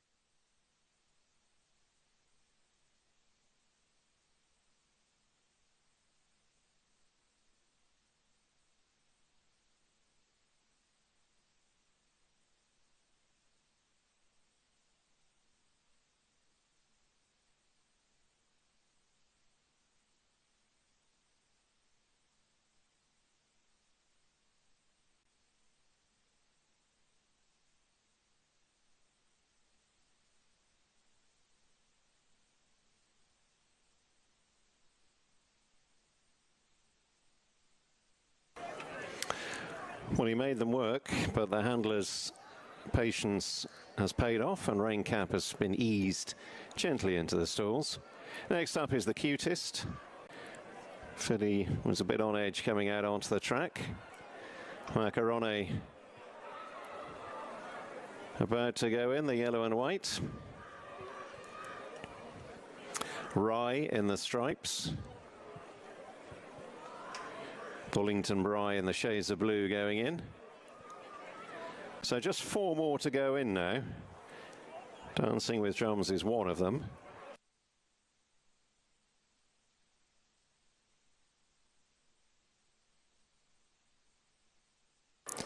Down now to the last couple to go. South Shore and Von Krolock going to be the last 2 to go in. Von Krolock moves in. South Shore is going to be the last. They're all in, ready. Rain Cap rearing in stall 3. They're off, and Dancing with Drums wasn't the quickest away, Black Jacket, but has jumped off towards midfield. Bullington Bry in the shades of blue, slowest to get out. The Cutest in the black and white, another a bit sluggish. Macarone in the yellow and white is showing bright early speed, with Rye the stripes against the running rail, and On Key in the noseband and cheek pieces out wide. Rain Cap with the hoop sleeves chases them towards the far corner to Von Krolock in the dark blue and red racing wide. South Shore in a red sleeve jacket is slightly worse than midfield, an advance of Dancing with Drums in the black and pink, and then a break of a couple of lengths to Bullington Bry, who races towards the rear of the field with the cutest. They're heading on now towards the last 2.5 furlongs. Macarone in front, with Onki in the light blue being pushed along. Rye up the inside is a close third off the turn. Von Krolak, the dark blue and red, making headway, followed through by Raincap and South Shore. Dancing with Drums in a blackjack, he's got nowhere to go in behind, will have to switch as the nose-banded Von Krolak moves through, passing the furlong, goes to the front from Rye. On key hampered, Bullington Bry trying to thread through against the fences. Raincap runs on, but it's Von Krolak in front, seeing it out. Von Krolak beat Rye with Raincap in third and South Shore in fourth in a race that was a little bit rough in behind late on.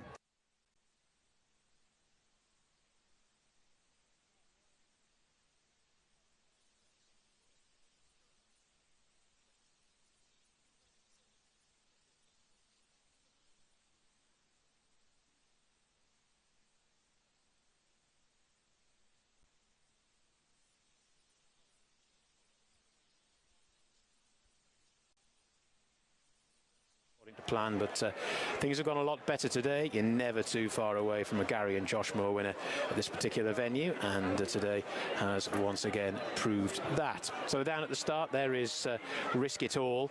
Also there you can see Galactic Jack, and then horse number 2 is Public Enemy. The check colours there are Fascinating Lips, and then a Ticker Timing, and then we have Yasmina and Un Jeu Royal. They're circling down at the start.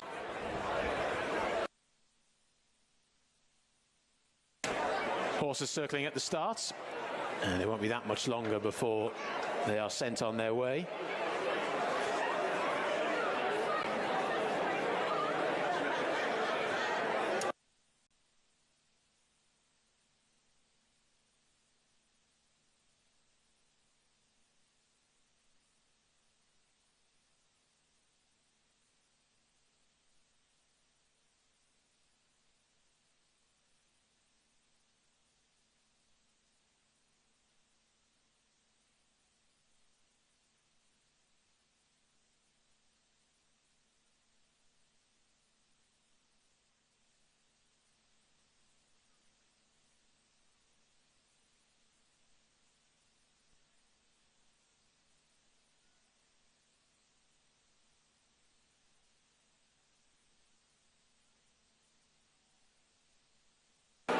Started on the rostrum.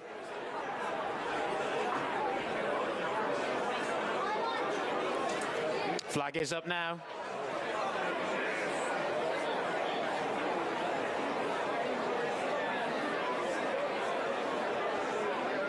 Coming forward, Public Enemy and Fascinating Lips going to lead them here.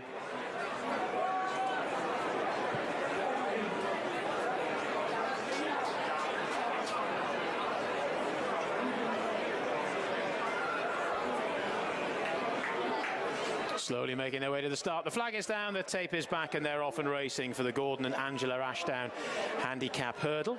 And a good start made by Fascinating Lips around the outside, taking a bit of a hold in the early stages, along with Public Enemy as they take the first obstacle. Risk It All is at the back of the field at the moment, just preceded by Galactic Jack. So they make their way down the hill and head towards the second of the 2 flights of hurdles on this part of the track. They jump 9 in all, and Yasmina has now come through to join Fascinating Lips. Yasmina in the black and yellow colours, the yellow and black check of Fascinating Lips. Then Public Enemy racing in third.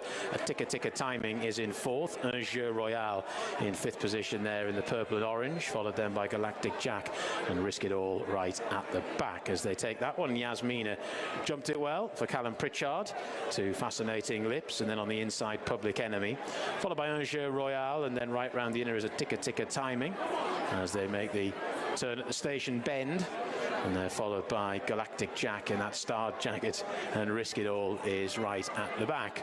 So they're heading into the home straight, still with well over a circuit to go, and Yasmina is clear by about 5 lengths. It's running a trifle free to, in second position, Public Enemy, and then Fascinating Lips in third as they come towards what will be the second last in a circuit's time. Yasmina pops over it to Public Enemy in second, and then Fascinating Lips in third, a ticker timing, and Un Jeu Royal, followed by Galactic Jack and Risk It All at the back of the field. So they're all safely over that one, and Yasmin is getting a bit of a soft lead really here. She's now out in front by about 6 or 7 lengths. Here's Prick with a circuit still to go leads, and in second position now is a ticker timing, has just improved her position a little bit, followed then on the outside in third by Fascinating Lips as they come to this one. Yasmina to Fascinating Lips, a ticker timing. Flattening that flight was Public Enemy, who's gone back through the field. Round the outside, Galactic Jack, and then Un Jeu Royal, and still being weighted with at the back of the field is Risk It All. Caelan Quinn, of course, looking for a quick race-to-race double and riding this one as patiently as he rode Havela. So they're making a turn at the top of the track, and well, Yasmina was just trying to pull herself up there for a stride or two, but she's back on an even keel now, but she's not as far clear as she was, to a ticker timing in second, then Fascinating Lips in third. Un Jeu Royal is racing in fourth position as they take that, followed by Galactic Jack. Risk It All is now creeping a little bit closer, and Public Enemy has gone back through the field very quickly. So they're making their way down the hill for the final time, and it's Yasmina, those striped sleeves out in front by about 4 lengths, to a ticker timing in second, then Un Jeu Royal. Risk It All creeps a little bit closer on the outside of Fascinating Lips, and Galactic Jack is getting a little bit nearer as well, heading on down towards the third last flight of hurdles now, and it's Yasmina and Callum Pritchard out in front still by a couple of lengths. Un Jeu Royal, the sheepskin noseband, moves into second. Risk It All, the white sleeves, makes headway towards the outside, moved out for a run there by double seeking Caelan Quinn. Then Galactic Jack, the closers, just getting into this now as Yasmina leads the turn out of the back straight. To in second position, Un Jeu Royal. Now Risk It All is getting the hurry up from Caelan Quinn in third, then Galactic Jack in fourth. The rest have got a mountain to climb. They'll be swinging for home very shortly. 2 more flights of hurdles to jump. Yasmina still leads. Un Jeu Royal now being asked for everything round the outside. Risk It All is driven along by Caelan Quinn, not finding a huge amount. Then Galactic Jack in fourth, swinging for home. Yasmina, she's still out in front, but she's now being tackled by Un Jeu Royal as they come towards the second last. Yasmina, Un Jeu Royal just to Yasmina in second. These two are paired off from the rest down towards the final flight. Un Jeu Royal got a little bit tight. Yasmina jumped it well and landed running for Callum Pritchard. Yasmina, Un Jeu Royal, they're stride for stride. Yasmina is getting back up. Un Jeu Royal is diving again though, racing up towards the line. Thrilling finish. Un Jeu Royal just got there. Beat the game. Yasmina into second. Risk It All finished in third. Fourth horse home, Galactic Jack. They're at the first of 24 fences, and up for the lead, Monbeg Genius, the Jukebox Kid, Kiss Will, in the firing line is Soldier and Milan, followed by Sama Jest and Velvet Elvis. On the inside is C'est a Chance as they jump the second fence, which is a ditch. And continuing uphill to number 3, it's Monbeg Genius, pressing ahead from Soldier and Milan, who's handy with the Jukebox Kid, being followed by Velvet Elvis. On the outside is Shanbally Kid with Kiss Will, Waterford Whispers. C'est a Chance jumped up on the inside of Yaman, and they're being followed up to the top of the track by Better Times Ahead, and then Flicker of Hope in mid-division with alongside Western Walk. Up they go to fence number 4. Monbeg Genius, Soldier and Milan, the Jukebox Kid, as they rise at this one, followed by Kiss Will. After Kiss Will out wide is Shanbally Kid, and they're followed by C'est a Chance, Yaman, Waterford Whispers, Red Cap of Sama Jest with Better Times Ahead, and they're followed by One Big Bang. Away to the inside is Flicker of Hope as they jump that next plain fence and on now to the second ditch. Monbeg Genius, the Jukebox Kid, the visitors. Over in front of Soldier and Milan, and then Shanbally Kid, a blunder there by Sama Jest and knocked back as a result. It's Monbeg Genius making the turn at the far point of the track, leading a couple of lengths. The Jukebox Kid, Soldier Milan, then Shanbally Kid and Kiss Will. Yaman next, making places One Big Bang, and then C'est a Chance. Waterford Whispers is next, and they're being followed by Better Times Ahead. And with them is Velvet Elvis, followed by... And the start cap, good of Mahagut and Flicker of Hope and Western Walk, Rush Mountain, Joystick, and on the inside, Better Days Ahead. They're being followed by We've All Been Caught. And after we've all been caught as Argento Boy, show your appreciation, Born Braver, Search for Glory, the Enabler, starting to struggle already, Samajest, and then comes Heart to Dark, Duffelcoat and Carrier de Blaise. O'Toole is towards the back end with She Could Be Anything and Carasso Blue. One more fence to jump before they enter the straight for the first time, and it is Monbeg Genius and John Joe O'Neill Jr. On the approach to this one from moving up, Shanbally Kid and John Shinnick. In between them is the Jukebox Kid and Ben Jones. The three spaced across the track, tracked in the first time by Sojourn Milan, then Kiss Will, One Big Bang. Yeah Man is next, and on the inside is Say to Chance. And they're followed on straightening up for these three fences by Waterford Whispers, and Better Times Ahead over the first one in the straight. And the field continues intact. Starting to struggle is Carasso Blue. On to fence number 11, and it's Monbeg Genius on the left from the Jukebox Kid, followed by Soldier and Milan. A mistake there by Argento Boy. And then Say to Chance and Kiss Will and One Big Bang. Yama next, and they're followed on the outside by Shanbally Kid as they jump the fence. That'll be the final fence next time. Hitting it there was the Jukebox Kid. Monbeg Genius up the run in from Soldier and Milan, the Jukebox Kid. They're followed by Shanbally Kid and Kiss Will and Yaman and Say to Chance, One Big Bang, Waterford Whispers, Western Walk, Flicker of Hope on the inside. They're being followed by Better Times Ahead, and on the outside as they go up to the bend is Good of Mahagut, and then comes Joystick and Argento Boy. Better Days Ahead, the top wave with We've All Been Caught and Show Your Appreciation. They're followed away on their final circuit by Search for Glory, She Could Be Anything, and the Enabler is next, and then on the inside is Heart to Dark with Carasso Blue, Carrier de Blaise, then Sama Jest. Falling away is Velvet Elvis and then Duffelcoat and O'Toole. On now to the next ditch. They have another 11 fences to jump, and little has changed up ahead. Monbeg Genius followed by the Jukebox Kid and Shanbally Kid. 2 lengths to Soldier and Milan. Kiss Will has never been too far off them, followed by One Big Bang and Say to Chance. Creeping up a place or two is God of Mahagut with Yaman in between horses. They're followed by Better Times Ahead and Waterford Whispers, Flicker of Hope on the inside of Western Walk and Joystick, and We've All Been Caught and She Could Be Anything, and Search for Glory next, but Show Your Appreciation, who missed out that. On the inside, Better Days Ahead, followed by Argento Boy, and the Enabler is next with Carrier de Blaise. Right up at the top of the course, they're well inside the halfway stage. Monbeg Genius from Shanbally Kid and the Jukebox Kid.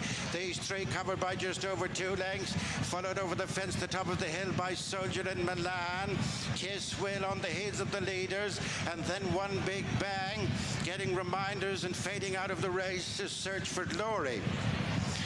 To the next two on the far side, 8 left to jump, and it is Monbeg Genius up there in front from the outset with the Jukebox Kid. Wide of them, very wide of them is Shanbally Kid and then Soldier and Milan, being followed by Kiss Will and One Big Bang. The Jukebox Kid made a howler there and has lost ground to the leaders as Monbeg Genius continues at the head. Soldier and Milan, Shanbally Kid, Kiss Will, One Big Bang's gone 5th. Then Say to Chance and Yeah Man is next, followed by Good of Mahagut and the Jukebox Kid.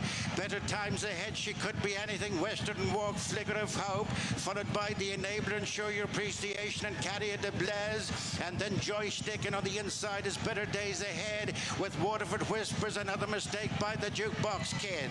Soldier and Milan joins issue with the long-time leader Monbeg Genius. After them is Kiss Will with Shanbally Kid, Say to Chance, and then Yaman, One Big Bang, and then comes Good of Mahagut and Better Times Ahead, Flicker of Hope, Better Days Ahead, Western Walk next as they jump the 5th last fence. One more before the straight coming up, and as they race now to the final half mile, Soldier and Milan has picked it up from Monbeg Genius. After them in 3rd, and they're omitting the fence before the straight.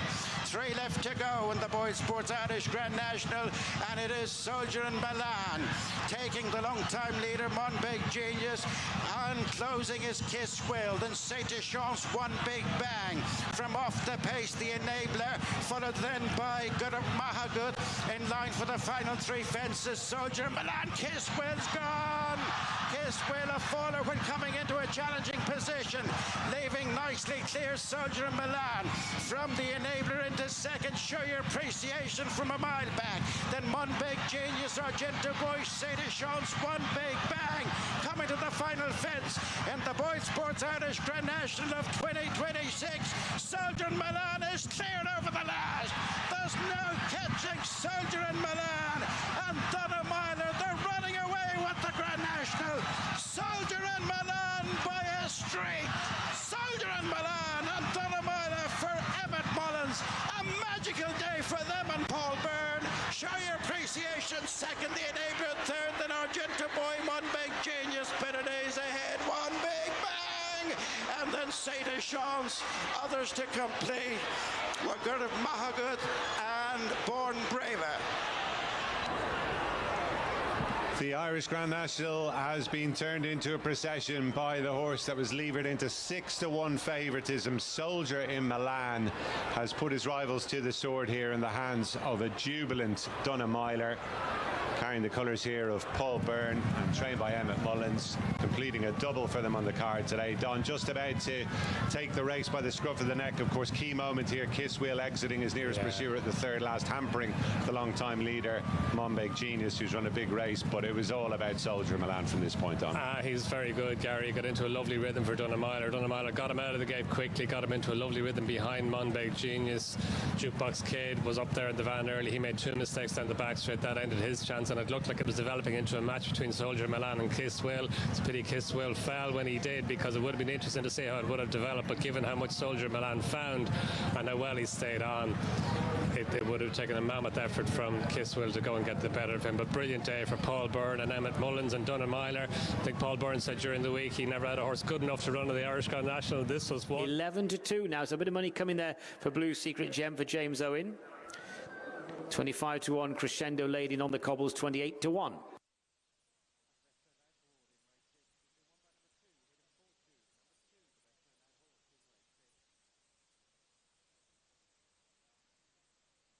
Flags up.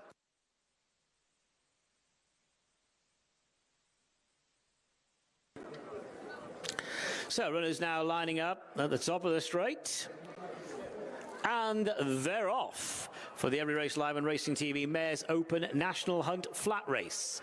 Journey is 2 miles. The leader is Hidden Fortune. Fortune, who is being followed early by Lamondine, with the Blue Secret Gem hugging the rail, and the last 2 on the cobbles and Crescendo Lady. So they pass the stands, 2 circuits in front of them, and it is Hidden Fortune who has the advantage going into that turn. Harry Skelton aboard Hidden Fortune. Hidden Fortune by a couple of lengths. Close call for second place with Blue Secret Gem on the inside rail. Lamondine, James Davis's mount, maroon cap to the outside.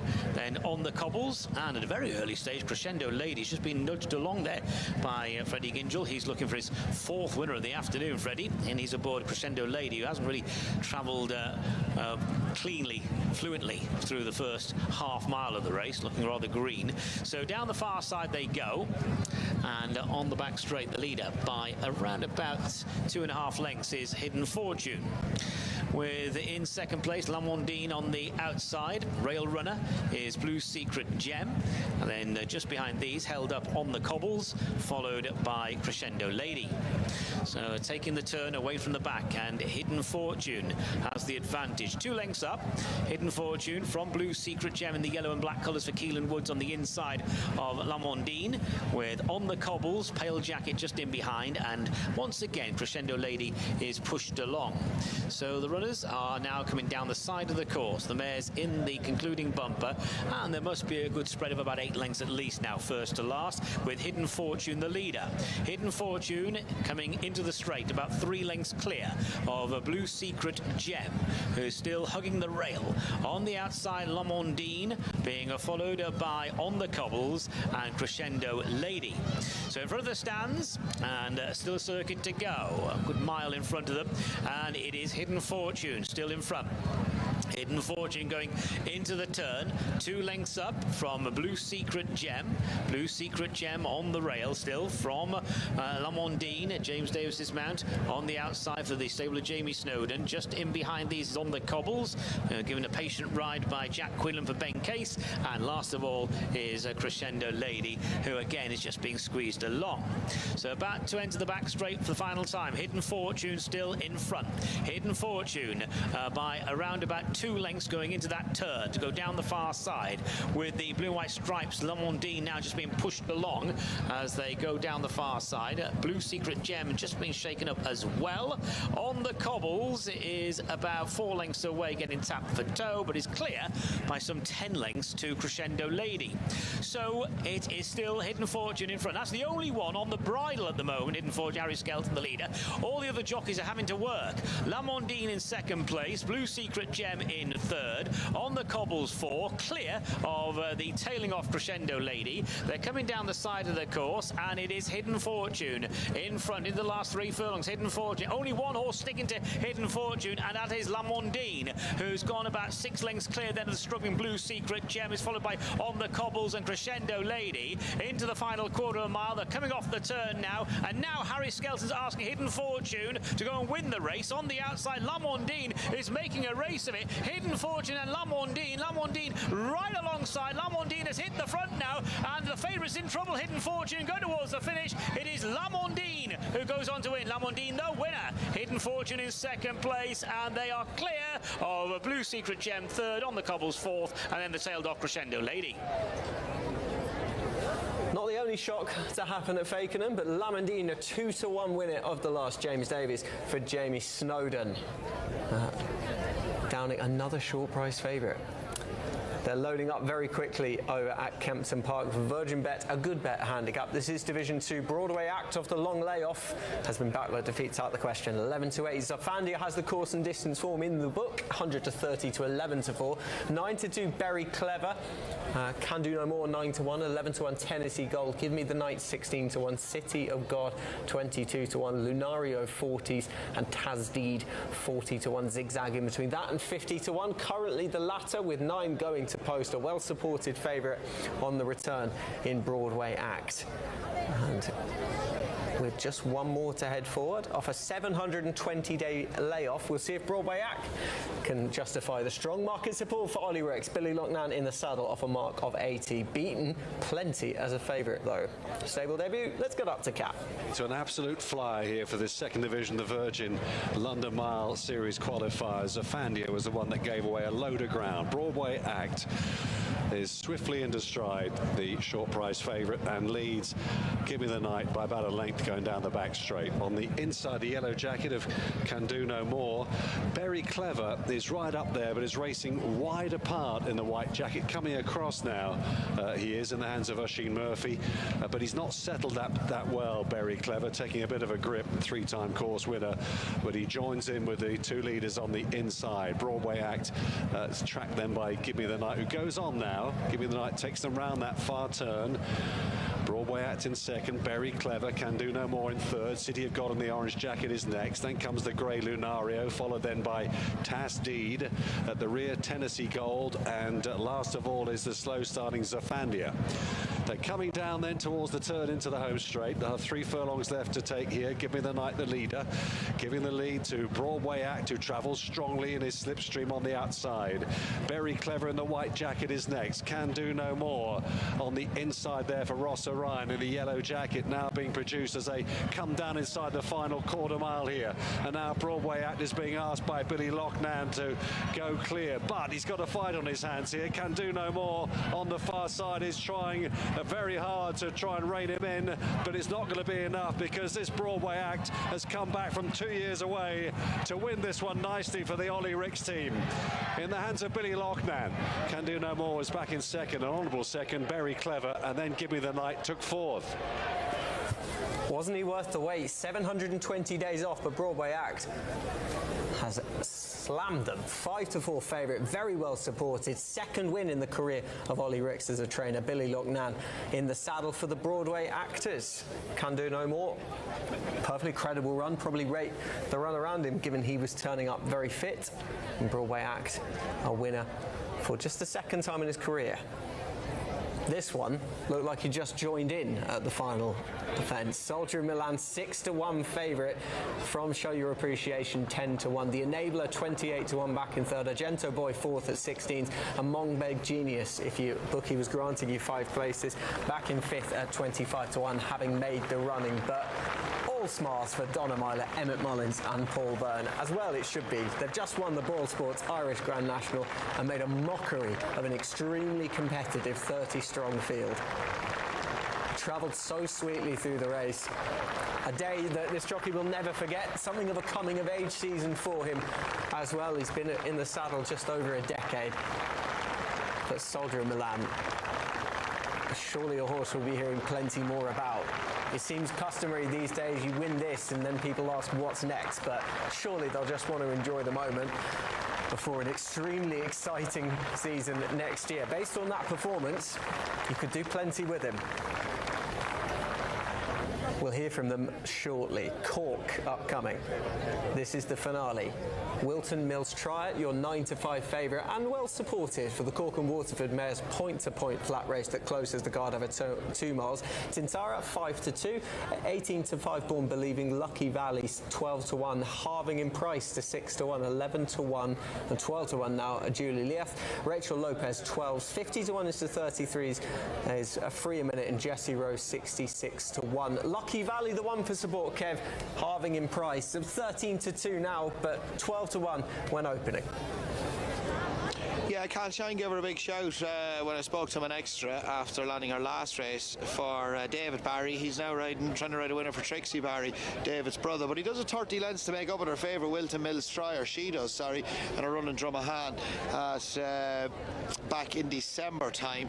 And that's from the Paul Pierce yard. Tintara makes her debut for Gordon Elliott at the finishing runner-up in her final of 3 starts. Only 1 completed start in a pint for Dennis Murphy at Ballycrystal back in January.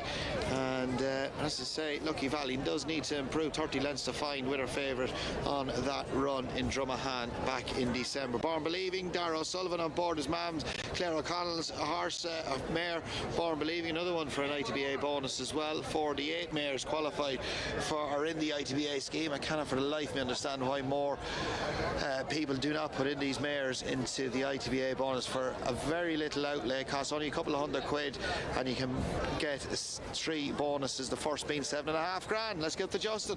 2 miles trip for the finale, 2 miles trip for the finale of our 3 days to festival. And on the outside, Tintara and Joey Dunn is one of the first to show. There's a very, very steady pace on early. 2 or 3 of them just pulling for their heads a little bit. Rachel Lopez races on the inside in the black jacket. Between the 2 leaders races Jessie Rowe. But it's Tintara the leader, Jessie Rowe in second. On the inside races Rachel Lopez with upsized down one Lucky Valley and the yellow jacket on the outside, on the one off the rail, Born Believing. With moving up on the outside now, Wilton Mills Trier, as Rachel Lopez is just restrained in the early stages and dropped back to be just the back marker of the 8 runners, but not a lot to choose between the octet, and indeed no pace on early as they swing into the straight and head up. Tintara the leader, Jessie Rowe taking a keen tug on its inside, the black and red jacket of Julie Leah. Rachel Lopez is next to the rail. They're followed by Lucky Valley, with on the outside the blue and white of Wilton Mills Trier, the yellow body of Born Believing, and the back marker, the red and black of Free a Minute.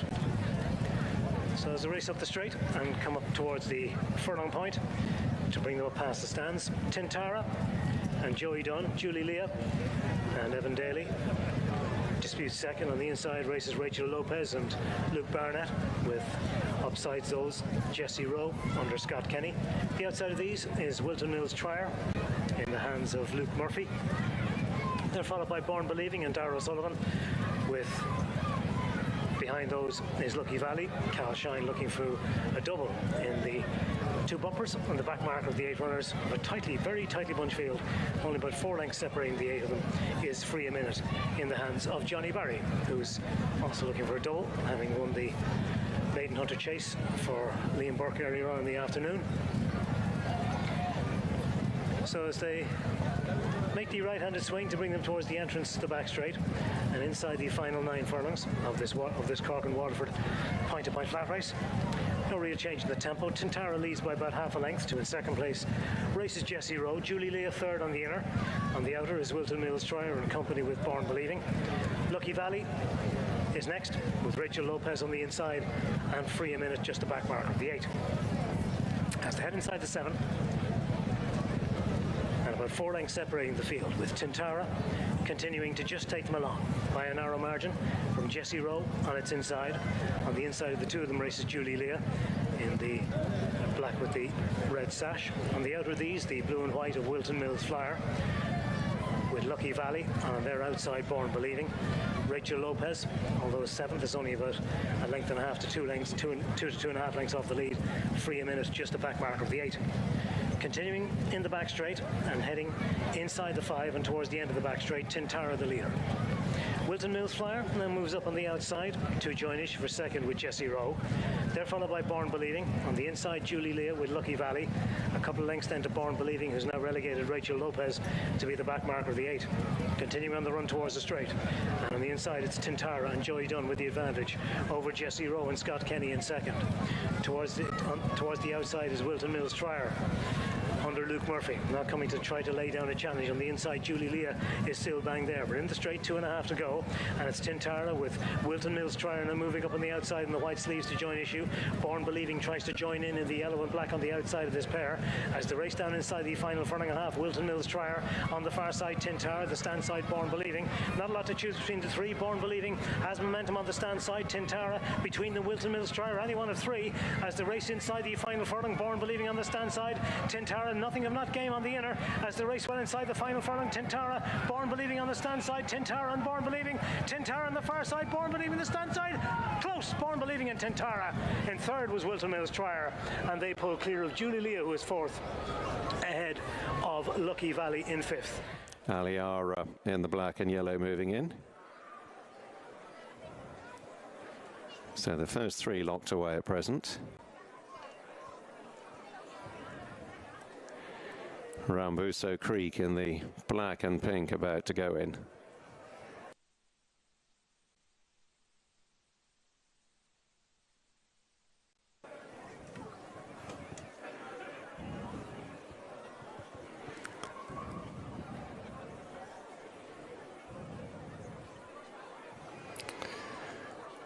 Next one's to head in, Mount Ruapehu. Dolly's Delight about to go in. 3 more now left to load. Heading up is Forever Noah in the green and white. Also moving up, Mythical Isle. East Tyrone will be the last. He's going to be the last. So the last one moving up. We'll see if he gets away on terms, East Tyrone. He can be slowly away. Ready?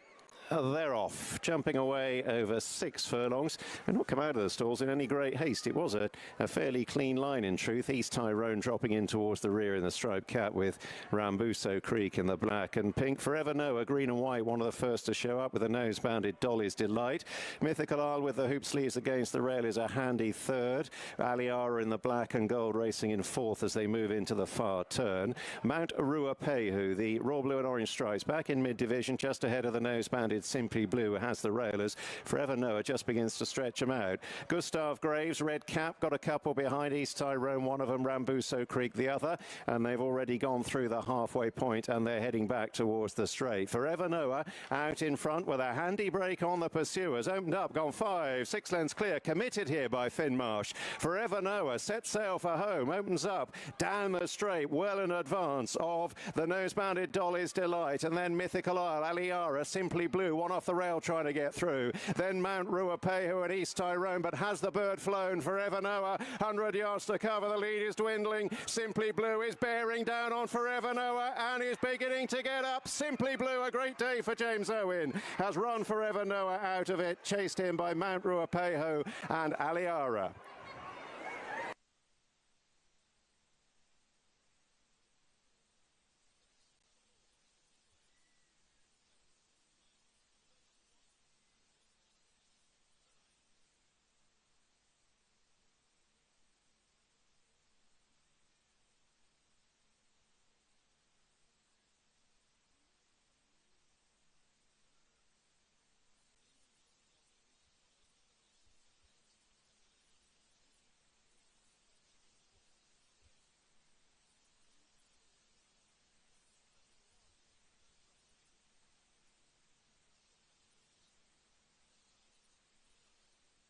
In this spot compared with all the other runners in the race, quite comfortably as well. Once obviously at Warwick on debut when running well in a properly run bumper race as well. Well, they went hard and then they went slow mid-race, then they went hard again. But then he was 4th of 4 in heavy going at Fontwell, and that looks on paper not a very good run, but again the speed figure that he clocked was actually better than anything that the rest have done. Now Camilo Canada ran in a much better race at Sandown, but she was quite well beaten on that occasion. The figure wasn't anything better than that which Cheap Sandwiches has produced, and I managed to get a little bit of 5-1 Cheap Sandwiches earlier on. He's now 5-2, and I think that's a more realistic price, so we will see how that all works out. Right, the horses are down on the infield. They're going to be making their way very shortly onto the track. 4 runners on the infield now. It's the Bet Goodwin Best Odds Guaranteed Open National Hunt Flat Race. Get your bets on.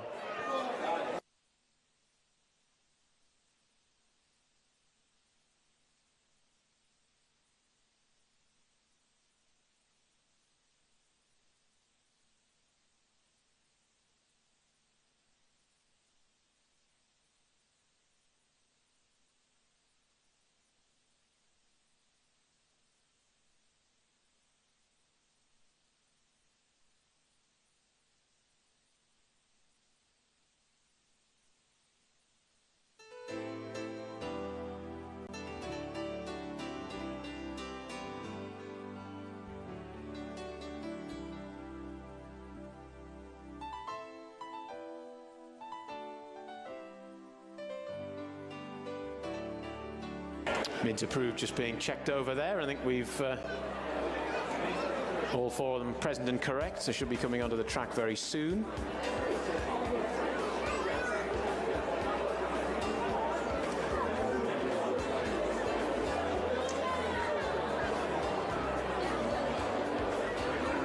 Out they come. Cheap Sandwiches and Hitting the Headlines leading them onto the course.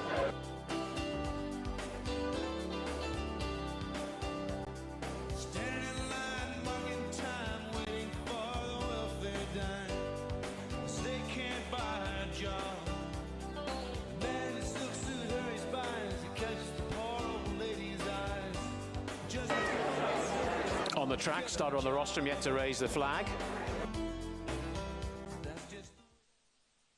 Flag up now.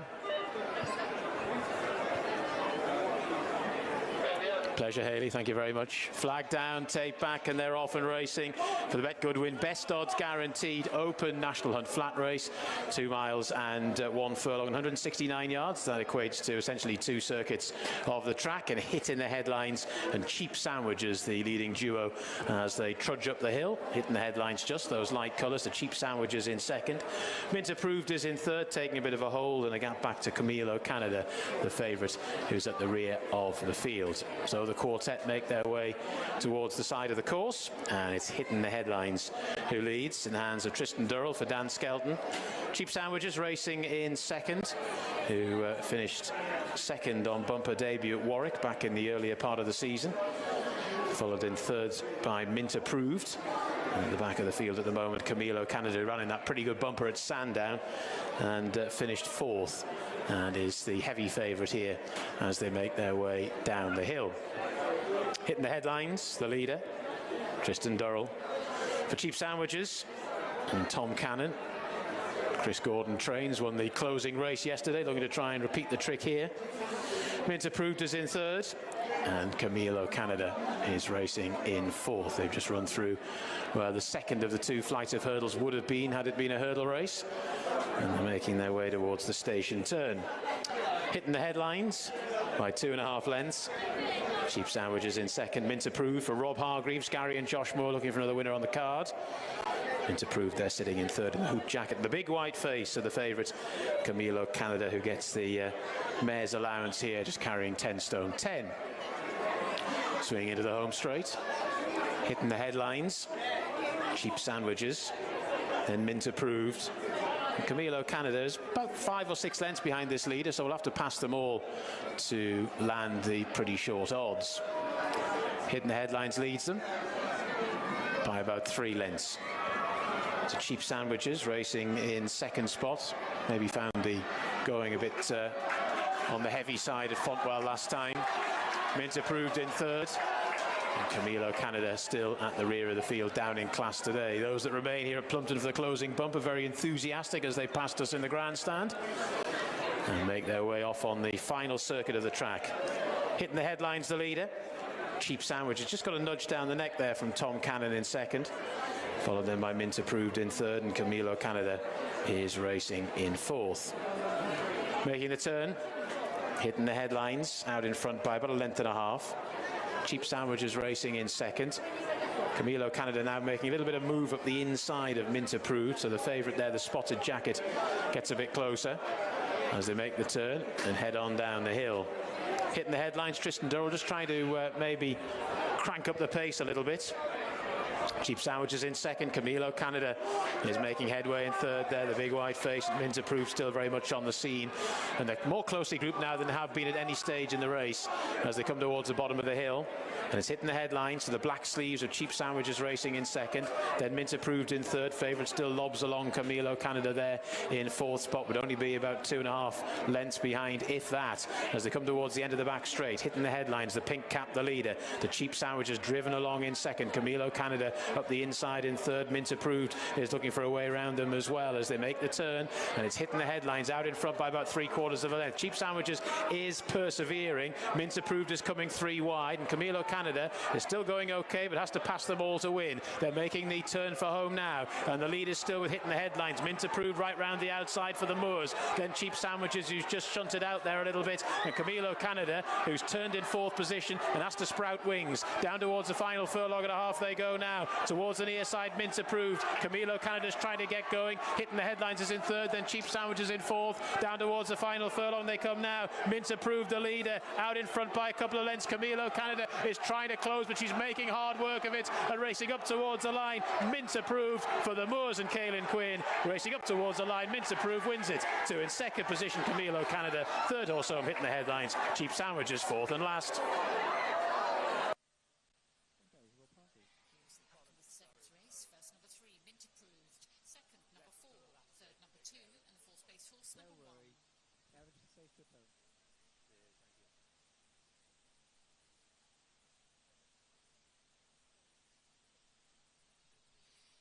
Provisional result is a Bet Goodwin Best Odds Guaranteed Open National Hunt Flat Race.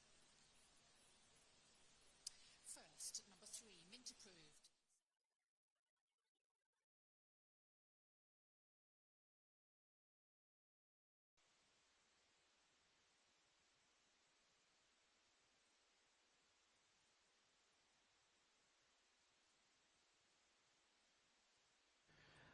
.537 at Sunderland, A2 the grade, and heading up the home straight here for the second last on Sunderland's Easter Monday afternoon card. And the inside pair here, Scrahan Mystery and Renee's Boy, are the 2-1 joint favourites in 1 and 2 respectively. Surprise Blue 11-4 in 4, 7-2 the 5-dog Cape Sunset. Ray Grove Remy 10-1 in 3, and Evie Steel Hope 18-1 in 6 is the outsider, and extremely weak in the market. Scrahan Mystery just going clear market leader here, trying to give Yvonne Bell more success on this afternoon's Sunderland card. 2 wins in 7 the puppy Scrahan Mystery has had so far in her young career. Debuted here at Sunderland towards the back end of February. Her 2 wins, though, have come in her last 2 races. An A4 a couple of runs ago when she made all. An A3 this time last week when she made all.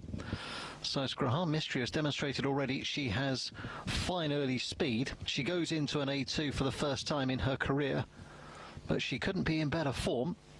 And she is improving all the time. 27.69 she recorded when making all around here in an A3 this time last week. And of her 7 runs around here, that is the quickest time she's ever recorded. But goes without saying, going into an A2, this is the toughest task she's ever faced here at Sunderland. We'll see if she's up to it any moment now. Renee's Boy 9-4 in 2. Surprise Blue 11-4 in 4. 7-2 bar the 3. Here we go then at Sunderland. Hair running.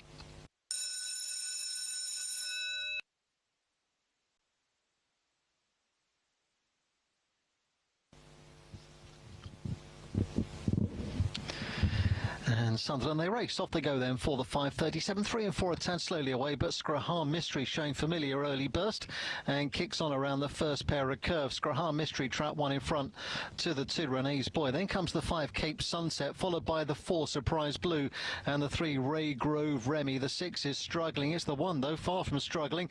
Scrahan Mystery turning into the home straight here. An A4, an A3 and now an A2 winner. Scrahan Mystery, the puppy going places. 1, 5 and 4 the order. Scrahan Mystery wins for Yvonne Bell. 2-1 favourite Obliging and winning very comfortably. Cape Sunset the 5 in second. Surprise Blue the 4 in third. 1, 5 and 4 at Sunderland. Look, he's a talented horse. You think that he's definitely got the potential to be better than a mark of 133. He's in his first handicap now. He stays well, and the Henry de Bromhead horse is in good form. 4-1 anyway. Butch Cassidy Savant, the second favourite at 5-1. Was a comfortable winner of a small field affair at Navan last time. Form nicely boosted though by me wee Bonnie Lass here over the weekend on. Could a £10 rise, which might have looked harsh enough at the time on the face of it, maybe underestimated. Yeah, she won well that day, Gary. Mui Bonnie Lass was a good winner of the listed Mayor's Handicap Chase there off £3 higher mark on Saturday. Thought Union Station comes into it as well. He hasn't managed to win yet, but he's been running really well in defeat, including when he finished second behind Kishbank, who went and finished second behind Show Your Appreciation next time at Navan. And there's Donamile just on his way down to the start. And Prangard Atois is interesting as well. He finished 4th in the Grand National Trial behind My Immortal. That was a race in which they really didn't go fast. It was a finishing speed of 120% of overall speed, and Prangard Atois was only 8th with 3 furlongs to run. He stayed on well to get to within 5 lengths of the winner, My Immortal. Uncle Pat was second in that race, came out and finished second behind Born Braver in the Ulster National there last weekend. Built by Ballymore was third. He unseated at the last in the Leinster National when he was upsides. And that's a race that's been working out well, and My Immortal was up prominent from early, so it was a race in which it was difficult to get into it from the rear. Prangard Atois, I thought he did well to get as close as he got. He's only had 7 runs as well, so another horse who has the potential to go beyond his mark of 133. Just had a quick look at Hermino there and Dunamyler as they make their way out to join up with the other runners for this Join Racing TV Now handicap chase. And there he is, and we are at post time, so shouldn't be too much longer here, hopefully, before they're underway. Chickenstown House well represented here. The Enabler ran a great race for them in the feature event. Prophet's Corner, another one, last time out winner who should run well here for Sean Allen. They're coming in too hot here, surely. That's Paddy Graffin, the assistant starter, out on the track, laying down the law there, trying to get him to slow down. This looks more encouraging. Over 3 miles plus the Join Racing TV Now handicap chase, running down into the first fence. Barry Linden, one of the first to show in front. From the great Joy the Tay, almost safely over the first. Going up in between horses, Hermino. Right with them is Will Do, and Welldale, and Clonmeen, Prophet's Corner, and Butch Cassidy. Chosen Witness. And they're followed by Petter Merchant in the blue cap. They've negotiated 2 fences. And going into the lead, Welldale from Joy the Tay. Aiko is improved in the Butch Cassidy, Hermino. And Will Do, Prophet's Corner, Chosen Witness, Patter Merchant, Clonmeen, and then Supreme Gift. Barry Lyndon is now a little worse than mid-division, having briefly led. A mistake there by Aiko. Union Station next on the inside, they're followed by Cave Court and Prongard de Trois, Killaney King, Savant. Tightly grouped. 2 more fences to jump before they enter the straight. Well, they'll rejoined by Joy the Tay, Hermino, and wide of the 3 is Will Do. This quartet covered by a couple of legs. And then Prophet's Corner, Butch Cassidy, Chosen Witness, Clonmeen, and Barry Lyndon. Patter Merchant followed by Aiko and Supreme Gift, the fence before they enter the straight. As they rise, it's Well Dell landing just in front. From Joy the Tay, Hermino.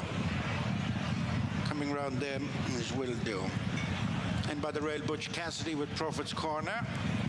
2 lengths to Chosen Witness and Clonmeen, and then Patter Merchant and Barry Lyndon. Aiko and Supreme Gift and Prongard de Trois. First of 3 in the straight. Well Dell. They're coming together and landing with Joy of the Tay and then Hermino. On the outside is Will Do. Tracking on the inner is Butch Cassidy and then Prophet's Corner. Chosen Witness. Sluggish there was Butch Cassidy and gets a reminder as a result. Onto the fence, that'll be the last one next time. The Join Racing TV now handicap chase. Well, Dell and Joy Dete into it together, followed by Hermino, Will Do and Prophet's Corner and Butch Cassidy, and then Clonmeen Ayuku. Chosen Witness and Barry Lyndon, Patter Merchant, Supreme Gift, Union Station, Prongard de Trois, Cave Court, Savant, Relegates, Killaney King to be the back mark. Circuit to go. 12 more fences to jump. Well Dell, Dan King, fractional leaders from Joy of the Tay and Sean Flanagan, 2 lengths to Will Do. Josh Williamson sharing 3rd with Hermino and national winner Dunamila. Then Prophet's Corner up the inner is Butch Cassidy over the first of the 3 past the stands. As they head for the halfway stage, and the field continues closely grouped. Joy of the Tay just edges ahead from Well Dell, attended by Hermino and Will Do. Then Prophet's Corner, Aiko onto the heels of the leaders, then Clonmeen and Barry Lyndon and Chosen Witness away from that ditch. Joy of the Tay with for company Well Dell, Hermino and Will Do. Covered by a couple of lengths, these 4, and then Prophet's Corner, Aiko, Clonmeen, Union Station creeping up on the inside as they continue up to the top of the hill. Struggling badly is Prongard de Trois. Well Dell regains a small advantage over Joy of the Tay. Break of a length to Hermino, then Prophet's Corner, Will Do, Barry Lyndon, Butch Cassidy, Aiko, Patter Merchant, Clonmeen and Chosen Witness over the fence. At the completion of a circuit, not great there, Prophet's Corner. Running downhill to the fence, which was their first. 8 out this time, spaced across the track. Well Dell, Joy of the Tay, Hermino, Will Do, and Barry Lyndon is further out. Then Prophet's Corner, Butch Cassidy, Aiko, and Clonmeen. After Clonmeen is Cave Court and Union Station, Patter Merchant, Supreme Gift, Savant. Chosen Witness has drifted back through the field, and then Killaney King. And lagging behind now is Prongard de Trois. Heading for the final 7 furlongs. 6 left to jump. Well Dell and Joy of the Tay up there in front from the start, followed by Hermino and Prophet's Corner and Barry Lyndon. Will Do, Butch Cassidy, Union Station, Aiko. Clonmeen, Cave Court is creeping into contention. And then comes Patter Merchant, Supreme Gift, Savant, and Killaney King. 6 to jump. 3/4 of a mile to go as they rise to this one. Hermino landed just in front over that one from Well Dell. Joy of the Tay, Barry Lyndon's gone 4th. Will Do, now been asked for more. Then Prophet's Corner, Union Station, Butch Cassidy, Clonmeen, Cave Court, Savant. They're starting to make a forward move ahead of Killaney King, and then Patter Merchant, Aiko falls away, and then Supreme Gift. 5 to jump. Barry Lyndon joins issue with Hermino, followed by Well Dell, Joy of the Tay. Clonmeen is closing. Still driven is Will Do. The 4th last fence. On the run back for the straight. Barry Lind and Hermino together, followed by Welldale and Clonmeen, followed by Union Station, continuing to work up to the leaders, and then Killaney King and Savon Cave Court and Will Do next. Round the bend with 3 left to jump. And it's Barry Linden just in front. From on the left, Hermino, and on the right is Clonmeen, followed by Union Station, Killaney King and Savant, and then Welldale, who falls away as they head for the second last. Barry Linden is taken by Clonmeen. Clonmeen, the basement runner, comes towards the second last, shifting on from Barry Linden, Hermino, Union Station, Killaney King and Savant. One more fence left to jump, and the Joint Racing TV Now handicap chase out in front is Clonmeen. Clonmeen at the last and safely over from Killaney King, staying on into second ahead of Barry Linden, very nearly toppling over Hermino. But it's Clonmeen out clear. Is going to win well for Simon Turrens, and William Murphy second is Killaney King. Barry Linden takes third. Another shock here. The 11-year-old Clonmeen has won for just the 3rd time in his career. All 3 wins now over fences. Simon Torrens for William Murphy in the colours of Stephen Campion. 40-1, available at bigger elsewhere as well. At one point today, Clonmeen has sprung a bit of a shock in the penultimate. Right, over we go for the finale at Kempton. Longest race of the day at Sunbury-on-Thames. Virgin Bet handicap to 0-70 over 2 miles. Bashful Boy, joint favourite with Merry Jig. Flurman 100-30, 11-2 Mio and Miko. Fair Dinkum 6-1, 11-1 Port of Entry. Capone 28-1. Now the Eagle 40-1 Drifting, and 50-1 the Truant. Bashful Boy, he's got a wealth warning, Nick. He's 0 from 30 since he last won at Newton. Now, but that was July 2023. 16 times since then he's gone off a single figure price. I'd be looking elsewhere. It's just hard to know where, to be honest. Very competitive. Well, the man on my right, from whom you probably haven't heard since about midday, has probably got the answer for you. David Yates. Well, who's going to win this? Yeah. Well, I hope it's Flurman. I thought Flurman was hard to fancy going into that 2-miler at Kempton Park a couple of weeks ago, 12 days ago. But Knight Templar wasn't hard to fancy, and I thought that there was no great fluke about that. It was a game effort by Flurman to win by half a length, and just a £2 nudge up the weights. I'm quite interested that Port of Entry, 1,024 days off the track, is only 11-1. Yeah, I am actually. I did. For a yard that's been known to land a touch or two. Yeah. Off track for ages. Didn't really shine for Andre Fabre a couple of years ago. Market support would be our only real guide, and it has arrived, hasn't it? Because he wouldn't have been an 11-1 shot this time yesterday. 17th of June 2023, the last time Port of Entry ran, and was a perfectly okay sort of mid-grade handicapper in a handful of starts for Andre Fabre. And there he is for Sparky Bevis. Eddie Greatrex in the plate. Bashful Boy 3-1 for the pipes. Flurman 100-30. Merry Jig solid here at 100-30. And you can see why. He's just a very good old horse who runs his race in his grade, even though he's 8. Yeah, I think that's a very fair point. Last time was in winning form at Newcastle. That was in blinkers, which Merry Jig doesn't wear today, which I thought was strange, but this son of Schiaparelli certainly makes appeal. They're loading up fast enough now. A reminder of the jockey change. Ross Ryan replaces Taryn Langley aboard number 1, Fair Dinkum, for Jeremy Scott. Last one coming forward is Port of Entry, bidding to defy a near 3-year absence. Can he do so? We'll find out with Mike. And a nice break as well for these stairs. They go over 2 miles. This Virgin Bet handicap Class 5 event. Moving down the back straight for the first time. Mio Amico taken on by Flurman on the outside, the grey. And then behind them is Port of Entry, dark blue and green colours, on his first start since the summer of 2023. He's just preceded there by Bashful Boy on the rail. The orange and black stripes then is Capone, who races together with Merry Jig. They're going very steadily. Fair Dinkum is behind on the outside, and the black cap, Rosser, the super sub on board that one. And then on the inside is the Truant, the grey, and looking on at the back is Now the Eagle, in the hands of Jack Dace. as they move down the home straight for the first time here in this 2-mile contest. So Mio Amico in the red cap on the inside of Fleurman, who won over the course and distance here 12 days ago. The two of them locked together. Bashful Boy up the inside is close up though. Rob Hornby looks across, he'll see Merry Jig there. Joining in on the outside is Port of Entry. Ed Greattrex in fact injecting a bit of pace into the race. They've gone too slowly as far as Ed's concerned.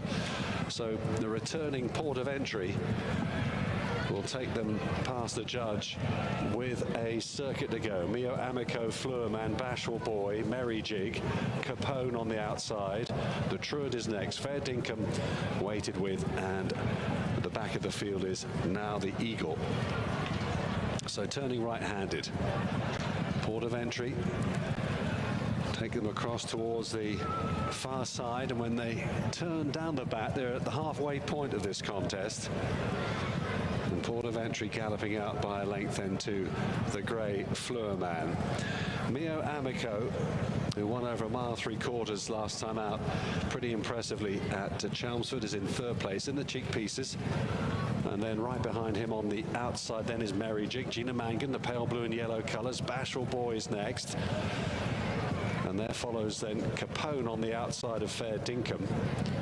The Truant has been relegated to a share of last place now, alongside now the Eagle. So they've gone past their point of departure, moving down the back straight for the final time. Inside the final 5 furlongs they go. Still Port of Entry, having taken them past the judge with a circuit to go. Ed Greattrex leading the field then from the big grey Fleurman on the outside. Mio Amico on the rail is next. Merry Jig is poised to strike in 4th as they move down the side of the track. Bashful Boy always in there, pitching in 5th place. Fair Dinkum getting a bit closer. Capone being ridden along. The Truant is on the rail. Is travelling all right, the Truant. Now the Eagle is trying to make a bit of progress as well. The little horse at the back of the field. They're coming up the home run. Just over a 1/4 mile left to go.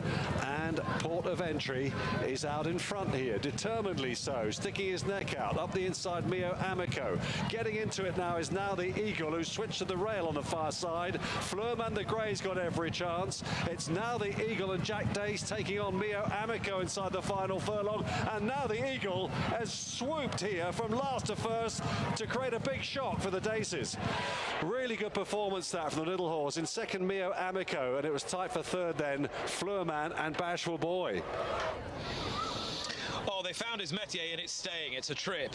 Now the Eagle, the gelded son of Adolf. Look, he's not very big, as Mike said, but he's won this quite easily under a cute ride from Jack Dace, riding for Father Luke. Mum Louise is here as well, and Sister Daisy was leading up, so it's a big day for the Daces, who had a horse run way, way better than the odds suggested earlier on today, Valentine Boy, and this one's gone in at 40-4-0 to 1 in the familiar colours of Michael Watt. Yeah, my word. A real shock to end the day. He's come from quite a way back there. Now the Eagle under Jack Dace. Burrowing his way up the inside. Port of Entry in front here, tackled on the outside by Fleurman, but yeah, burrowing towards that far side. That's the way of putting it. And yeah, this horse has improved for the ability to tackle 2 miles here, and this.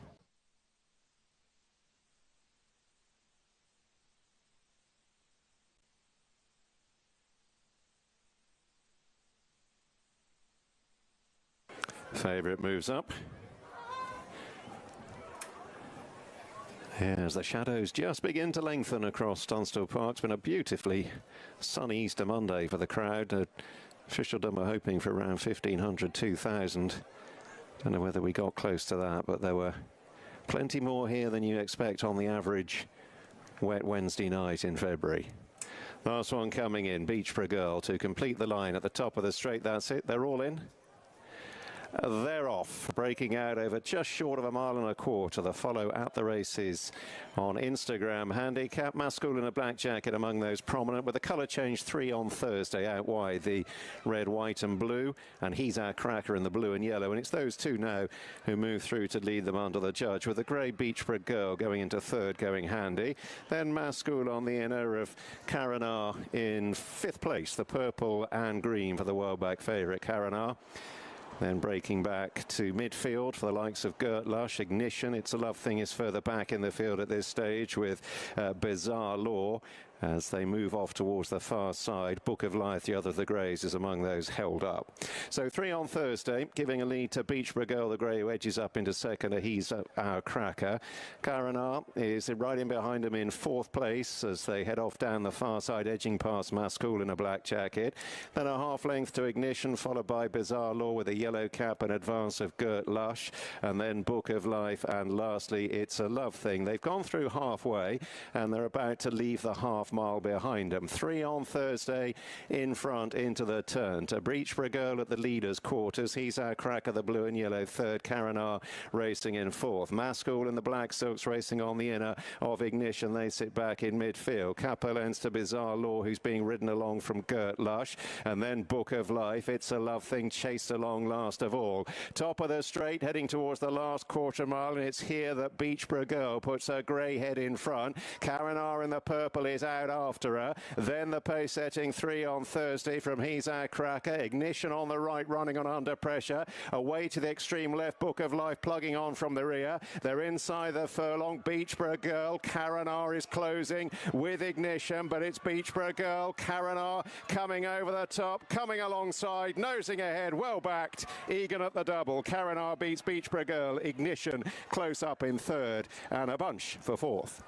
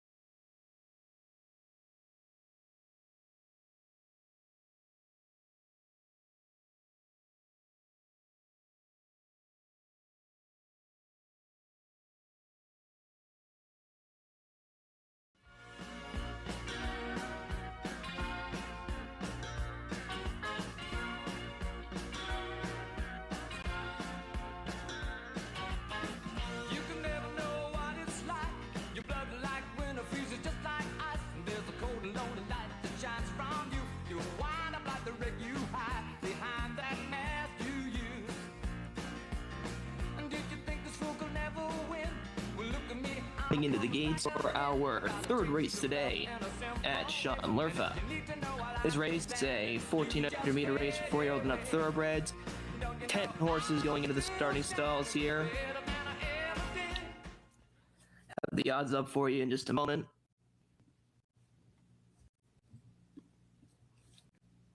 Looking at the field of 10, the local favorite is number 3, Artax. Artax 4 wins, 17 starts, including a 2-race win streak at the moment. 2 races in a row, both at similar distances to here. We'll see if he can make it 3. Seems like there's no betting so far. Local market. Bromance, second choice, 3 wins, 13 starts.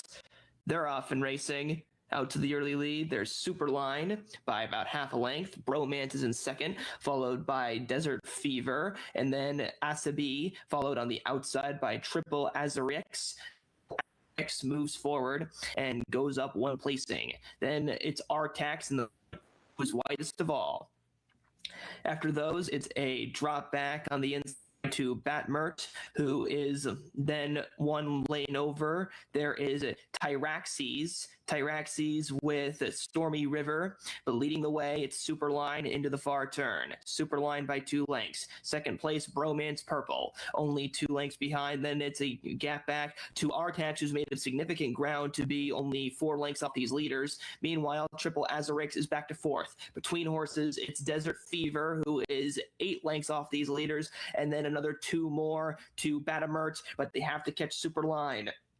Superline is in the lead into the top of the stretch. Homeward bound now, Superline just a little bit further. They're the lightest weight carrier, and they're trying to take this in a gate-to-wire fashion. Superline in front by about 3 lengths. Second place, it's Bromance. Going up on the inside with a sudden move here, it is Ortak Gooch. Ortak Gooch from the back of the pack here is surging at Superline. Superline begging for the finish line. Ortak Gooch up the inside. Ortak Gooch is going to prevail by a neck over Superline. Then it was Bromance and Desert Fever, followed by Batamert.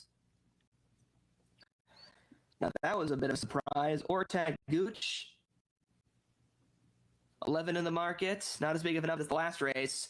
Ahmet Hassan Bayar was the winning jockey on this horse.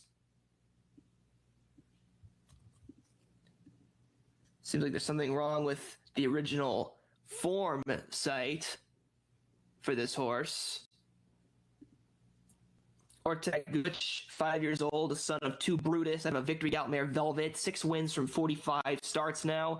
They had finished 2nd, 3rd, and 4th in their last 3 races. They had been doing some consistent running, but they shortened up today, and it worked out quite well for them. Across the finish line, they pulled a last of first victory here. Ortak Gooch across the finish line. First was number 1, Ortak Gooch. Second was number 10, Superline.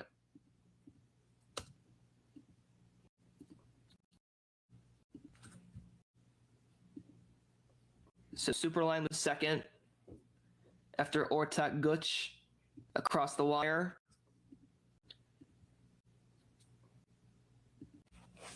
Annoying him then, so yeah, thanks. Yeah, I suppose I just pestered at him, and I went in there 3 days a week riding out, and like, you know, I was trying to stay out of the 15 winner races each summer till I joined Emmett, and you know, him, his team, and all his owners, what they've done for my career is just something out of this world, Gary.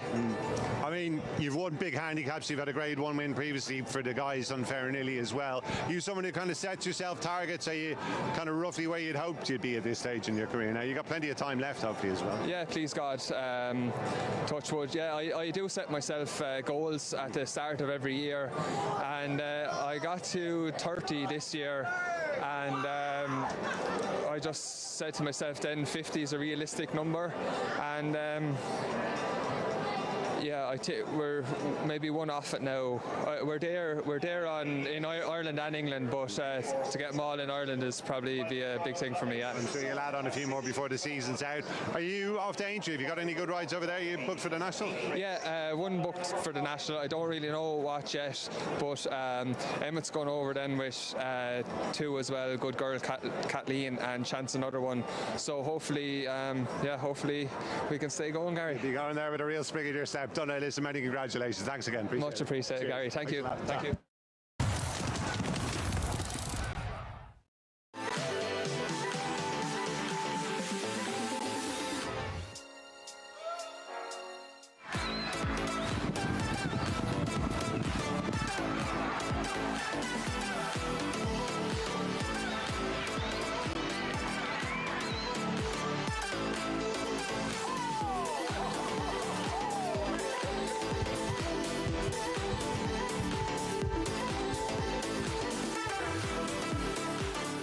To the final bend of the Coral Fab Derby, where racing lovers of the UK are in a spectacular contest. And what's this? He's shaking his phone like it's a pocket-sized maraca. They're all getting rewards now. He's shaking it, she's shaking it, they're all shaking it.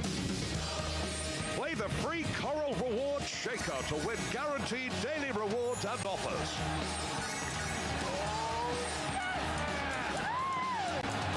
Coral, we're here for it.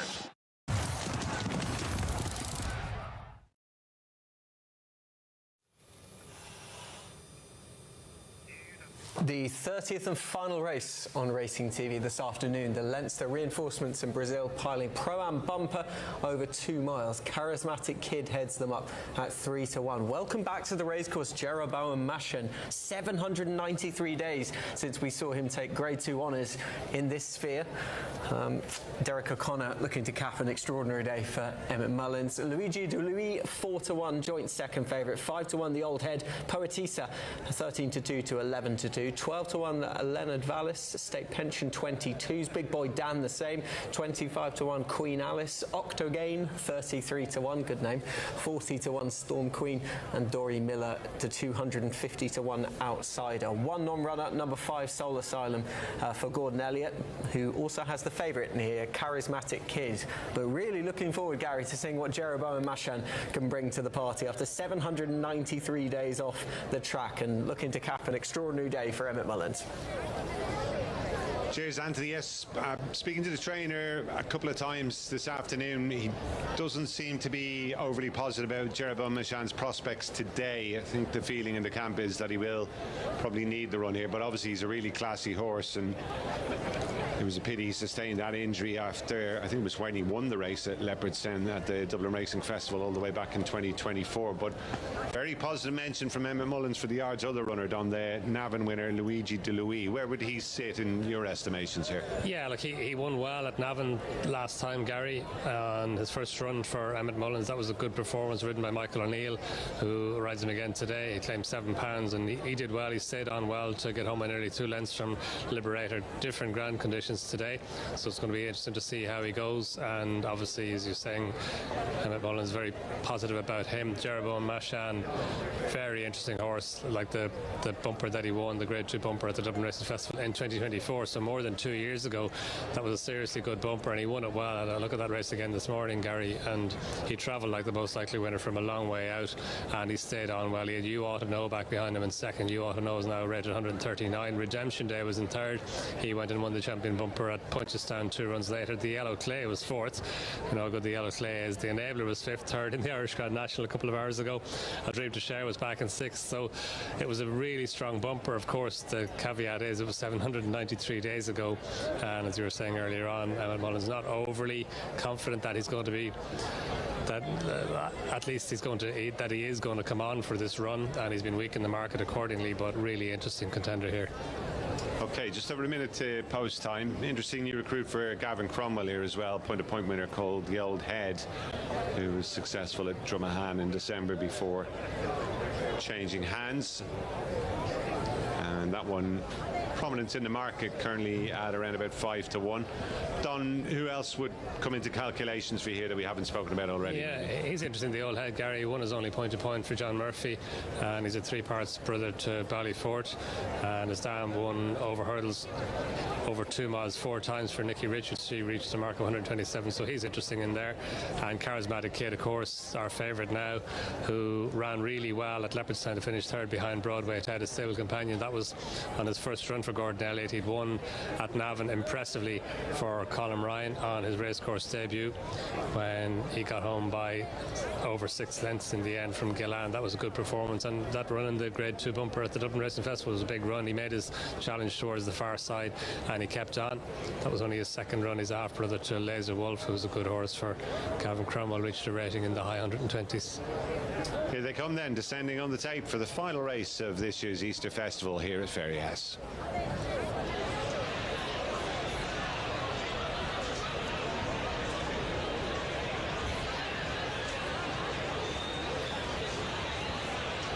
White flag.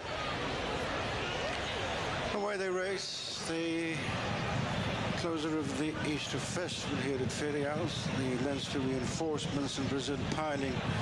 Winner's bumper over 2 miles. Setting off to make the running is Charismatic Kid.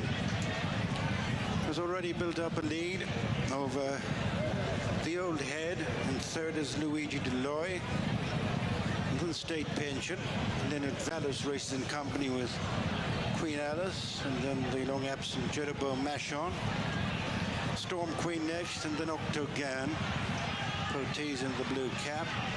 Dory Miller and Big Boy Dan is the back marker. They're well spread out. turning away towards the side of the track. Charismatic Kid and Harry Swan by over 4 lengths to the Old Head. Declan Lavery in second. Third is Luigi Deloy and Michael O'Neill, followed by State Pension and Park King as they rise along the side of the track. The first 4 are followed by Queen Alice. After Queen Alice is Leonard Vallis. Inside the final mile and a half, it's Charismatic Kid the leader. The Old Head second, and then Luigi Deloy. Up the Interstate Pension. Wide of those two is Queen Alice and then Leonard Vallis. Jeroboam Mashon, and then comes Storm Queen, Potiz, Octogan, Big Boy Dan, and Dory Miller. 1.25 miles to go. Charismatic Kid with a reduced lead. The Old Head has closed the gap to a couple of lengths, and then Luigi Deloy, State Pension. Queen Alice next, then Leonard Vallis, Jeroboam Mashon, and Storm Queen next, followed towards halfway by Potiza with the last 3, Octogan, Big Boy Dan, and Dory Miller. Coming past the halfway stage. The Leinster Reinforcements and Brazil Piling winners bumper. Charismatic Kid by just a couple of lengths to the Old Head.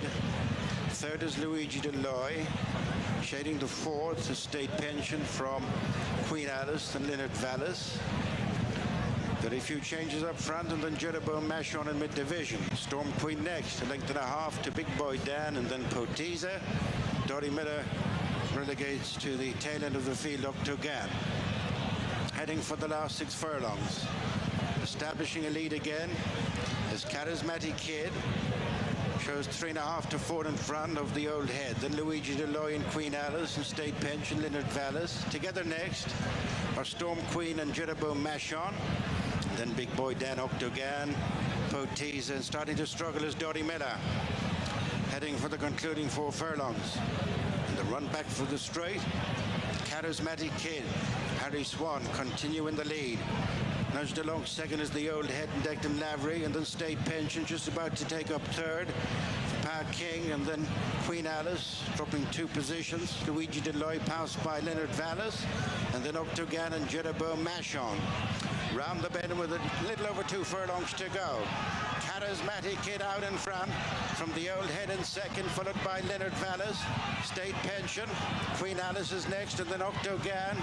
Very few coming from behind. Charismatic Kid has most definitely turned the screw and kicked 5-6 lengths clear from the Old Head, Leonard Vallis, followed then by State Pension inside the final furlong. And the finale of the Easter Festival, the Leinster Reinforcements in Brazil Piling. Winner's bumper, Charismatic Kid, being eased right down well before the line, is winning mightily impressively.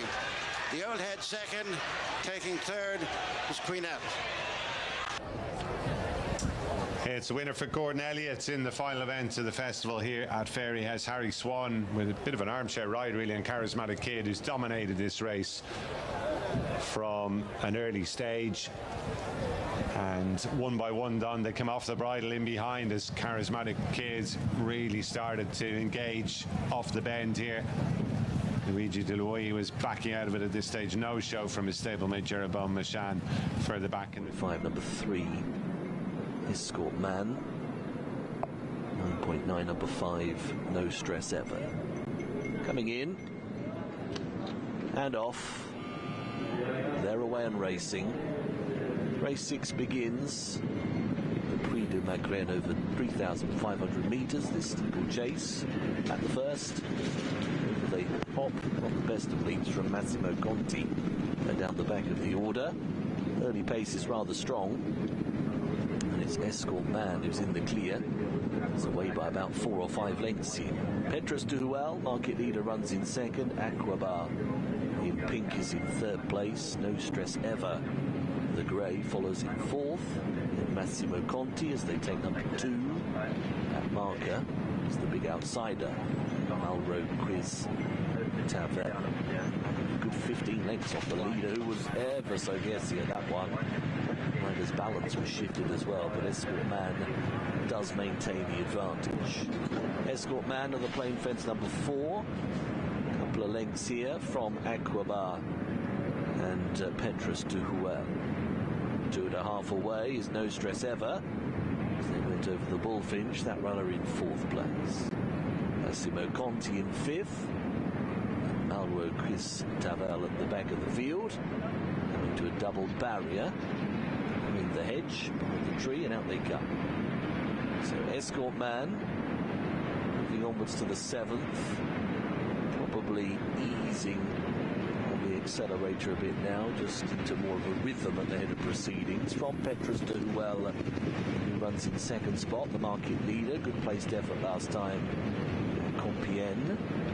Aquabar with the stars on sleeves, touched down in 3rd and got rather close to the back of Escort Man, who's quickly been swamped on either side. Come to an open ditch. Escort Man leaving a trailing leg on that occasion. Backmarker Malro Quistavel is struggling to keep up now. Coming to the water.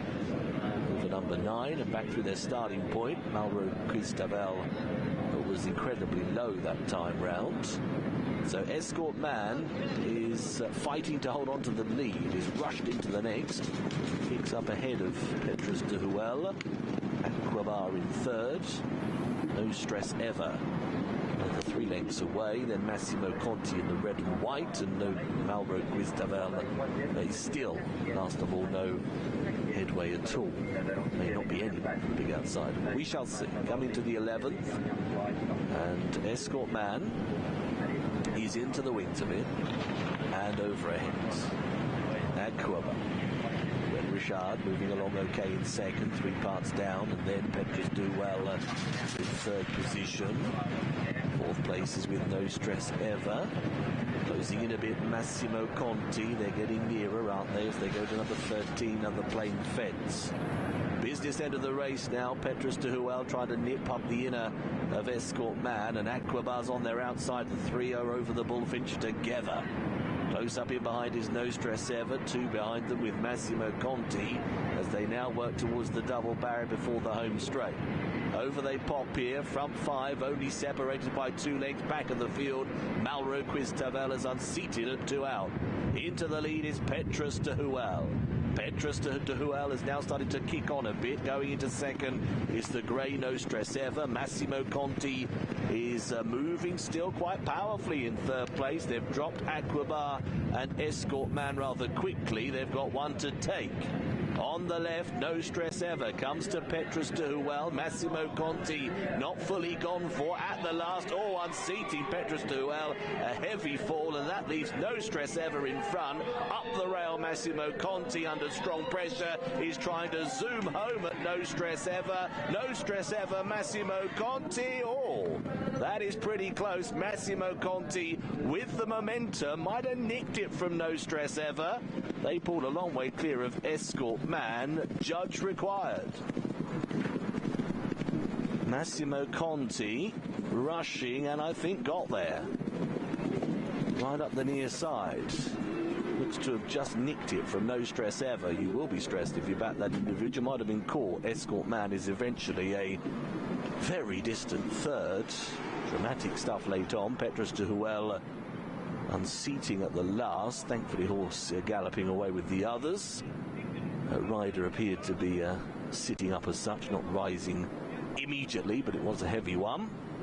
We're waiting for confirmation then from the judge. It was a very excitable finish, wasn't it? It was an interesting race. They were very well stacked on the home turn.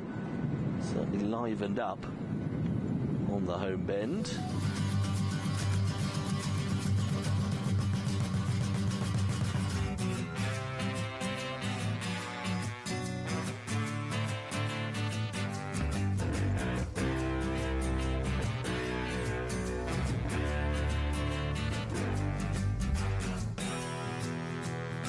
Picture yourself in a living room, your pipe and slippers set out for you. I know you think that it ain't too far, but I hear a call of a lifetime ring, felt the need to get up for it. Oh, you can't have it.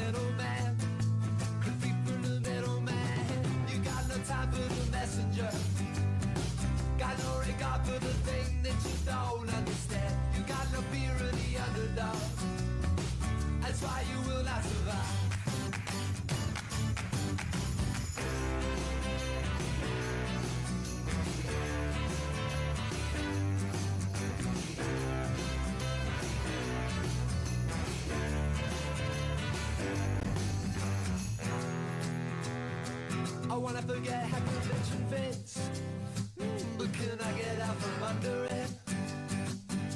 Can I got it out of me? Oh. It can't all be wedding cake. It can't all be boiled away. I try but I can't let go of it. Can't let go of it. Cause you don't talk to the water boy. And there's so much you could learn, but you don't want to know. You will not back up an inch of it. That's why you will not survive.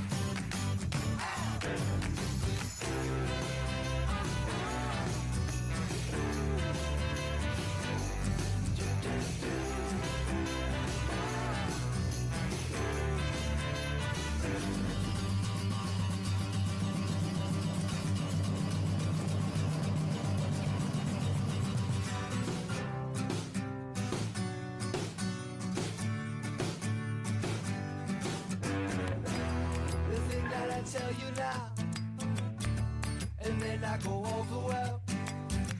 Oh, they may not be thought a while. No way that I spell it out, but you won't hear from the messenger. Don't wanna know about something that you don't understand. You got no fear of the underdog. That's why you will not survive. Right?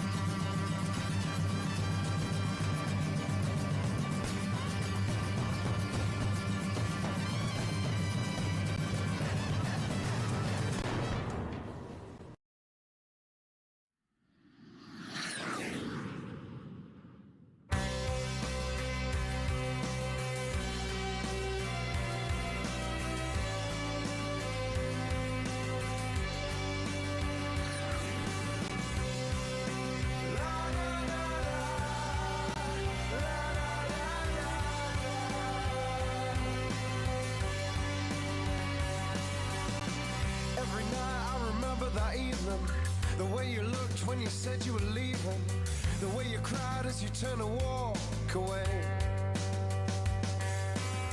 the cruel words and the false accusations. Grove Pat, see if we can get him off the front. He's the only positive in the market. Falls into 7-2. This is the second of 12 graded races on the card at Kinsley. And shortly after we'll be offering it to the seaside, to Yarmouth, for the first of 12 graded races on the card there. And then after that, the 6:37, it'll be the first of the action at Nottingham, with plenty of open race action on show at Collett Park this evening. And we've got two finals on the card, the 7:44 and the 8:01. Heats of a sprint competition as well, so 7 opens in total on the card at Nottingham tonight. 12 race card through to the 9:46. So the night is young. 3 meetings for you to enjoy here on TRP in the Premier Greyhound Racing Service. This is race 2 at Kinsley. Yarmouth about to get underway, Nottingham about to get underway, and a race around about every 7 minutes for you this evening. Right, we're loading up here at Kinsley. 6:26. Favourite on the slide, which is understandable. 15-8 out to 5-2 now. Fleetwood Robbie trying to bounce back to winning ways after a string of last place finishes. Right, they're all in. We're ready to go. Here running. Here on the move then. This is race 2 at Kinsley. 6:26. 5-2 the field. Wide open A6 contest. And we are racing away. 3 a little bit slow to go. Inside boxes break best, and 2 shows the better early. And it's trap 2, Common Mew, is going to go around in front from 1, who just checks up in behind Metric Mari. Then comes 5, DC Phoenix. And the favourite is contesting 4th position at the moment and going backwards. Fleetwood Robbie. It's 2, who kicks again and now strikes for home. 5, the nearest pursuer, DC Phoenix. Nothing really staying on off the back. It's 2 and 5. Here comes the orange jacket, powering up the home straight and gets there. 5 beats 2.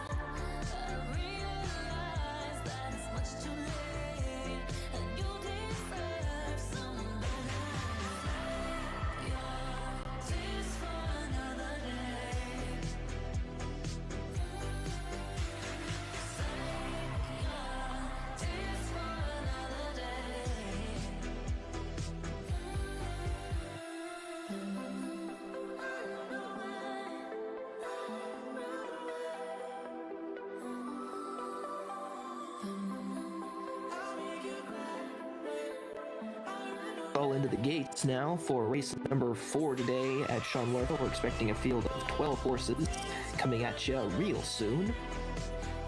The field, 1,900 meters, 3-year-old thoroughbreds, is the cast of characters that we're going to be looking at. When looking at the odds, your current post-time favorite, although their odds have increased, is the number 4, Korkmaz Kardashlar. Korkmaz Kardashlar, 3 wins from 8 starts, including a 2-race win streak. We'll see if they can make it 3 today at 1,900 meters. 3.8 is the $3.80 is the value on this horse. Second choice at $4.60 is the Hocus, number 9, who's currently one of the last horses to load here. This horse is riding a remarkable 4-race win streak. They've won 5 of 9 races, including over this distance, but they're going to be facing off against tougher opponents than they've done before, and that's Korkmaz Kardashlar. So we have a 2-race win streak and then a 4-race win streak. The Hocus, which is on the line here. Still a 3% increase in odds from the Hocus here. $6.75 for number 11, Ashan Gold. Ashan Gold, 3 wins, 20 starts. They won their last race. In their last looks like 6 races, they've been no worse than 5th, so they're top 5 real consistently here, and they continue that into the year 2026, where they have been no worse than 5th throughout the year. A real nice horse, Ashan Gold. $6.75. They are the 4th choice. Rotachi is the 3rd choice. 1 win in 3 starts. Not super experienced, but they really jumped up in class when they went from 1,200 meters to 1,900 meters, and they proved themselves a lot more comfortable at that distance. So we'll see what happens today here. The Hocus, a 4-race win streak. Meanwhile, we have our favorite Korkmaz Kardashler, 2 wins in a row. Korkmaz Kardashler. Field of 12 in line, just waiting for the start here to send us on our way and on our journey. Away we go to a dramatic start. 2 horses were totally left at the gate there. That looked to be Altalia and Baramide, who were completely left at the start. Meanwhile, Korkmaz Kardashler, your favorite in the red, is already 3 lengths ahead as they hit the wire for the first time. Then in second place, that's the Hocus, followed by number 7, Rotaji. It's a gap of another 5 lengths to one of the gray horses, that is Aziz Geishahat. After Aziz Geishahat, the rest of the horses here are running totally off the screen here. So a boom or bust method from Korkmaz Kardashler, who is going for broke and completely separating themselves from here as we've now hit the backstretch. In the second spot, now moving up, that looks to be number 7, Rataji, over the Hocus in third. Huge drop back here to the 4th spot with Ashan Gold. Ashan Gold and Aziz Geishahat. Then there's Sylvan along with Patan Kiz. And then also there's Met Coach Bay. Met Coach Bay, and as well as that, My Brave Son. But these 3 are in a different stratosphere at the moment.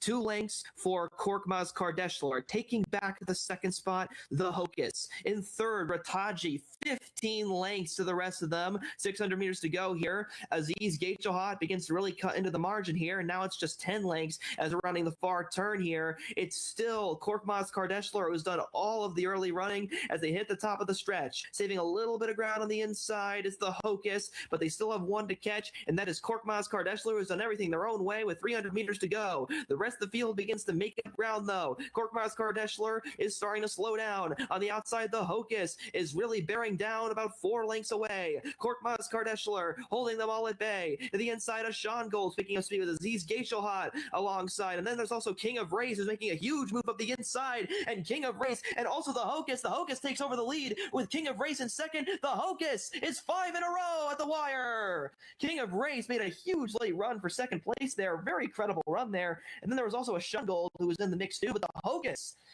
bear down when it was men that mattered most, and now the Hocus has a 5-race win streak under their belts and defeats the Dragon, and that is your favorite Korkmaz Kardashler, who faded like rocks in water very late in the stretch. Yusuf Cengiz, a 5th straight win, guides the horse to victory. A nice celebratory salute and head pat for your victor today, the Hocus. The Hocus went off at odds of $4.60. At the 6th win in 10 career starts. Overall for this horse, this son of Gunbar Babad of a Royal Abjar mare Sweetheart. A real nice horse, that one. The Hocus.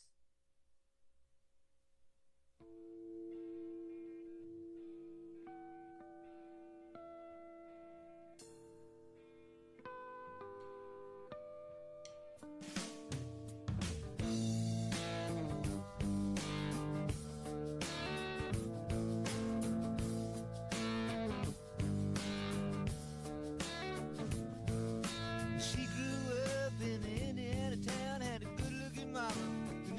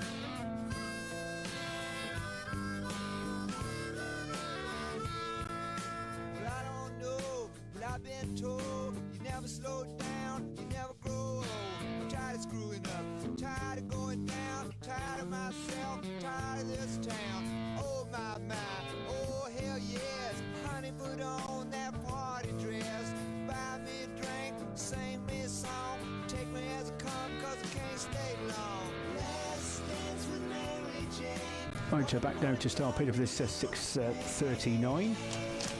Just seeing a winning favourite there, Harlow, that Shotwave Sakani. Was actually back to what's on earlier. Right, for this one, post went the forecast 6 to beat 2. Now both pitches are zoned in here. Looking at Hillside Secret first for this. So it's an open. They've all been here, so there's no wild cards in respect of that angle. Right, Trap 6, Hillside Secret. Now Hillside Secret, 2 runs ago, an absolute smash. A big start, 25.78 on the bunny.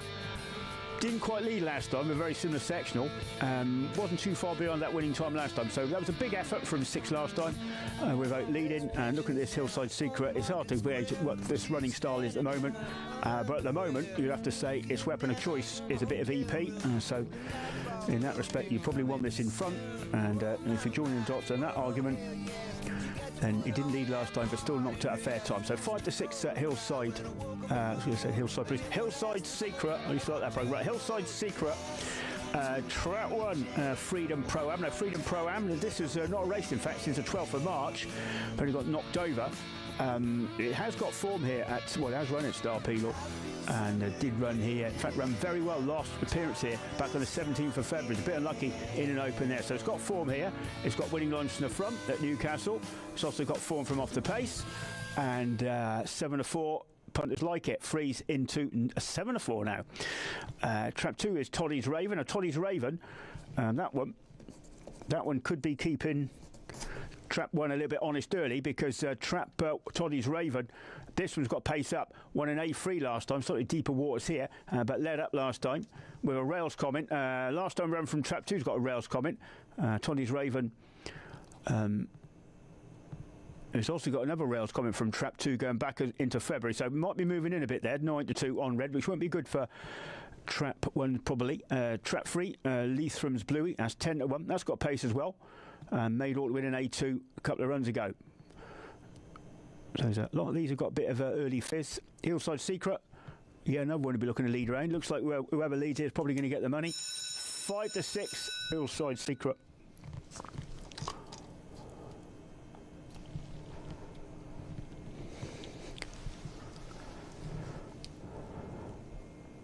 Right, off in racing, 2-1 at the rails. Drill 1, 1 lost out. 2 and 3 in a burn-up. Free's cut the corner. It's got the drop. 3 is the governor. It's got a free pass now. Trap 3, Leitham's Bluey running big for 10 to 1. 1's got inside 2. Barges 2 out the way. 1's got gears. It's done an awful lot of running to get there. 3 attacks the third bend needed to. 1's got it in the crosshairs. 1 says, what you doing later? Bye. Will this get a boom? I think it'll have to. It's impressive. Boom. It got done at the boxes as well. 1 beats 3 beats 2. Freedom Pro-Am, Leitham's Bluey and Toddy's Raven. I think got done in the boxes, had a tick up. It's got a bus ride clear to pick up there. That was impressive, really was. And it said fair play to Connections. This got knocked over at Newcastle back in March. Come back, fantastic. And it said did run well here before. And you could have had Freeze apparently. Yeah, but I thought 2 moved in at the boxes initially. I think it did, but actually I think 1 moved off a bit as well. A bit of 5 to 6 to pair, but 1's done remarkably well from there. 2 Toddy's Raven. Stumbled a bit coming up there, making their way towards the boxes here then at Kinsley for our next bit of action, the 6:42, which is race number 3 on the card. Karen Hu in the red for Trevor Coote is a 5 to 1 chance. Last seen in a handicap, often slow to go. And we've got Star Bono in the blue, 7 to 2 into 100 to 30. Grumpy Mia is a market mover next door. Ground for Nicola Langley will be looking to lead at the opening turn. 4's into 3 to 1. Then we've got Mina Medina, another early bird for Ilian Zivkovic, who bounced out and made or won by 4 lengths last time. 4's out to 7's though. Kula Vega next door, another early bird.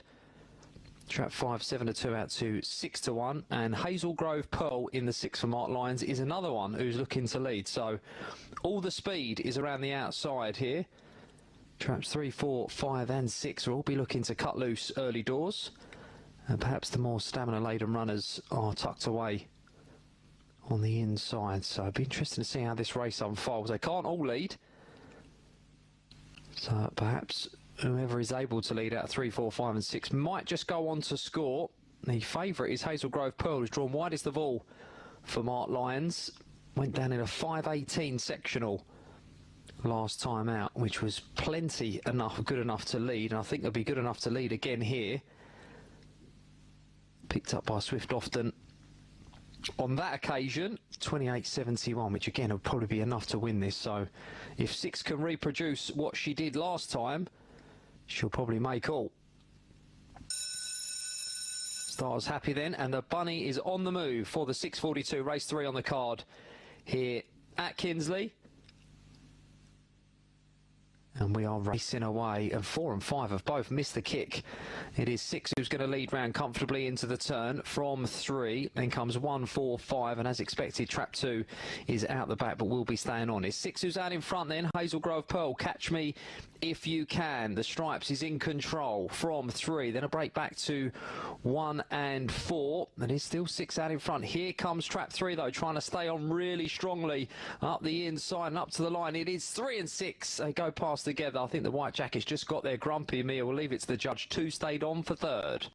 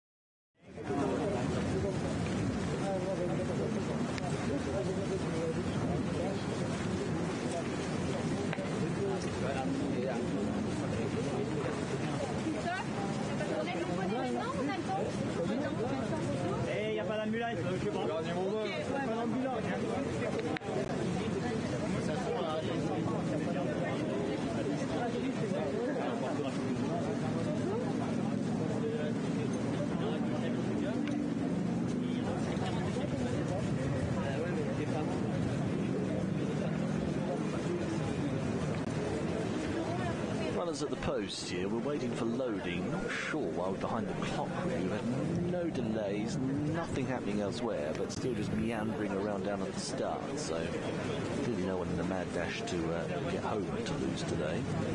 Class 4 handicap here, 2,400 metres, 16 runners, favourites number 8, Belhara Town. There's an ambulance, maybe medical cover was the reason we held up. Fair enough. Late on the scene, the ambulance, but that must mean we're good for loading, I suspect. The 8, Belhara Town, then 3.1 and favourites. It is currently 8.7, number 3, Skywood. 9.8, the 5, Long Kiwan. 10's chance, number 10, Cocoon Cat. In terms of the form on the show here, favourites Belhara Town was the last time a winner here at Toulouse. That was 19 days ago, so looks to back it up. The runners of interest. Sam Paseo was another last time out winner as well. Ken Forrest on board. Went from 16. 10 last chance. Up there in the betting is the 3 Skyward, very lightly raced. Heard at Montjumarsan 2 weeks back.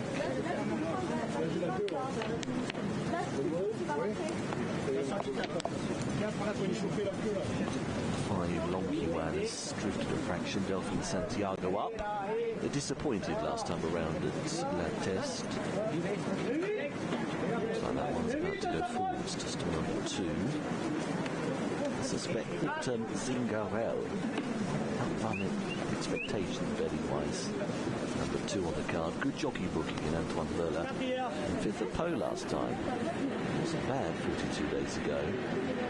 The context of this race, Zingarel show up okay. A longer shot. Team's chance at the moment. Uppercut comes in the orange. 6 of them in at the moment. As usual with these bigger fields, we struggle with the loading process having much speed because the handlers, there's only like 3 of them.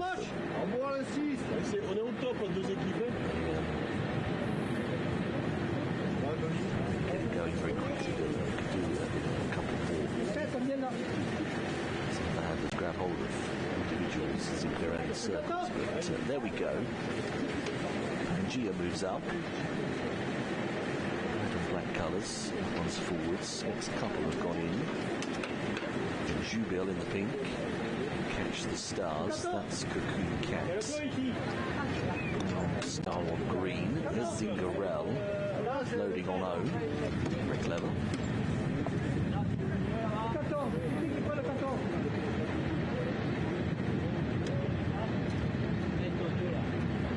Mexican Dream is on the way.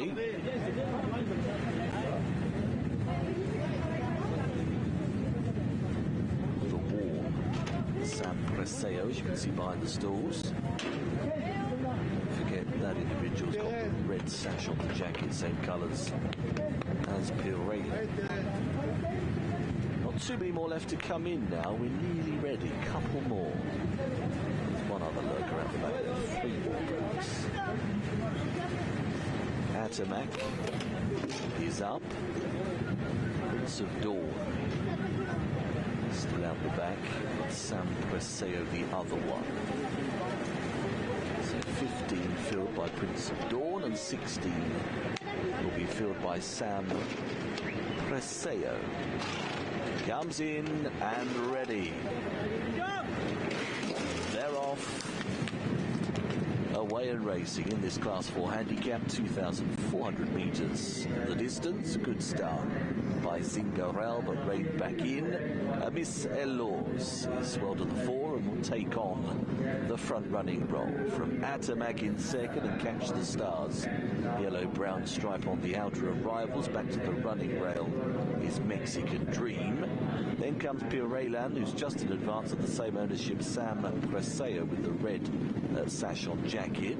Longueuil is in against the fence, running in mid-division for Delphine Santiago. It's being followed by Deshingis Heights as they go off to the back straight run. Down on the inside is Jubil. That one's covered up towards the back of the field at the moment. So also hidden towards the inside is Skyward. Last couple of runners include the dark jacket of Prince of Dawn. That one is the overall back marker. Cocoon Cat is just in advance of that runner, and on the inner is Uppercut. One of the favourites, Belhara down in the final group of 5. Leader though is Miss Elos. Shows the way by a length and a half. From Atomac running second, Sam Preseo is in third. Mexican Dream back in fourth, and Catch the Stars is in 5th place, is just in advance of Longueuil. Then comes Pirelli, who's drifted back down the order a little bit, running in advance of Skyward and Deshingis Heights, the pink sleeves. Round the outside is Belhara Town to the running rail Uppercut in orange. Zingarel is also in that rear group, racing with Pangea. Another one towards the back of the field is Jubil, the final pair, Cocoon Cat and Prince of Dawn. Back markers would be about 8 lengths only off the leader. They are stacking now as they come to the home turn. Final 600 metres in sight.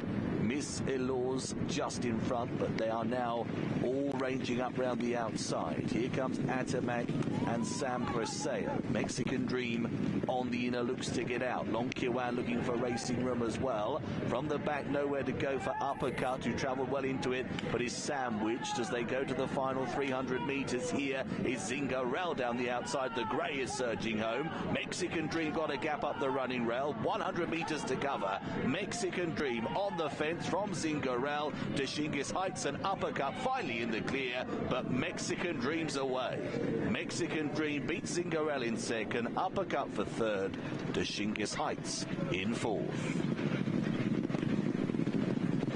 Number one, Mexican Dream, had a nice trip through, unlike a few others in behind, up the far side to prevail. It's eventually won by about 3 lengths, was firmly on top. Grade.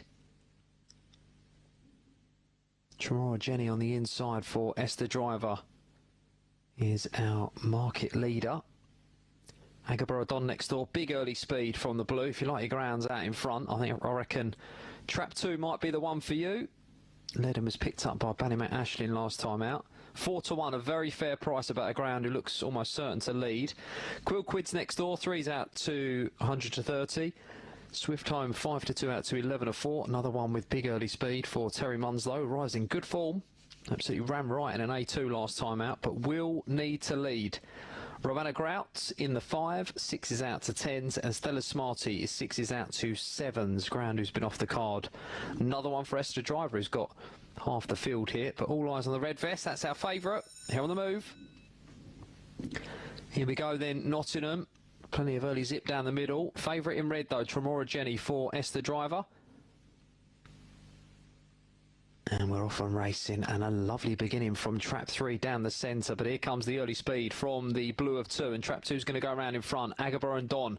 One gets a lovely seam up the inside though. Tremora Jenny, the favourite for Esther Driver, is still 2 out in front though. Catch Me If You Can. Agabor and Don from the red jacket on the inside, then comes 3 and 6 both trying to stay on. It's still the blue of 2 out in front though, but here comes Trap 1 who switches to the outside. 3 stand on strongly as well. 2 now under pressure from the red. Here comes 3 rattling home, 3 and 1 in a photo, maybe in that order. Quill Quids from the clouds forces a photo.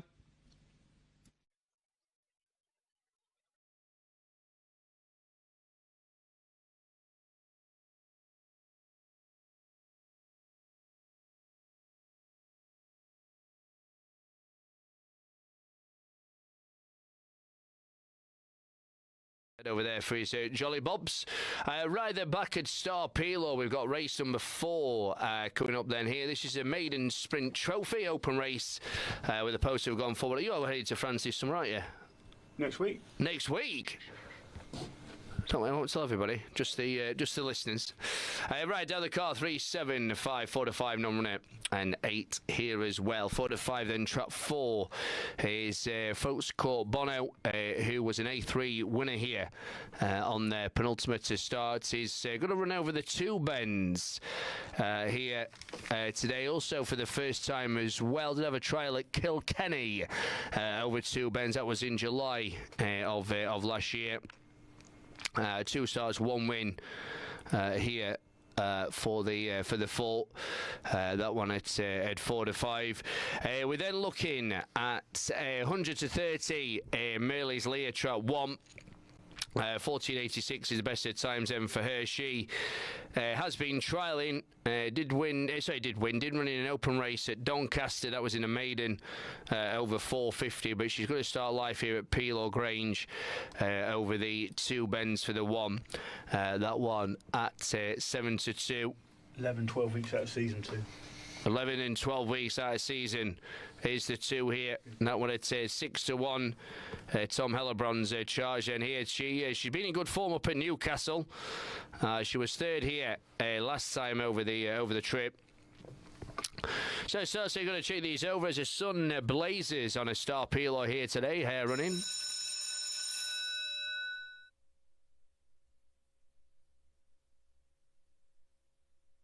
And they're off and racing here.